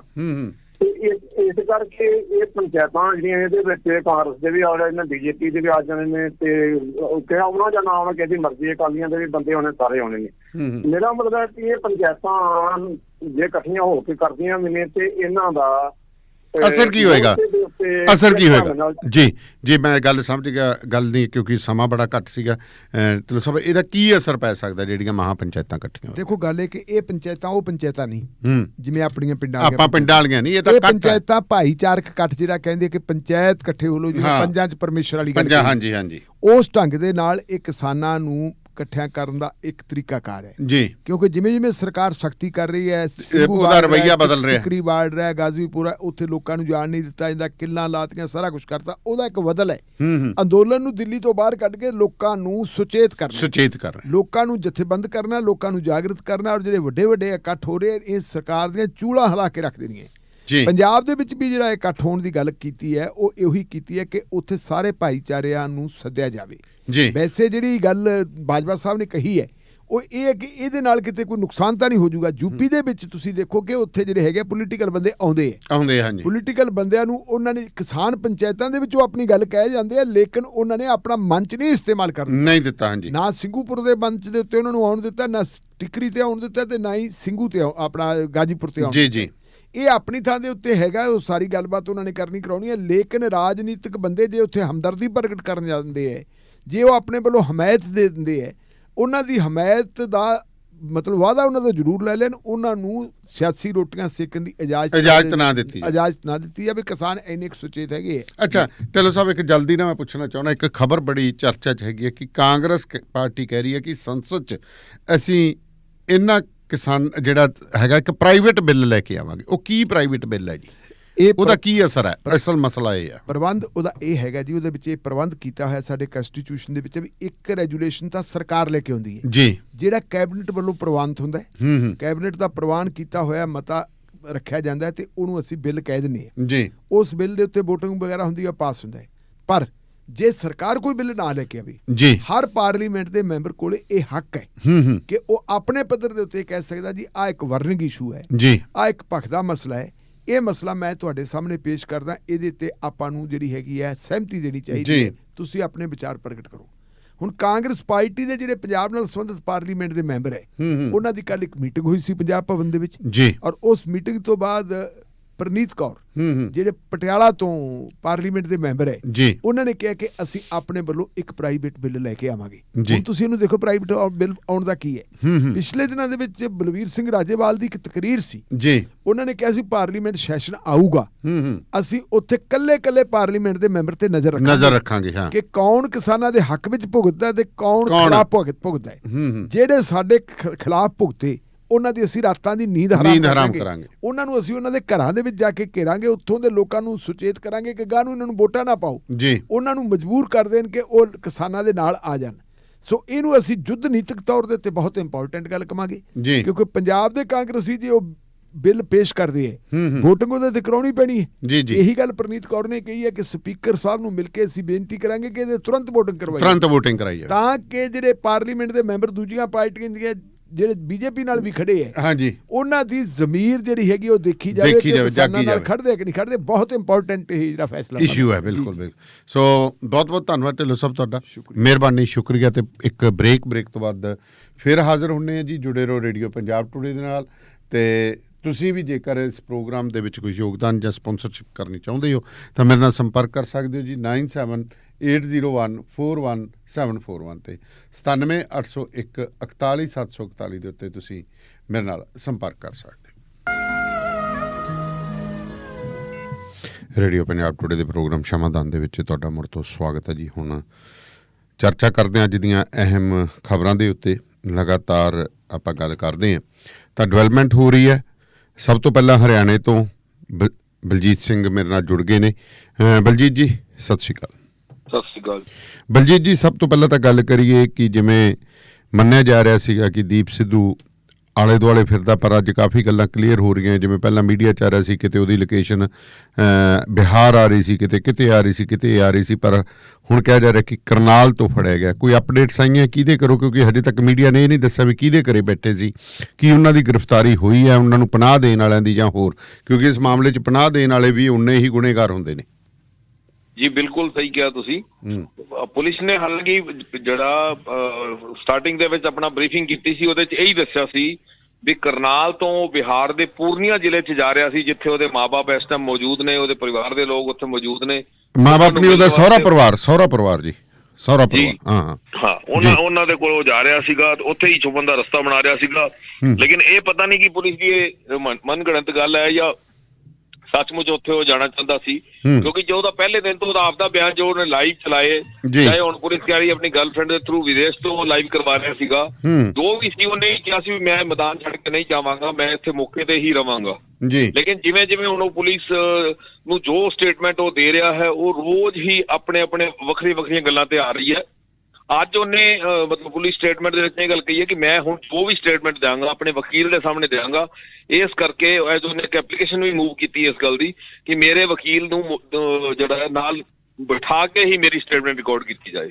ਜੀ, ਸੋ ਕਹਿਣ ਤੋਂ ਭਾਵ ਵੀ ਉਹ ਆਪਣੇ, ਕਿਉਂਕਿ ਉਹ ਤਾਂ ਕਹਿੰਦਾ ਸੀ ਮੈਂ ਖੁਦ ਵਕੀਲ ਹਾਂ ਤੇ ਮੈਂ ਆਪਦੀਆਂ ਸਟੇਟਮੈਂਟਸ ਜਿਹੜੀਆਂ ਖੁਦ ਕਰਾਂਗਾ, ਪਰ ਨਹੀਂ, ਹਜੇ ਨਹੀਂ ਆ ਰਹੀ ਉਹ ਗੱਲ। ਜੀ ਬਿਲਕੁਲ। ਲੇਕਿਨ ਮੈਂ ਇਸ ਤੋਂ ਇਲਾਵਾ ਤੁਹਾਨੂੰ ਹੋਰ ਇਸ ਕਿਸਾਨ ਅੰਦੋਲਨ ਦੇ ਵਿੱਚ ਦੱਸਣਾ ਚਾਹਾਂਗਾ ਕਿ 22 ਫਰਵਰੀ ਨੂੰ ਜਿਹੜਾ ਹੈ ਸਿਰਸਾ ਦੇ ਵਿੱਚ ਕਿਸਾਨਾਂ ਦੀ ਮਹਾਂ ਪੰਚਾਇਤ ਰੱਖੀ ਗਈ ਹੈ, ਜਿਹਦੇ 'ਚ ਰਕੇਸ਼ ਟਿਕੈਤ ਨੇ ਆਣਾ ਮਨਜ਼ੂਰ ਕਰ ਲਿਆ ਹੈ, ਚਡੂਨੀ ਹੈ, ਹੋਰ ਜੋ ਰਾਜੇਵਾਲ ਹੈ, ਜਿੰਨੀ ਹੋਰ ਲੀਡਰਸ਼ਿਪ ਹੈ, ਸਭ ਨੂੰ ਨਿਮੰਤਰਣ ਭੇਜੇ ਜਾ ਰਹੇ ਨੇ। ਇੱਕ ਬੜਾ ਵੱਡਾ ਇਕੱਠ ਹੋ ਰਿਹਾ ਹੈ। ਇਹ ਇੱਥੋਂ ਕਿਸਾਨ ਮਹਾਪੰਚਾਇਤ ਹੈ ਜਿਹੜੀ ਉਹ ਅਭੈ ਸਿੰਘ ਚੌਟਾਲਾ ਅਰੇਂਜ ਕਰ ਰਹੇ ਨੇ। ਪਿਛਲੇ ਦਿਨੋਂ ਅਭੈ ਸਿੰਘ ਚੌਟਾਲਾ ਨੂੰ ਜਗ੍ਹਾ ਜਗ੍ਹਾ ਤੇ ਕਿਸਾਨ ਰਤਨ ਨਾਲ ਸਨਮਾਨਿਤ ਕੀਤਾ ਗਿਆ ਕਿ ਉਹਨਾਂ ਨੇ ਕਿਸਾਨਾਂ ਦੇ ਹੱਕ ਵਿੱਚ ਅਸਤੀਫਾ ਦਿੱਤਾ। ਚੋਪਟਾ 'ਚ ਪ੍ਰੋਗਰਾਮ ਹੋਇਆ, ਚੌਟਾਲਾ ਪਿੰਡ 'ਚ ਹੋਇਆ, ਕੱਲ ਫਤਿਆਬਾਦ 'ਚ ਹੋਇਆ, ਅੱਜ ਇੱਧਰ ਪਟੌਦੀ ਵਗੈਰਾ ਦੇ ਵਿੱਚ ਵੀ ਕਾਫੀ ਪ੍ਰੋਗਰਾਮ ਚੱਲ ਰਹੇ ਹੈ, ਝੱਜਰ ਜ਼ਿਲ੍ਹੇ ਦੇ ਵਿੱਚ ਕਾਫੀ ਪ੍ਰੋਗਰਾਮ ਚੱਲ ਰਹੇ ਹੈ।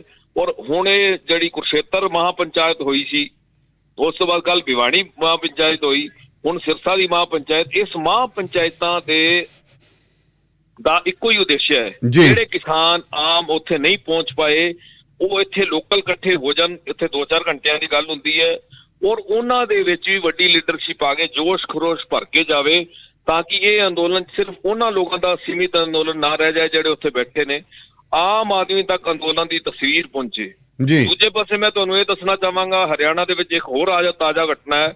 ਕਾਂਗਰਸ ਨੇ ਵੀ ਜਿਹੜਾ ਹੈ ਉਹ ਆਪਣਾ ਸਕਰੀਤਾ ਆਪਣੀ ਦਿਖਾਈ ਹੈ। ਰਾਜ ਭਵਨ ਜਿਹੜਾ ਰਾਜਨਾਥ ਕੀਤਾ ਸੀ ਕਿਸਾਨਾਂ ਦੇ ਹੱਕ ਵਿੱਚ, ਉਸ ਤੋਂ ਇਲਾਵਾ ਕਿਉਂਕਿ ਆਉਣ ਵਾਲੇ ਟਾਈਮ ਦੇ ਵਿੱਚ ਵਿਧਾਨ ਸਭਾ ਦੀਆਂ 2 ਸੀਟਾਂ ਖਾਲੀ ਹੋ ਗਈਆਂ ਨੇ, ਉਹਨਾਂ ਦੇ ਚੁਣਾਵ ਵੀ ਹੋਣੇ ਨੇ। ਕਾਂਗਰਸ ਉਹਨੂੰ ਕਈ ਨਜ਼ਰਾਂ ਨਾਲ ਲੈ ਕੇ ਚੱਲ ਰਹੀ ਹੈ। ਅੱਜ ਕਾਂਗਰਸ ਨੇ ਘੋਸ਼ਣਾ ਕੀਤੀ ਹੈ ਕਿ 10,000 ਸੋਸ਼ਲ ਮੀਡੀਆ ਦੇ ਵਲੰਟੀਅਰਸ ਅਸੀਂ ਤਿਆਰ ਕਰਾਂਗੇ, ਜਿਹੜੇ ਪਿੰਡ ਤੱਕ ਪੂਰੇ ਹਰੇਕ ਜੋ ਬੰਦਾ ਵੀ ਮੋਬਾਈਲ ਐਂਡਰੋਇਡ ਫੋਨ ਰੱਖਦਾ ਹੈ ਉਹਦੇ ਤੱਕ ਕਿਸਾਨਾਂ ਦੀ ਆਵਾਜ਼ ਪਹੁੰਚਾਵਾਂਗੇ। ਉਹਦੇ ਵਾਸਤੇ ਉਹਨਾਂ ਨੇ 10,000 ਵਲੰਟੀਅਰ ਦੀ ਨਿਯੁਕਤੀ ਕਰਨੀ ਸ਼ੁਰੂ ਕਰ ਦਿੱਤੀ ਹੈ ਵੀ ਹਰ ਜ਼ਿਲ੍ਹੇ ਦੇ ਵਿੱਚ, ਹਰ ਪਿੰਡ ਦੇ ਵਿੱਚ, ਹਰ ਕਸਬੇ ਦੇ ਵਿੱਚ, ਬਲਾਕ ਲੈਵਲ ਤੱਕ, ਹਰ ਪੱਧਰ ਤੱਕ, ਯਾਨੀ ਕਿ ਘਰ ਘਰ ਤੱਕ ਪਹੁੰਚ ਬਣਾ ਕੇ ਇਸ ਅੰਦੋਲਨ ਨੂੰ ਸਫਲ ਬਣਾਉਣਾ ਹੈ। ਕਾਂਗਰਸ ਆਪਣਾ ਇਹ ਸਮਰਥਨ ਕਿਸਾਨਾਂ ਨੂੰ ਦੇ ਰਹੀ ਹੈ ਵੀ ਉਹ ਫੇਵਰ ਦੇ ਵਿੱਚ ਇਹ ਸਾਰਾ ਕੁਝ ਕਰ ਰਹੀ ਹੈ। ਜੀ, ਸੋ ਕਹਿਣ ਤੋਂ ਭਾਵ ਜਿਵੇਂ ਲਗਾਤਾਰ ਮੈਂ ਹੁਣ ਦੇਖ ਰਿਹਾ ਕਿ ਹਰਿਆਣਾ ਜਿਹੜਾ ਹੈ ਯੂਪੀ ਨਾਲੋਂ ਵੀ ਜ਼ਿਆਦਾ ਜਿਹੜਾ ਹੈਗਾ ਐਕਟਿਵ ਹੋ ਚੁੱਕਿਆ ਕਿਸਾਨ ਸੰਘਰਸ਼ ਨੂੰ ਲੈ ਕੇ, ਟਿਕਾਇਤ ਵੀ ਲਗਾਤਾਰ ਹਰਿਆਣੇ ਦੇ ਵਿੱਚ ਨੇ। ਕੀ ਲੱਗਦਾ ਹੈ ਕਿ ਹਰਿਆਣੇ ਦੀ ਸਿਆਸਤ ਦੇ ਵਿੱਚ ਇਹਦਾ ਅਸਰ ਪਏਗਾ? ਜੀ ਬਿਲਕੁਲ ਪਏਗਾ। ਮੈਂ ਤੁਹਾਨੂੰ ਜਿਵੇਂ ਦੱਸਿਆ ਵੀ ਅਭੈ ਚੌਟਾਲਾ ਨੇ ਆਪਣੀ ਸਕਰੀਤਾ ਦਿਖਾ ਰੱਖੀ ਹੈ, ਕਾਂਗਰਸ ਨੇ ਅੱਜ ਆਪਣਾ ਕੀਤਾ ਹੈ ਔਰ ਬੀਜੇਪੀ ਤੇ ਜਿਹੜਾ ਉਹਨੂੰ ਹੈ ਬੀਜੇਪੀ ਨੂੰ, ਉਹਦੇ ਨੇਤਾਵਾਂ ਨੂੰ ਵਿਰੋਧ ਝੇਲਣਾ ਪੈ ਰਿਹਾ ਹੈ। ਇਹ ਪੂਰੀ ਹਰਿਆਣਾ ਦੀ ਸਿਆਸਤ ਇੰਜ ਮੈਂ ਕਹਾਂ ਵੀ ਰਾਜਨੀਤਿਕ ਦਿਸ਼ਾ ਹੀ ਨਹੀਂ, ਦਸ਼ਾ ਵੀ ਬਦਲੇਗੀ। ਉਹ ਹਾਲਾਤ ਹੁੰਦੇ ਜਾ ਰਹੇ ਨੇ। ਜੀ। ਸੋ ਤੇ ਦੂਸਰੇ ਪਾਸੇ ਹੁਣ ਜਿਵੇਂ ਗੱਲਾਂ ਆ ਰਹੀਆਂ ਨੇ, ਪੰਜਾਬ ਦੇ ਵਿੱਚ ਤਾਂ ਬੀਜੇਪੀ ਦਾ ਬਹੁਤ ਵਿਰੋਧ ਹੋ ਰਿਹਾ ਹੈ, ਜਿਹੜੇ ਸਥਾਨਕ ਜਿਹੜੀਆਂ ਚੋਣਾਂ ਨੇ ਉਹਦੇ ਵਿੱਚ। ਇੱਥੇ ਵੀ ਕੀ ਜਿਹੜੇ ਨੇ ਬੀਜੇਪੀ ਦੇ ਵਿੱਚ ਜਿਹੜੀ ਹੈ ਬੀਜੇਪੀ ਦੇ ਵਰਕਰ ਨੇ, ਕਿਉਂਕਿ ਬੀਜੇਪੀ ਦਾ ਵਰਕਰ ਬਹੁਤ ਘਬਰਾਇਆ ਹੋਇਆ ਇਸ ਮਾਮਲੇ ਨੂੰ ਲੈ ਕੇ, ਆਪਣੇ ਆਪ ਦੇ ਵਿੱਚ ਡਰਿਆ ਮਹਿਸੂਸ ਕਰ ਆਪਦੀ ਉਹਨਾਂ ਨੂੰ ਜ਼ਮੀਨ ਖਿਸਕਦੀ ਨਜ਼ਰ ਆ ਰਹੀ ਹੈ। ਉਹਨਾਂ ਨੂੰ ਲੱਗ ਰਿਹਾ ਹੈ ਹੁਣ ਐਲਾਹਾਬਾਦ ਅਭੈ ਚੌਟਾਲਾ ਨੇ ਜਿਹੜਾ ਅਸਤੀਫਾ ਦਿੱਤਾ ਹੈ ਔਰ ਅੱਗੋਂ ਬਹੁਤ ਜਲਦੀ ਇੱਥੇ ਚੁਣਾਵ ਹੋਣਾ ਹੈ ਤੇ ਬੀਜੇਪੀ ਨੂੰ ਉੱਥੇ ਉਮੀਦਵਾਰ ਵੀ ਨਹੀਂ ਲੱਭਣਾ। ਜਿਹੜਾ ਉਮੀਦਵਾਰ 2 ਵਾਰੀ ਪਹਿਲਾਂ ਅਭੈ ਸਿੰਘ ਦੇ ਸਾਹਮਣੇ ਹਾਰਿਆ ਹੈ ਬੜੇ ਘੱਟ ਵੋਟਾਂ ਦੇ ਅੰਤਰ ਤੇ, ਉਹਨੇ ਐਤਕੀ ਕਲੀਅਰ ਜਵਾਬ ਦੇ ਦਿੱਤਾ ਹੈ ਵੀ ਕੋਈ ਹੋਰ ਉਮੀਦਵਾਰ ਲੱਭ ਲਓ, ਮੈਂ ਕਿਸਾਨਾਂ ਦੇ ਮਤਲਬ ਇਸ ਚਲਦੇ ਅੰਦੋਲਨ ਦੇ ਵਿੱਚ ਕੈਂਡੀਡੇਟ ਨਹੀਂ ਬਣਾਂਗਾ ਕਿ ਮੈਂ ਖੁਦ ਕਿਸਾਨ ਆ, ਇਸ ਕਰਕੇ ਮੇਰਾ ਸਮਰਥਨ ਕਿਸਾਨਾਂ ਨੂੰ ਰਹੇਗਾ, ਮੈਂ ਆਪਣੀ ਸੀਟ ਛੱਡਾਂਗਾ। ਇਸੇ ਤਰ੍ਹਾਂ ਤੁਸੀਂ ਦੇਖ ਲੈਣਾ ਕਿ ਬਾਕੀ ਜਗ੍ਹਾ ਤੇ ਵੀ ਇਹੀ ਹਾਲਾਤ ਹੋਣਗੇ। ਪ੍ਰਦੀਪ ਚੌਧਰੀ ਨੇ ਪੰਚਕੂਲਾ ਤੋਂ ਉਹਨਾਂ ਦੀ ਸਦਸਤਾ ਰੱਦ ਹੋਈ ਹੈ, ਐਲਾਹਾਬਾਦ ਹੈ, 2 ਸੀਟਾਂ ਤੇ ਬੜੇ ਜਲਦੀ ਇੱਥੇ ਚੁਣਾਵ ਹੋਣ ਜਾ ਰਹੇ ਹੈ। ਇਹਦੇ ਇਲਾਵਾ ਮੈਂ ਤੁਹਾਨੂੰ ਇੱਕ ਹੋਰ ਗੱਲ ਸਾਂਝੀ ਕਰਨਾ ਚਾਹਾਂਗਾ। ਫਤਿਆਬਾਦ ਦੇ ਵਿੱਚ ਕਿਸਾਨਾਂ ਦੀ ਪੰਚਾਇਤ ਹੋ ਗਏ, ਯੁਵਾ ਬ੍ਰਿਗੇਡ ਜਿਹੜੀ ਉੱਥੇ ਗਈ ਔਰ ਉਹਨਾਂ ਨੇ ਅੱਜ ਟਿਕਰੀ ਬਾਰਡਰ ਤੇ ਬੈਠ ਕੇ ਕਿਸਾਨਾਂ ਨੇ ਇੱਕ ਫੈਸਲਾ ਲਿਆ ਕਿ ਅਰਧਨਗਰ ਹੋ ਕੇ ਪ੍ਰਦਰਸ਼ਨ ਨਹੀਂ ਕਰਾਂਗੇ। ਅੱਛਾ ਜੀ, ਜਿਹੜੇ ਕੱਪੜੇ ਲਾ ਕੇ ਪ੍ਰਦਰਸ਼ਨ ਕਰਦੇ ਸੀ ਕਿਉਂਕਿ ਇੰਨੀਆਂ ਡੈਥ ਰੇਟ ਵੱਧ ਗਈਆਂ ਉੱਥੇ ਕਿਸਾਨਾਂ ਦੀਆਂ, ਕੁਝ ਤਬੀਅਤ ਖਰਾਬ ਹੋਣ ਕਰਕੇ, ਕੋਈ ਹਾਰਟ ਦੀ ਪ੍ਰੋਬਲਮ ਹੋਣ ਕਰਕੇ, ਉਹ ਨਹੀਂ ਕੀਤੇ ਜਾਣੇ। ਸਾਰੇ ਕਿਸਾਨਾਂ ਨੇ ਸਮੂਹਿਕ ਫੈਸਲਾ ਲਿਆ ਕਿ ਅਰਧਨਗਰ ਨਾ ਹੋ ਕੇ ਜਾਂ ਕੱਪੜੇ ਲਾ ਕੇ ਇਸ ਤਰ੍ਹਾਂ ਦਾ ਕੋਈ ਪ੍ਰਦਰਸ਼ਨ ਨਹੀਂ ਕਰਨਾ।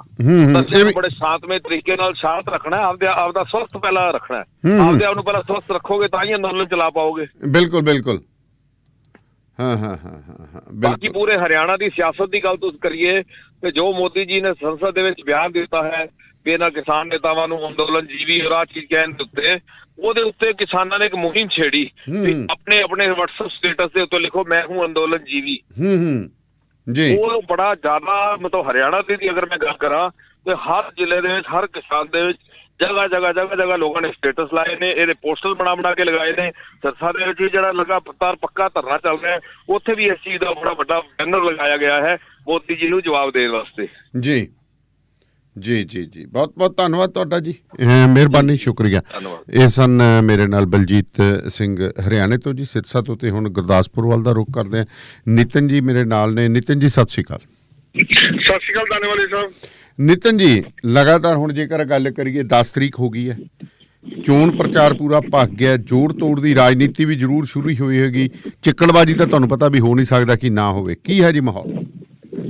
ਬਿਲਕੁਲ ਧੰਨਵਾਦ ਸਾਹਿਬ, ਜਿਸ ਤਰ੍ਹਾਂ ਦਿਨ ਰਹਿ ਗਏ ਨੇ ਪਿੱਛੇ ਦੋ ਪ੍ਰਚਾਰ ਦੇ, ਹੁਣ ਇਹਦੇ ਵਿੱਚ ਮੰਤਰੀ ਵੀ ਜਿਹੜੇ ਆਪ ਆਣੇ ਤੇ ਮੰਤਰੀਆਂ ਦੇ ਨਾਲ ਜਿਹੜੇ ਵੱਡੇ ਜਲਸੇ ਜਿਹੜੇ ਆ ਉਹ ਵੀ ਹੋਣੇ ਸ਼ੁਰੂ ਹੋ ਗਏ। 3-3 4-4 ਜਿਹੜੀਆਂ ਵਾਰਡਾਂ ਨੇ ਉਹਨਾਂ ਦਾ ਇੱਕ ਥਾਂ ਤੇ ਜਲਸਾ ਰੱਖਿਆ ਜਾ ਰਿਹਾ, ਜਿਹਦੇ ਚ ਮੰਤਰੀ ਸ਼ਿਰਕਤ ਕਰ ਰਹੇ ਨੇ, ਵੱਡੇ ਲੀਡਰ ਵੀ ਆ ਰਹੇ ਨੇ। ਸੋ ਲੋਕਾਂ ਨੂੰ ਆਪਣੇ 4 ਸਾਲ ਦੇ ਰਿਪੋਰਟ ਕਾਰਡ ਦਿਖਾ ਰਹੇ ਨੇ ਤੇ ਇਹ ਗੱਲ ਕਹੀ ਜਾ ਰਹੀ ਆ ਕਿ ਆਉਣ ਵਾਲਾ ਸਮਾਂ ਜਿਹੜਾ ਵਾ ਇਲੈਕਸ਼ਨ ਈਅਰ ਆ ਤੇ ਨਾਲ ਦੀ ਨਾਲ ਡਿਵੈਲਪਮੈਂਟ ਈਅਰ ਵੀ ਆ। ਹਮੇਸ਼ਾ ਦੇਖਿਆ ਜਾਂਦਾ ਕਿ ਜਦੋਂ ਵੀ ਕਿਸੇ ਵੀ ਸਰਕਾਰ ਦਾ ਅਖੀਰਲਾ ਸਾਲ ਹੁੰਦਾ ਤੇ ਫਿਰ ਇਹ ਅੱਡੀਆਂ ਚੁੱਕ ਲੈਂਦੇ ਨੇ ਜੀ, ਤੇ ਸਾਡੇ ਮਾਝੇ ਚ ਕਹਾਵਤ ਆ ਵੀ ਅੱਡੀ ਨਾਲ ਪਤਾਸਾ ਹੀ ਭੰਨਦੇ ਨੇ। ਫਿਰ ਮਤਲਬ ਵੀ ਹਰ ਪਾਸੇ ਇਹਨਾਂ ਨੇ ਜਿਹੜੇ ਆ ਨੀਂਹ ਪੱਥਰ ਰੱਖੀ ਜਾਣੇ ਨੇ, ਡਿਵੈਲਪਮੈਂਟ ਦੇ ਕੰਮ ਕਰੀ ਜਾਣੇ ਨੇ। ਸੋ ਇਹ ਸਾਰੀਆਂ ਜਿਹੜੀਆਂ ਕੁੱਲ ਮਿਲਾ ਕੇ ਗੱਲਾਂ ਵਾ, ਇਹ ਲੋਕਾਂ ਨੂੰ ਭਰਮਾਇਆ ਜਾ ਰਿਹਾ, ਦੱਸਿਆ ਜਾ ਰਿਹਾ ਵਾ ਸੱਤਾਧਾਰੀ ਪਾਰਟੀ ਵੱਲੋਂ ਕਿ ਅਸੀਂ ਆਹ ਕੁਝ ਕੀਤਾ ਵਾ, ਤੇ ਜਿਹੜੀ ਹੁਣ ਕਾਰਪੋਰੇਸ਼ਨਾਂ ਜਾਂ ਮਿਊਨਿਸਪਲ ਕਮੇਟੀਆਂ ਨੇ ਉਹ ਕਾਂਗਰਸ ਦੀਆਂ ਬਣਾਈਆਂ ਜਾਣ। ਦੂਸਰੇ ਪਾਸੇ ਬੀਜੇਪੀ ਦਾ ਜਿਹੜਾ ਵਿਰੋਧ ਹੈ ਕਿਤੇ ਨਾ ਕਿਤੇ ਸ਼ਹਿਰ ਇੰਟਰਨਲ ਸ਼ਹਿਰਾਂ ਨੂੰ ਛੱਡ ਦਈਏ, ਮਤਲਬ ਬਿਲਕੁਲ ਜਿਹੜੇ ਖਾਸ ਸ਼ਹਿਰ ਨੇ ਇਹਨਾਂ ਨੂੰ ਛੱਡ ਦਈਏ, ਥੋੜਾ ਥੋੜਾ ਉੱਪਰ ਤੇ ਜਾਈਏ ਤੇ ਕਿਤੇ ਨਾ ਕਿਤੇ ਬੀਜੇਪੀ ਦਾ ਵਿਰੋਧ ਜਿਹੜਾ ਉਹ ਦੇਖਣ ਨੂੰ ਮਿਲਦਾ ਵਾ ਤੇ ਲੋਕ ਕਰਦੇ ਵੀ ਪਏ ਨੇ। ਕਈਆਂ ਥਾਵਾਂ ਲੱਗੇ ਹੋਰਡਿੰਗ ਲੱਗ ਗਈਆਂ ਵੀ ਬੀਜੇਪੀ ਦੇ ਲੋਕ ਇੱਥੇ ਨਾ ਆਉਣ। ਸੋ ਇਹ ਸਾਰੀਆਂ ਗੱਲਾਂ ਕੁੱਲ ਮਿਲਾ ਕੇ ਹੁਣ ਜਿਹੜੀ ਦੇਖਣ ਵਾਲੀ ਗੱਲ ਆ ਕਿ ਪਰਸੋਂ ਤੋਂ ਜਦੋਂ ਚੋਣ ਪ੍ਰਚਾਰ ਬੰਦ ਹੋ ਜਾਏਗਾ ਤੇ ਉਸ ਤੋਂ ਬਾਅਦ ਕੀ ਜਿਹੜੀ ਰਣਨੀਤੀ ਆ ਮੌਕੇ ਦੀ ਸਰਕਾਰ ਅਪਣਾਏਗੀ, ਕਿਉਂਕਿ ਜਿਹੜੀਆਂ ਵਿਰੋਧੀ ਪਾਰਟੀਆਂ ਨੇ ਇਹ ਦੋਸ਼ ਲਾ ਰਹੀਆਂ ਨੇ ਕਿ ਵੋਟਾਂ ਵਾਲੇ ਦਿਨ ਜਿਹੜਾ ਵਾ ਲੜਾਈ ਝਗੜਾ ਕਰ ਸਕਦੇ ਆ, ਬਦਮਾਸ਼ੀ ਕਰਨਗੇ, ਝਗੜਾ ਕਰਨਗੇ ਤੇ ਵੋਟਾਂ ਨੂੰ ਜਿਹੜਾ ਡਰਾਉਣਗੇ, ਧਮਕਾਉਣਗੇ ਤੇ ਉਹਦਾ ਕਰਕੇ ਇਹ ਜਿੱਤ ਹਾਸਲ ਕਰਨਗੇ। ਖੈਰ ਇਹ ਅੱਜ ਜਿਹੜੀ ਆ ਵਿਰੋਧੀ ਧਿਰਾਂ ਇਹ ਦੋਸ਼ ਲਾ ਰਹੀਆਂ ਨੇ, ਜਦੋਂ ਇਹਨਾਂ ਦੀ ਸਰਕਾਰ ਹੈ ਜਦੋਂ ਕਾਂਗਰਸ ਵਾਲੇ ਦੋਸ਼ ਲਾਉਂਦੇ ਰਹੇ ਨੇ, ਇਹ ਦੁਸ਼ਬਾਜ਼ੀ ਤੇ ਚਿੱਕੜਬਾਜ਼ੀ ਤੇ ਚੱਲਦੀ ਰਹਿਣੀ ਹੈ। ਪਰ ਲੋਕੀ ਇਸ ਵਾਰ ਜੇ ਗੱਲ ਕੀਤੀ ਦਾਨੇਵਾਲ ਸਾਹਿਬ ਬਹੁਤ ਸ਼ਾਂਤ ਨੇ, ਸਾਇਲੈਂਟ ਨੇ, ਕੋਈ ਵੀ ਕਿਸੇ ਦਾ ਝੰਡਾ ਚੁੱਕ ਕੇ ਰਾਜੀ ਨਹੀਂ। ਇੱਕਾ ਦੁੱਕਾ ਲੋਕਾਂ ਨੂੰ ਛੱਡ ਕੇ ਜਿਹੜੇ ਲੋਕ ਬਿਲਕੁਲ ਕੱਟਰ ਨੇ ਜਾਂ ਜਿਨ੍ਹਾਂ ਦੇ ਮੋਹਰ ਲੱਗੀ ਦੀ ਉਹਨਾਂ ਨੂੰ ਛੱਡ ਕੇ ਤੇ ਆਮ ਲੋਕ ਜਿਹੜੇ ਆ ਕਿਸੇ ਨੂੰ ਵੀ ਆਪਣਾ ਭੇਤ ਨਹੀਂ ਦੇ ਰਹੇ ਕਿ ਉਹਨਾਂ ਨੇ ਵੋਟ ਕਿਹਨੂੰ ਪਾਉਣੀ ਹੈ। ਕਹਿਣ ਤੋਂ ਬਾਅਦ ਵੀ ਪੂਰਾ ਕੁਝ ਨਹੀਂ ਪਤਾ ਕੀ ਹੋ ਜਾਣਾ। ਨਾ ਜੀ ਨਾ। ਜੀ ਜੀ ਸਾਰੀ ਸਥਿਤੀ ਜਿਹੜੀ ਬਣੀ ਹੋਈ ਹੈ। ਵੈਸੇ ਤੁਹਾਡੇ ਬੀਜੇਪੀ ਦੀ ਕੀ ਸਥਿਤੀ ਹੈ? ਕਿਉਂਕਿ ਜੇਕਰ ਦੇਖਿਆ ਜਾਵੇ ਸਨੀ ਦਿਓਲ ਤਾਂ ਹੈਗੇ ਨੇ, ਸਨੀ ਦਿਓਲ ਨੇ ਤਾਂ ਆਉਣਾ ਹੀ ਕੀ ਆਪਦੇ ਬੰਦਿਆਂ ਨੂੰ ਜਿਤਾਉਣ, ਇੱਥੇ ਉਹ ਤਾਂ ਪਹੁੰਚ ਗਿਆ। ਕਿੰਨੇ ਕੁ ਹੋਰ ਜਿਹੜੇ ਨੇ, ਕਿਉਂਕਿ ਆਪਾਂ ਗੱਲ ਕਰੀਏ ਤਾਂ ਗੁਰਦਾਸਪੁਰ ਦਾ ਉਤਲਾ ਹਿੱਸਾ ਜੇਕਰ ਹਿਮਾਚਲ ਨਾਲ ਲੱਗਦਾ ਕਰੀਏ ਪਠਾਨਕੋਟ, ਤੇ ਇਹ ਬੀਜੇਪੀ ਦਾ ਗੜ੍ਹ ਮੰਨਿਆ ਜਾਂਦਾ, ਇੱਥੇ ਕੀ ਸਥਿਤੀ? ਦੇਖੋ ਜੇ ਦਾਨੇਵਾਲ ਸਾਹਿਬ ਪਠਾਨਕੋਟ, ਸੁਜਾਨਪੁਰ, ਭੋਆ ਇਹ 3 ਕੌਂਸਟੀਚੁਐਂਸੀ ਇਹੋ ਜਿਹੀਆਂ ਨੇ ਜਿਨ੍ਹਾਂ 'ਚ ਬੀਜੇਪੀ ਦਾ ਗੜ੍ਹ ਵਾ। ਸੋ ਉੱਥੇ ਕੀ ਬਣਦਾ ਵਾ, ਖੈਰ ਉਧਰਲੇ ਪਾਸੇ ਅਸੀਂ ਗਏ ਨਹੀਂ, ਪਰ ਜੇ ਥੋੜਾ ਥੱਲੇ ਆ ਜਾਈਏ, ਦੀਨਾਨਗਰ ਆ ਜਾਈਏ, ਗੁਰਦਾਸਪੁਰ, ਧਾਰੀਵਾਲ, ਕਾਹਨੂੰਵਾਨ, ਕਾਦੀਆਂ, ਫਤਿਹਗੜ੍ਹ ਚੂੜੀਆਂ, ਬਟਾਲਾ, ਸੋ ਇੱਥੇ ਜਿਹੜੇ ਆਊਟਰ ਇਲਾਕੇ ਨੇ ਬੀਜੇਪੀ ਨੂੰ ਵਿਰੋਧ ਦੇਖੋ ਚੱਲਣਾ ਪੈ ਰਿਹਾ। ਇਹ ਗੱਲ ਬੀਜੇਪੀ ਮੰਨੇ ਨਾ ਮੰਨੇ, ਲੋਕਾਂ ਦੇ ਰਿਜੈਂਟਮੈਂਟ ਹੈ ਤੇ ਇੱਕ ਕਹਿ ਲਓ ਕਿ ਇਸ਼ੂ ਵੀ ਵਿਰੋਧੀ ਧਿਰਾਂ ਜਿਹੜੀਆਂ ਨੇ ਸਿਆਸੀ ਪਾਰਟੀਆਂ ਇੱਕ ਦੂਜੇ ਦਾ ਕਰ ਦਿੰਦੀਆਂ ਨੇ, ਭਾਵੇਂ ਆਪਣੇ ਬੰਦੇ ਖਿਲਾਰ ਕੇ ਕਰਨ ਤੇ ਜਾਂ ਫਿਰ ਅਸਲੀਅਤ ਚ ਲੋਕ ਕਰਨ। ਬੀਜੇਪੀ ਦਾ ਇਸ ਟਾਈਮ ਦੇ ਹਾਲਾਤ ਸੱਚੀ ਮੁੱਚੀ ਵਾਲੀ ਗੱਲ ਕਰੀਏ ਤਾਂ ਕੋਈ ਬਹੁਤੇ ਵਧੀਆ ਨਹੀਂ।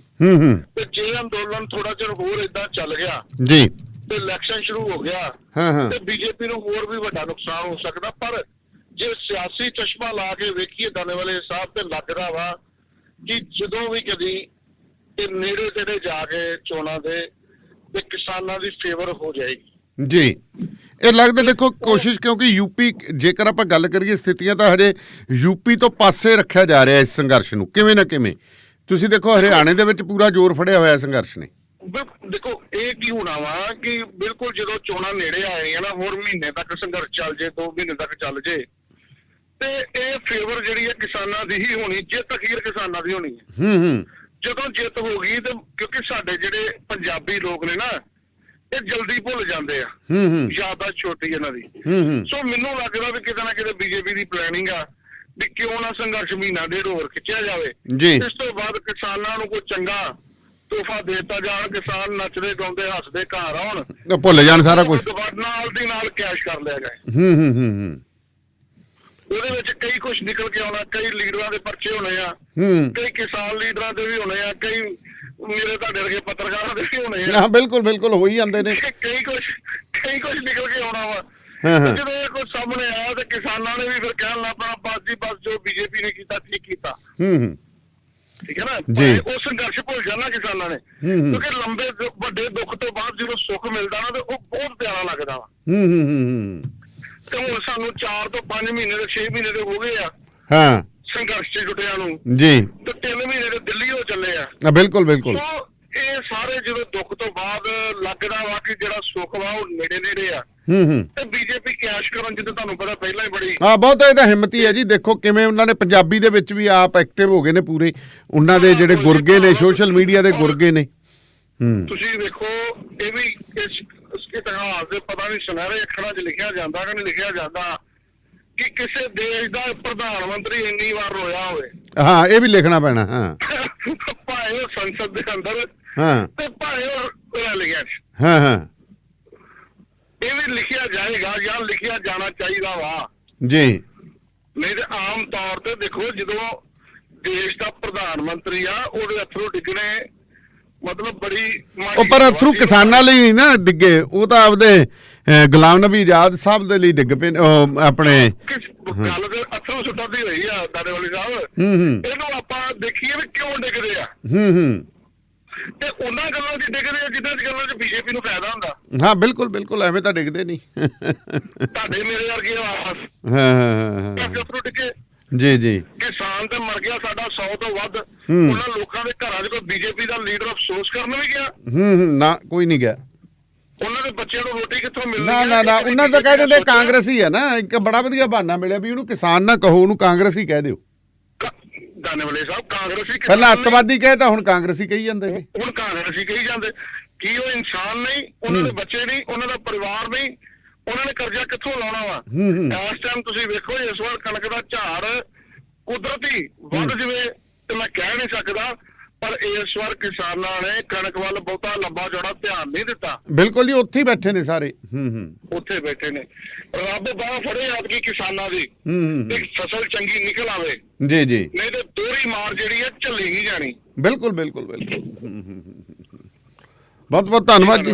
ਧੰਨਵਾਦ ਜੀ ਤੁਹਾਡਾ, ਮਿਹਰਬਾਨੀ, ਸ਼ੁਕਰੀਆ। ਤੇ ਹੁਣ ਆਪਾਂ ਫਿਰੋਜ਼ਪੁਰ ਦਾ ਰੁਖ ਕਰਦੇ ਹਾਂ। ਗੁਰਦਰਸ਼ਨ ਸੰਧੂ ਮੇਰੇ ਨਾਲ ਨੇ। ਗੁਰਦਰਸ਼ਨ ਜੀ ਸਤਿ ਸ਼੍ਰੀ ਅਕਾਲ। ਸਤਿ ਸ਼੍ਰੀ ਅਕਾਲ ਗੁਰਦਰਸ਼ਨ ਜੀ, ਸੁਖਬੀਰ ਸਿੰਘ ਬਾਦਲ ਮੈਂ ਕਹਿੰਦਾ ਕਿ ਪੂਰਾ ਜ਼ੋਰ ਲੱਗਿਆ ਹੋਇਆ ਉਹਨਾਂ ਦਾ ਪਾਰਟੀ ਦਾ ਮੁੜ ਸ਼ਾਖ ਜਿਹੜੀ ਹੈ ਬਹਾਲ ਕਰਨ ਦੇ ਲਈ ਸਥਾਨਕ ਚੋਣਾਂ ਦੇ ਵਿੱਚੋਂ। ਜੀ ਬਿਲਕੁਲ ਧੰਨਵਾਦ ਸਾਹਿਬ। ਪਿਛਲੇ ਜਦੋਂ ਤੋਂ ਸੁਖਬੀਰ ਬਾਦਲ ਫਿਰੋਜ਼ਪੁਰ ਤੋਂ ਲੋਕ ਸਭਾ ਹਲਕਾ ਜਿੱਤੇ ਸੀਗੇ ਉਸ ਤੋਂ ਬਾਅਦ ਇੱਕ ਹੀ ਗੇੜਾ ਉਹਨਾਂ ਨੇ ਪਹਿਲਾਂ ਮਾਰਿਆ ਸੀ ਤੇ ਉਸ ਤੋਂ ਬਾਅਦ ਹੁਣ ਜਦੋਂ ਇਲੈਕਸ਼ਨ ਸ਼ੁਰੂ ਹੋ ਗਏ ਆ ਨਗਰ ਪੰਚਾਇਤਾਂ ਦੇ, ਨਗਰ ਨਿਗਮ ਚੋਣਾਂ ਦੇ, ਨਗਰ ਕੌਂਸਲਾਂ ਦੇ, ਹਨਾ ਹੁਣ ਇਹਨਾਂ ਦਾ ਦੂਜਾ ਤੀਜਾ ਗੇੜਾ ਹੋ ਗਿਆ। ਉਧਰ ਗੁਰੂ ਸਾਹਿਬ ਦੇ ਵਿੱਚ ਵੀ ਤੇ ਜਲਾਲਾਬਾਦ ਵਿੱਚ ਵੀ ਜਦੋਂ ਇਹਨਾਂ ਦੇ ਉੱਤੇ ਇੱਟਾਂ ਰੋੜੇ ਗੱਡੀ ਦੇ ਮਾਰੇ ਗਏ ਸੀਗੇ ਜੀ, ਤੇ ਹੁਣ ਜਿਹੜਾ ਇਹ ਅੱਜ ਫਿਰ ਫਿਰੋਜ਼ਪੁਰ ਵਿੱਚ ਆਏ ਸੀਗੇ ਆਪਦੇ ਜਿਹੜੇ ਇਹਨਾਂ ਦੇ ਕੈਂਡੀਡੇਟ ਖੜੇ ਹੋਏ ਆ ਉਹਨਾਂ ਨੂੰ ਹੁਲਾਰਾ ਦੇਣ ਵਾਸਤੇ, ਉਹਨਾਂ ਦੀ ਹਿੰਮਤ ਬਣਨ ਵਾਸਤੇ ਕਿ ਡਟੇ ਰਹੋ, ਡਰਿਓ ਨਾ। ਪਰ ਦੂਜੇ ਪਾਸੇ ਕਾਂਗਰਸ ਵੀ ਜਿਹੜੀ ਆ ਉਹ ਪੱਟਾਂ ਨੂੰ ਤੇਲ ਮਲੀ ਬੈਠੀ ਹੈ ਵੀ ਜਿਵੇਂ ਤੁਸੀਂ ਕੀਤਾ ਸੀ ਅਸੀਂ ਵੀ ਉਵੇਂ ਕਰਾਂਗੇ। ਪਹਿਲਾਂ ਉਹਨਾਂ ਕਰ ਵੀ ਵਿਖਾਇਆ ਪੰਚਾਇਤੀ ਚੋਣਾਂ ਦੇ ਵਿੱਚ। ਹਾਂਜੀ।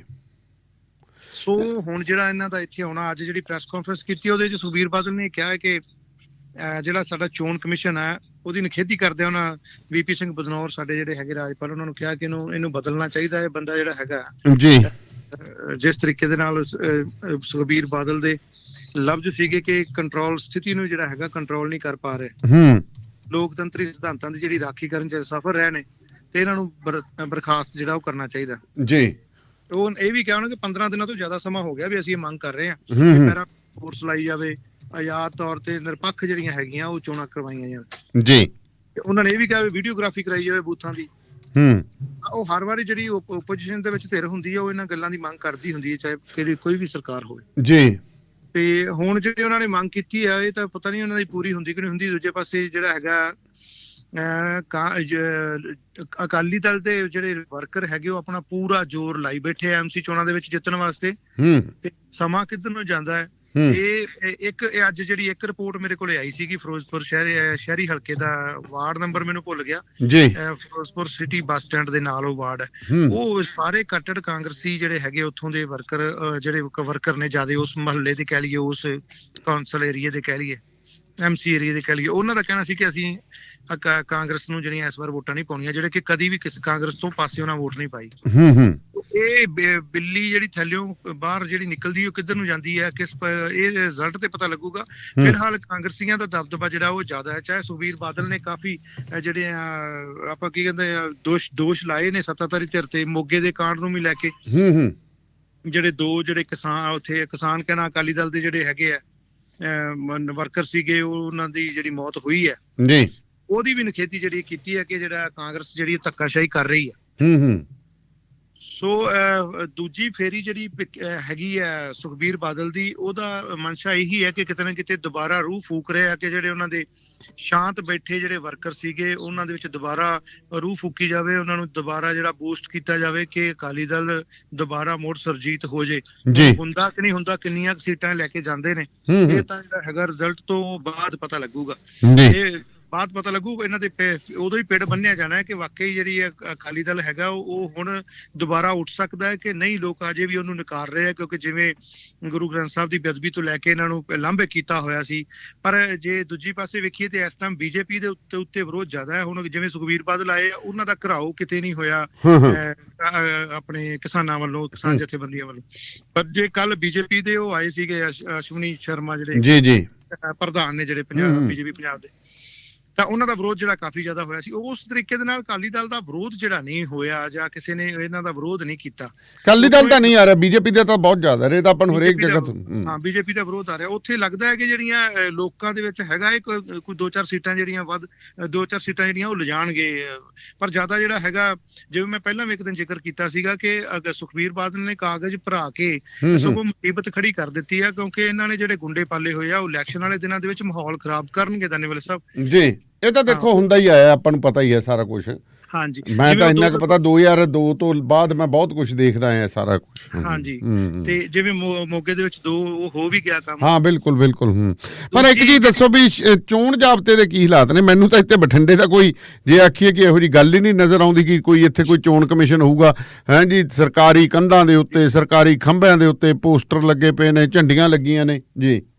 ਮੈਂ ਕਹਿੰਦਾ ਜੀ ਉਹ ਦੀਵਾਲੀ ਨੂੰ ਵੀ ਨਾ ਇੰਨੇ ਸ਼ਹਿਰ ਸੱਜੇ ਨਹੀਂ ਹੁੰਦੇ ਜਿਹੜੇ ਵਾਰਡ ਦੇ ਵਿੱਚ ਯਾਨੀ ਕਾਂਗਰਸ ਦੇ ਝੰਡੇ, ਕਾਂਗਰਸ ਦੇ ਪੋਸਟਰ ਸਾਰੇ ਸੜਕਾਂ ਦੇ ਉੱਪਰ ਲੱਗੇ ਹੋਏ ਨੇ ਪ੍ਰੋਪਰ। ਕੋਈ ਐਸੀ ਉਹ ਜਿਹੜੀ ਹੈਗੀ ਨਾ, ਤੁਸੀਂ ਲਾ ਐਂਡ ਆਰਡਰ ਜਾਂ ਉਹ ਜਿਹੜੀ ਤੁਸੀਂ ਗੱਲ ਕਹੀ ਹੈ ਚੋਣ ਕਮਿਸ਼ਨ ਵੱਲੋਂ ਜਿਹੜਾ ਹੁੰਦਾ ਉਹ ਕੁਛ ਕਿਤੇ ਵੀ ਦੇਖਣ ਨੂੰ ਨਹੀਂ ਮਿਲਦੀ। ਮੈਂ ਤਾਂ ਇੱਥੇ ਹੋਰ ਵੀ ਤੁਹਾਨੂੰ ਦੱਸ ਦਿਆਂਗਾ ਕਿ ਫਿਰੋਜ਼ਪੁਰ ਦੇ ਵਿੱਚ 2-4 ਵਾਰਡ ਇਹੋ ਜਿਹੇ ਨੇ ਜਿੱਥੋਂ ਅੱਜ ਇਹ ਖਬਰਾਂ ਸੁਣਨ ਨੂੰ ਆਈਆਂ ਕਿ ਉੱਥੇ ਲਾਈਟਾਂ ਲਾਈਆਂ ਜਾ ਰਹੀਆਂ ਉਹਨਾਂ ਗਲੀਆਂ ਦੇ ਵਿੱਚ, ਤੇ ਇਸ ਟਾਈਮ ਜਿਹੜੀਆਂ ਹੈਗੀਆਂ ਇੰਟਰਲੋਕਿੰਗ ਟਰਾਲੀਆਂ ਲੱਥੀਆਂ ਹੋਈਆਂ ਟਾਈਲਾਂ ਦੀਆਂ ਜੀ।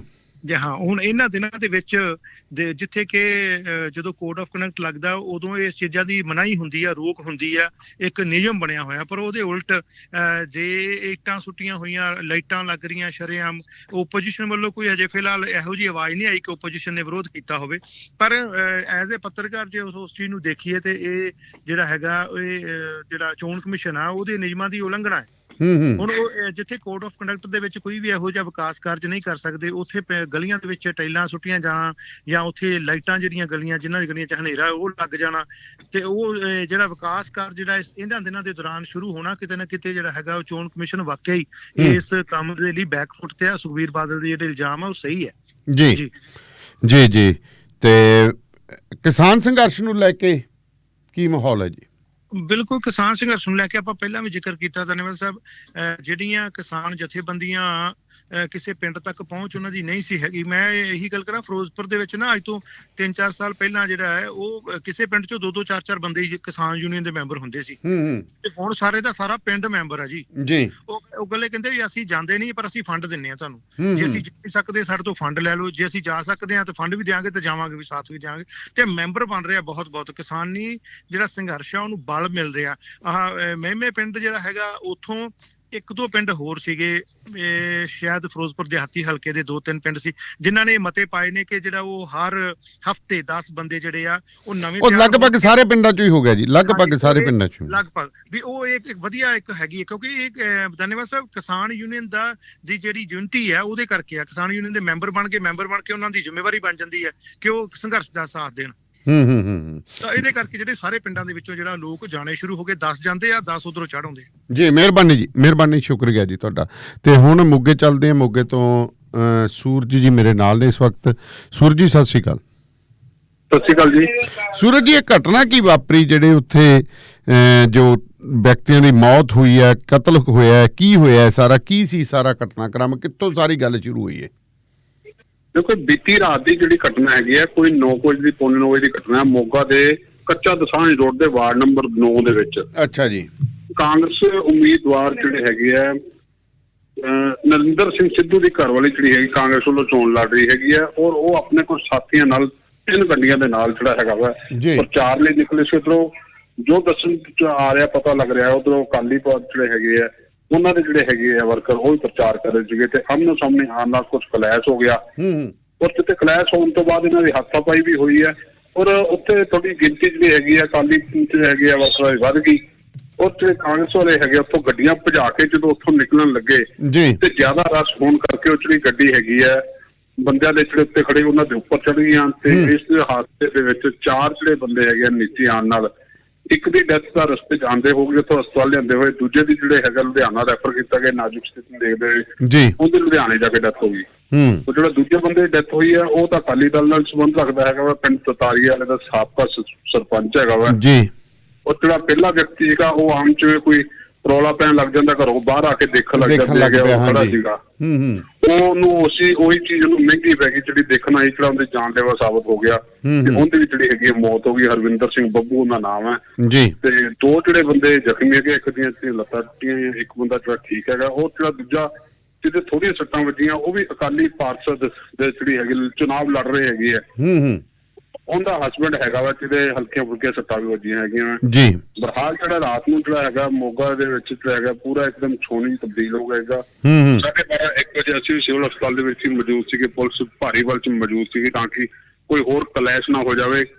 ਔਰ ਪਰ ਪੁਲਿਸ ਨੇ ਜਿਹੜਾ ਹੈਗਾ ਹੁਣ ਮਾਮਲਾ ਦਰਜ ਕਰ ਲਿਆ ਔਰ ਜਿਹੜਾ ਹੈਗਾ ਵਾ ਨਰਿੰਦਰ ਸਿੰਘ ਸਿੱਧੂ ਜਿਹੜਾ ਕਾਂਗਰਸ ਦਾ ਵਰਕਰ ਹੈਗਾ ਵਾ, ਔਰ ਉਸਦੀ ਜਿਹੜੀ ਵਾਈਫ ਹੈਗੀ ਆ ਚੁਣਾਵ ਵੀ ਲੜ ਰਹੀ ਹੈਗੀ ਵਾਰਡ ਨੰਬਰ 9 ਤੋਂ ਕਾਂਗਰਸ ਪਾਰਟੀ ਵੱਲੋਂ, ਤੇ ਉਹਨੂੰ ਹਿਰਾਸਤ ਵਿੱਚ ਲੈ ਲਿਆ ਔਰ 2 ਹੋਰ ਲੋਕਾਂ ਨੂੰ ਵੀ ਹਿਰਾਸਤ ਵਿੱਚ ਲੈ ਲਿਆ। ਇਹ ਮਾਮਲਾ ਕੀ ਦਰਜ ਕੀਤਾ ਗਿਆ ਜੀ? 302 ਕੀਤੀ ਗਈ ਹੈ ਜਾਂ 304A ਦਰਜ ਕੀਤੀ ਗਈ ਹੈ?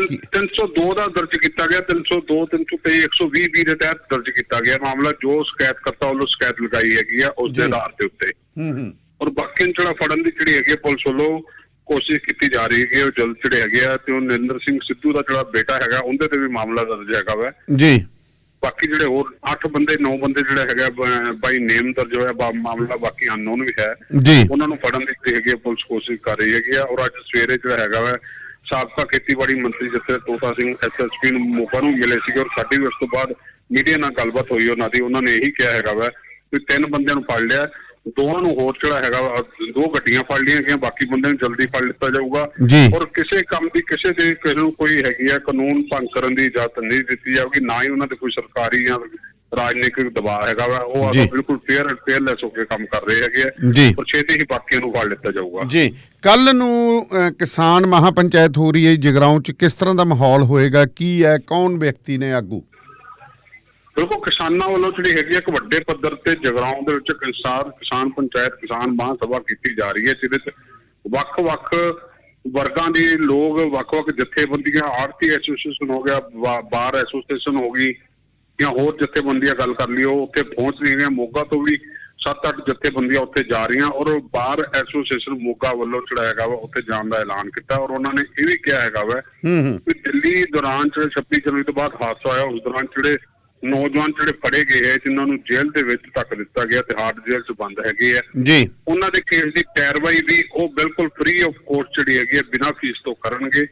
ਜਦੋਂ ਸਾਨੂੰ ਕਿਸਾਨ ਜਥੇਬੰਦੀਆਂ ਜਿਵੇਂ ਕਹੂਗੀਆਂ ਅਸੀਂ ਉਵੇਂ ਕਰਾਂਗੇ, ਉਹਨਾਂ ਦੇ ਨਾਲ ਹੈਗੇ ਆ। ਕਿਉਂਕਿ ਸਰਕਾਰ ਵੱਲੋਂ ਕੇਂਦਰ ਸਰਕਾਰ ਵੱਲੋਂ ਜਿਹੜੇ ਬਿੱਲ ਪਾਸ ਕੀਤੇ ਗਏ ਹੈ ਉਹਨਾਂ ਨੂੰ ਲੈ ਕੇ ਜਿਹੜੇ ਹੈਗਾ ਉਹਨਾਂ ਦਾ ਸਾਥ ਦੇ ਰਹੇ ਹੈਗੇ ਆ। ਜੀ। ਸੋ ਕੱਲ ਜਿਹੜਾ ਹੈਗਾ ਜਗਰਾਉਂ ਇੱਕ ਮਹਾਂਸਭਾ ਕਿਸਾਨ ਮਹਾਂਸਭਾ ਰੈਲੀ ਹੋਰ ਜਾ ਰਹੀ ਹੈ। ਜੀ ਜੀ, ਸੋ ਬਹੁਤ ਬਹੁਤ ਮਿਹਰਬਾਨੀ ਤੁਹਾਡੀ, ਸ਼ੁਕਰੀਆ ਜੀ।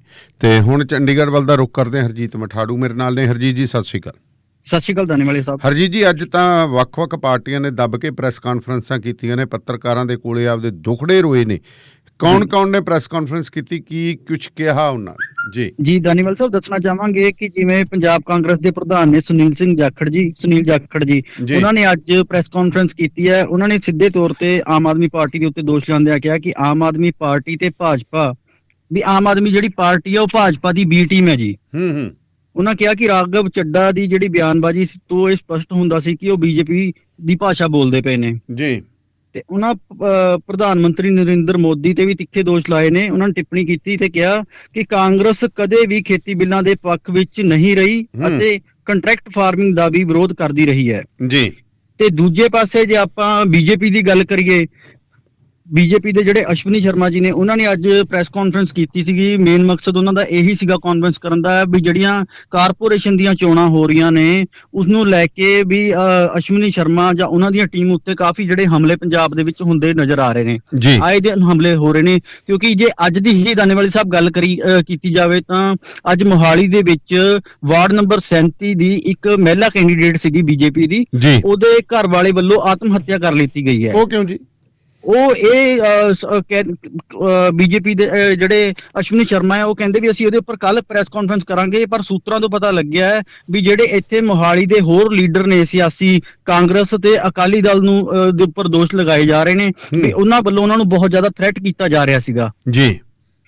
ਤੇ ਕਿਉਂਕਿ 2 ਦਿਨ ਪਹਿਲਾਂ ਹੀ ਮੋਹਾਲੀ ਦੇ ਹੀ ਵਾਰਡ ਨੰਬਰ 18 ਦੇ ਵਿੱਚ ਜਿਵੇਂ ਆਪਣੇ ਚੈਨਲ ਦੇ ਉੱਪਰ ਅਸੀਂ ਵੀਡੀਓ ਵੀ ਉਹ ਜਿਹੜੀ ਵਾਇਰਲ ਹੋਈ ਪਬਲਿਸ਼ ਕੀਤੀ ਸੀ, ਲੋਕਾਂ ਨੂੰ ਦਿਖਾਈ ਸੀਗੀ ਕਿ ਬੀਜੇਪੀ ਦੀ ਇੱਕ ਮਹਿਲਾ ਕੈਂਡੀਡੇਟ ਸੀ ਵਾਰਡ ਨੰਬਰ 18 ਦੀ, ਉਹਦੇ ਵੀ ਪੋਸਟਰ ਬਹੁਤ ਜ਼ਿਆਦਾ ਪਾੜੇ ਗਏ ਨੇ।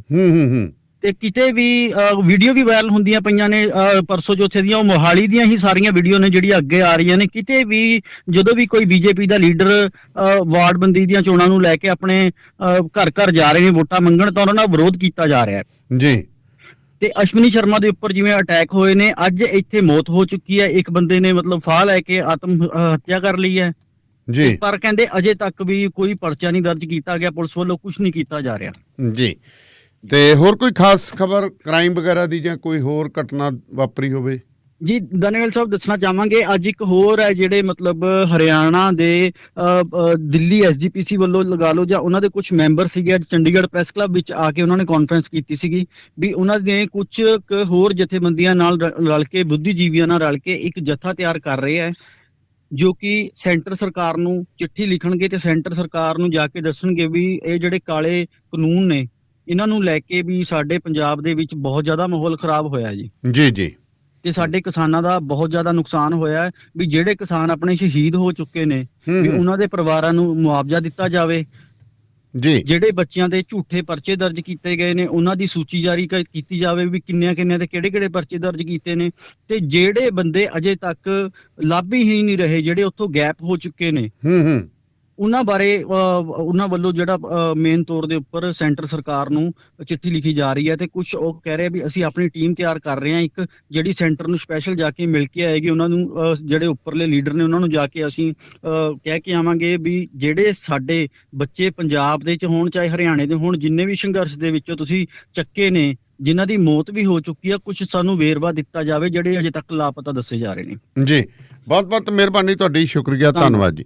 ਸੋ ਪ੍ਰੋਗਰਾਮ ਸ਼ਮਾਦਾਨ ਨੂੰ ਇੱਥੇ ਹੀ ਸਮਾਪਤ ਕਰਨ ਦੀ ਤੁਹਾਡੇ ਤੋਂ ਆਗਿਆ ਲਵਾਂਗੇ। ਜੇਕਰ ਤੁਸੀਂ ਵੀ ਪ੍ਰੋਗਰਾਮ ਨੂੰ ਸਪਾਂਸਰ ਕਰਨਾ ਚਾਹੁੰਦੇ ਹੋ ਤਾਂ 9780141741 ਤੇ ਮੇਰੇ ਨਾਲ ਸੰਪਰਕ ਕਰ ਸਕਦੇ। ਬਹੁਤ ਬਹੁਤ ਮਿਹਰਬਾਨੀ ਤੁਹਾਡੀ, ਜੁੜੇ ਰਹੋ।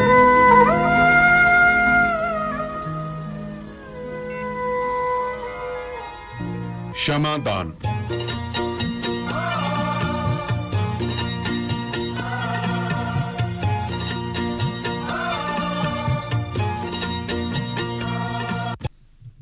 चलाਉਂਦੇ ਜਾਂ ਪੈਕਾਰ, Max force, Cummins ISX, Volvo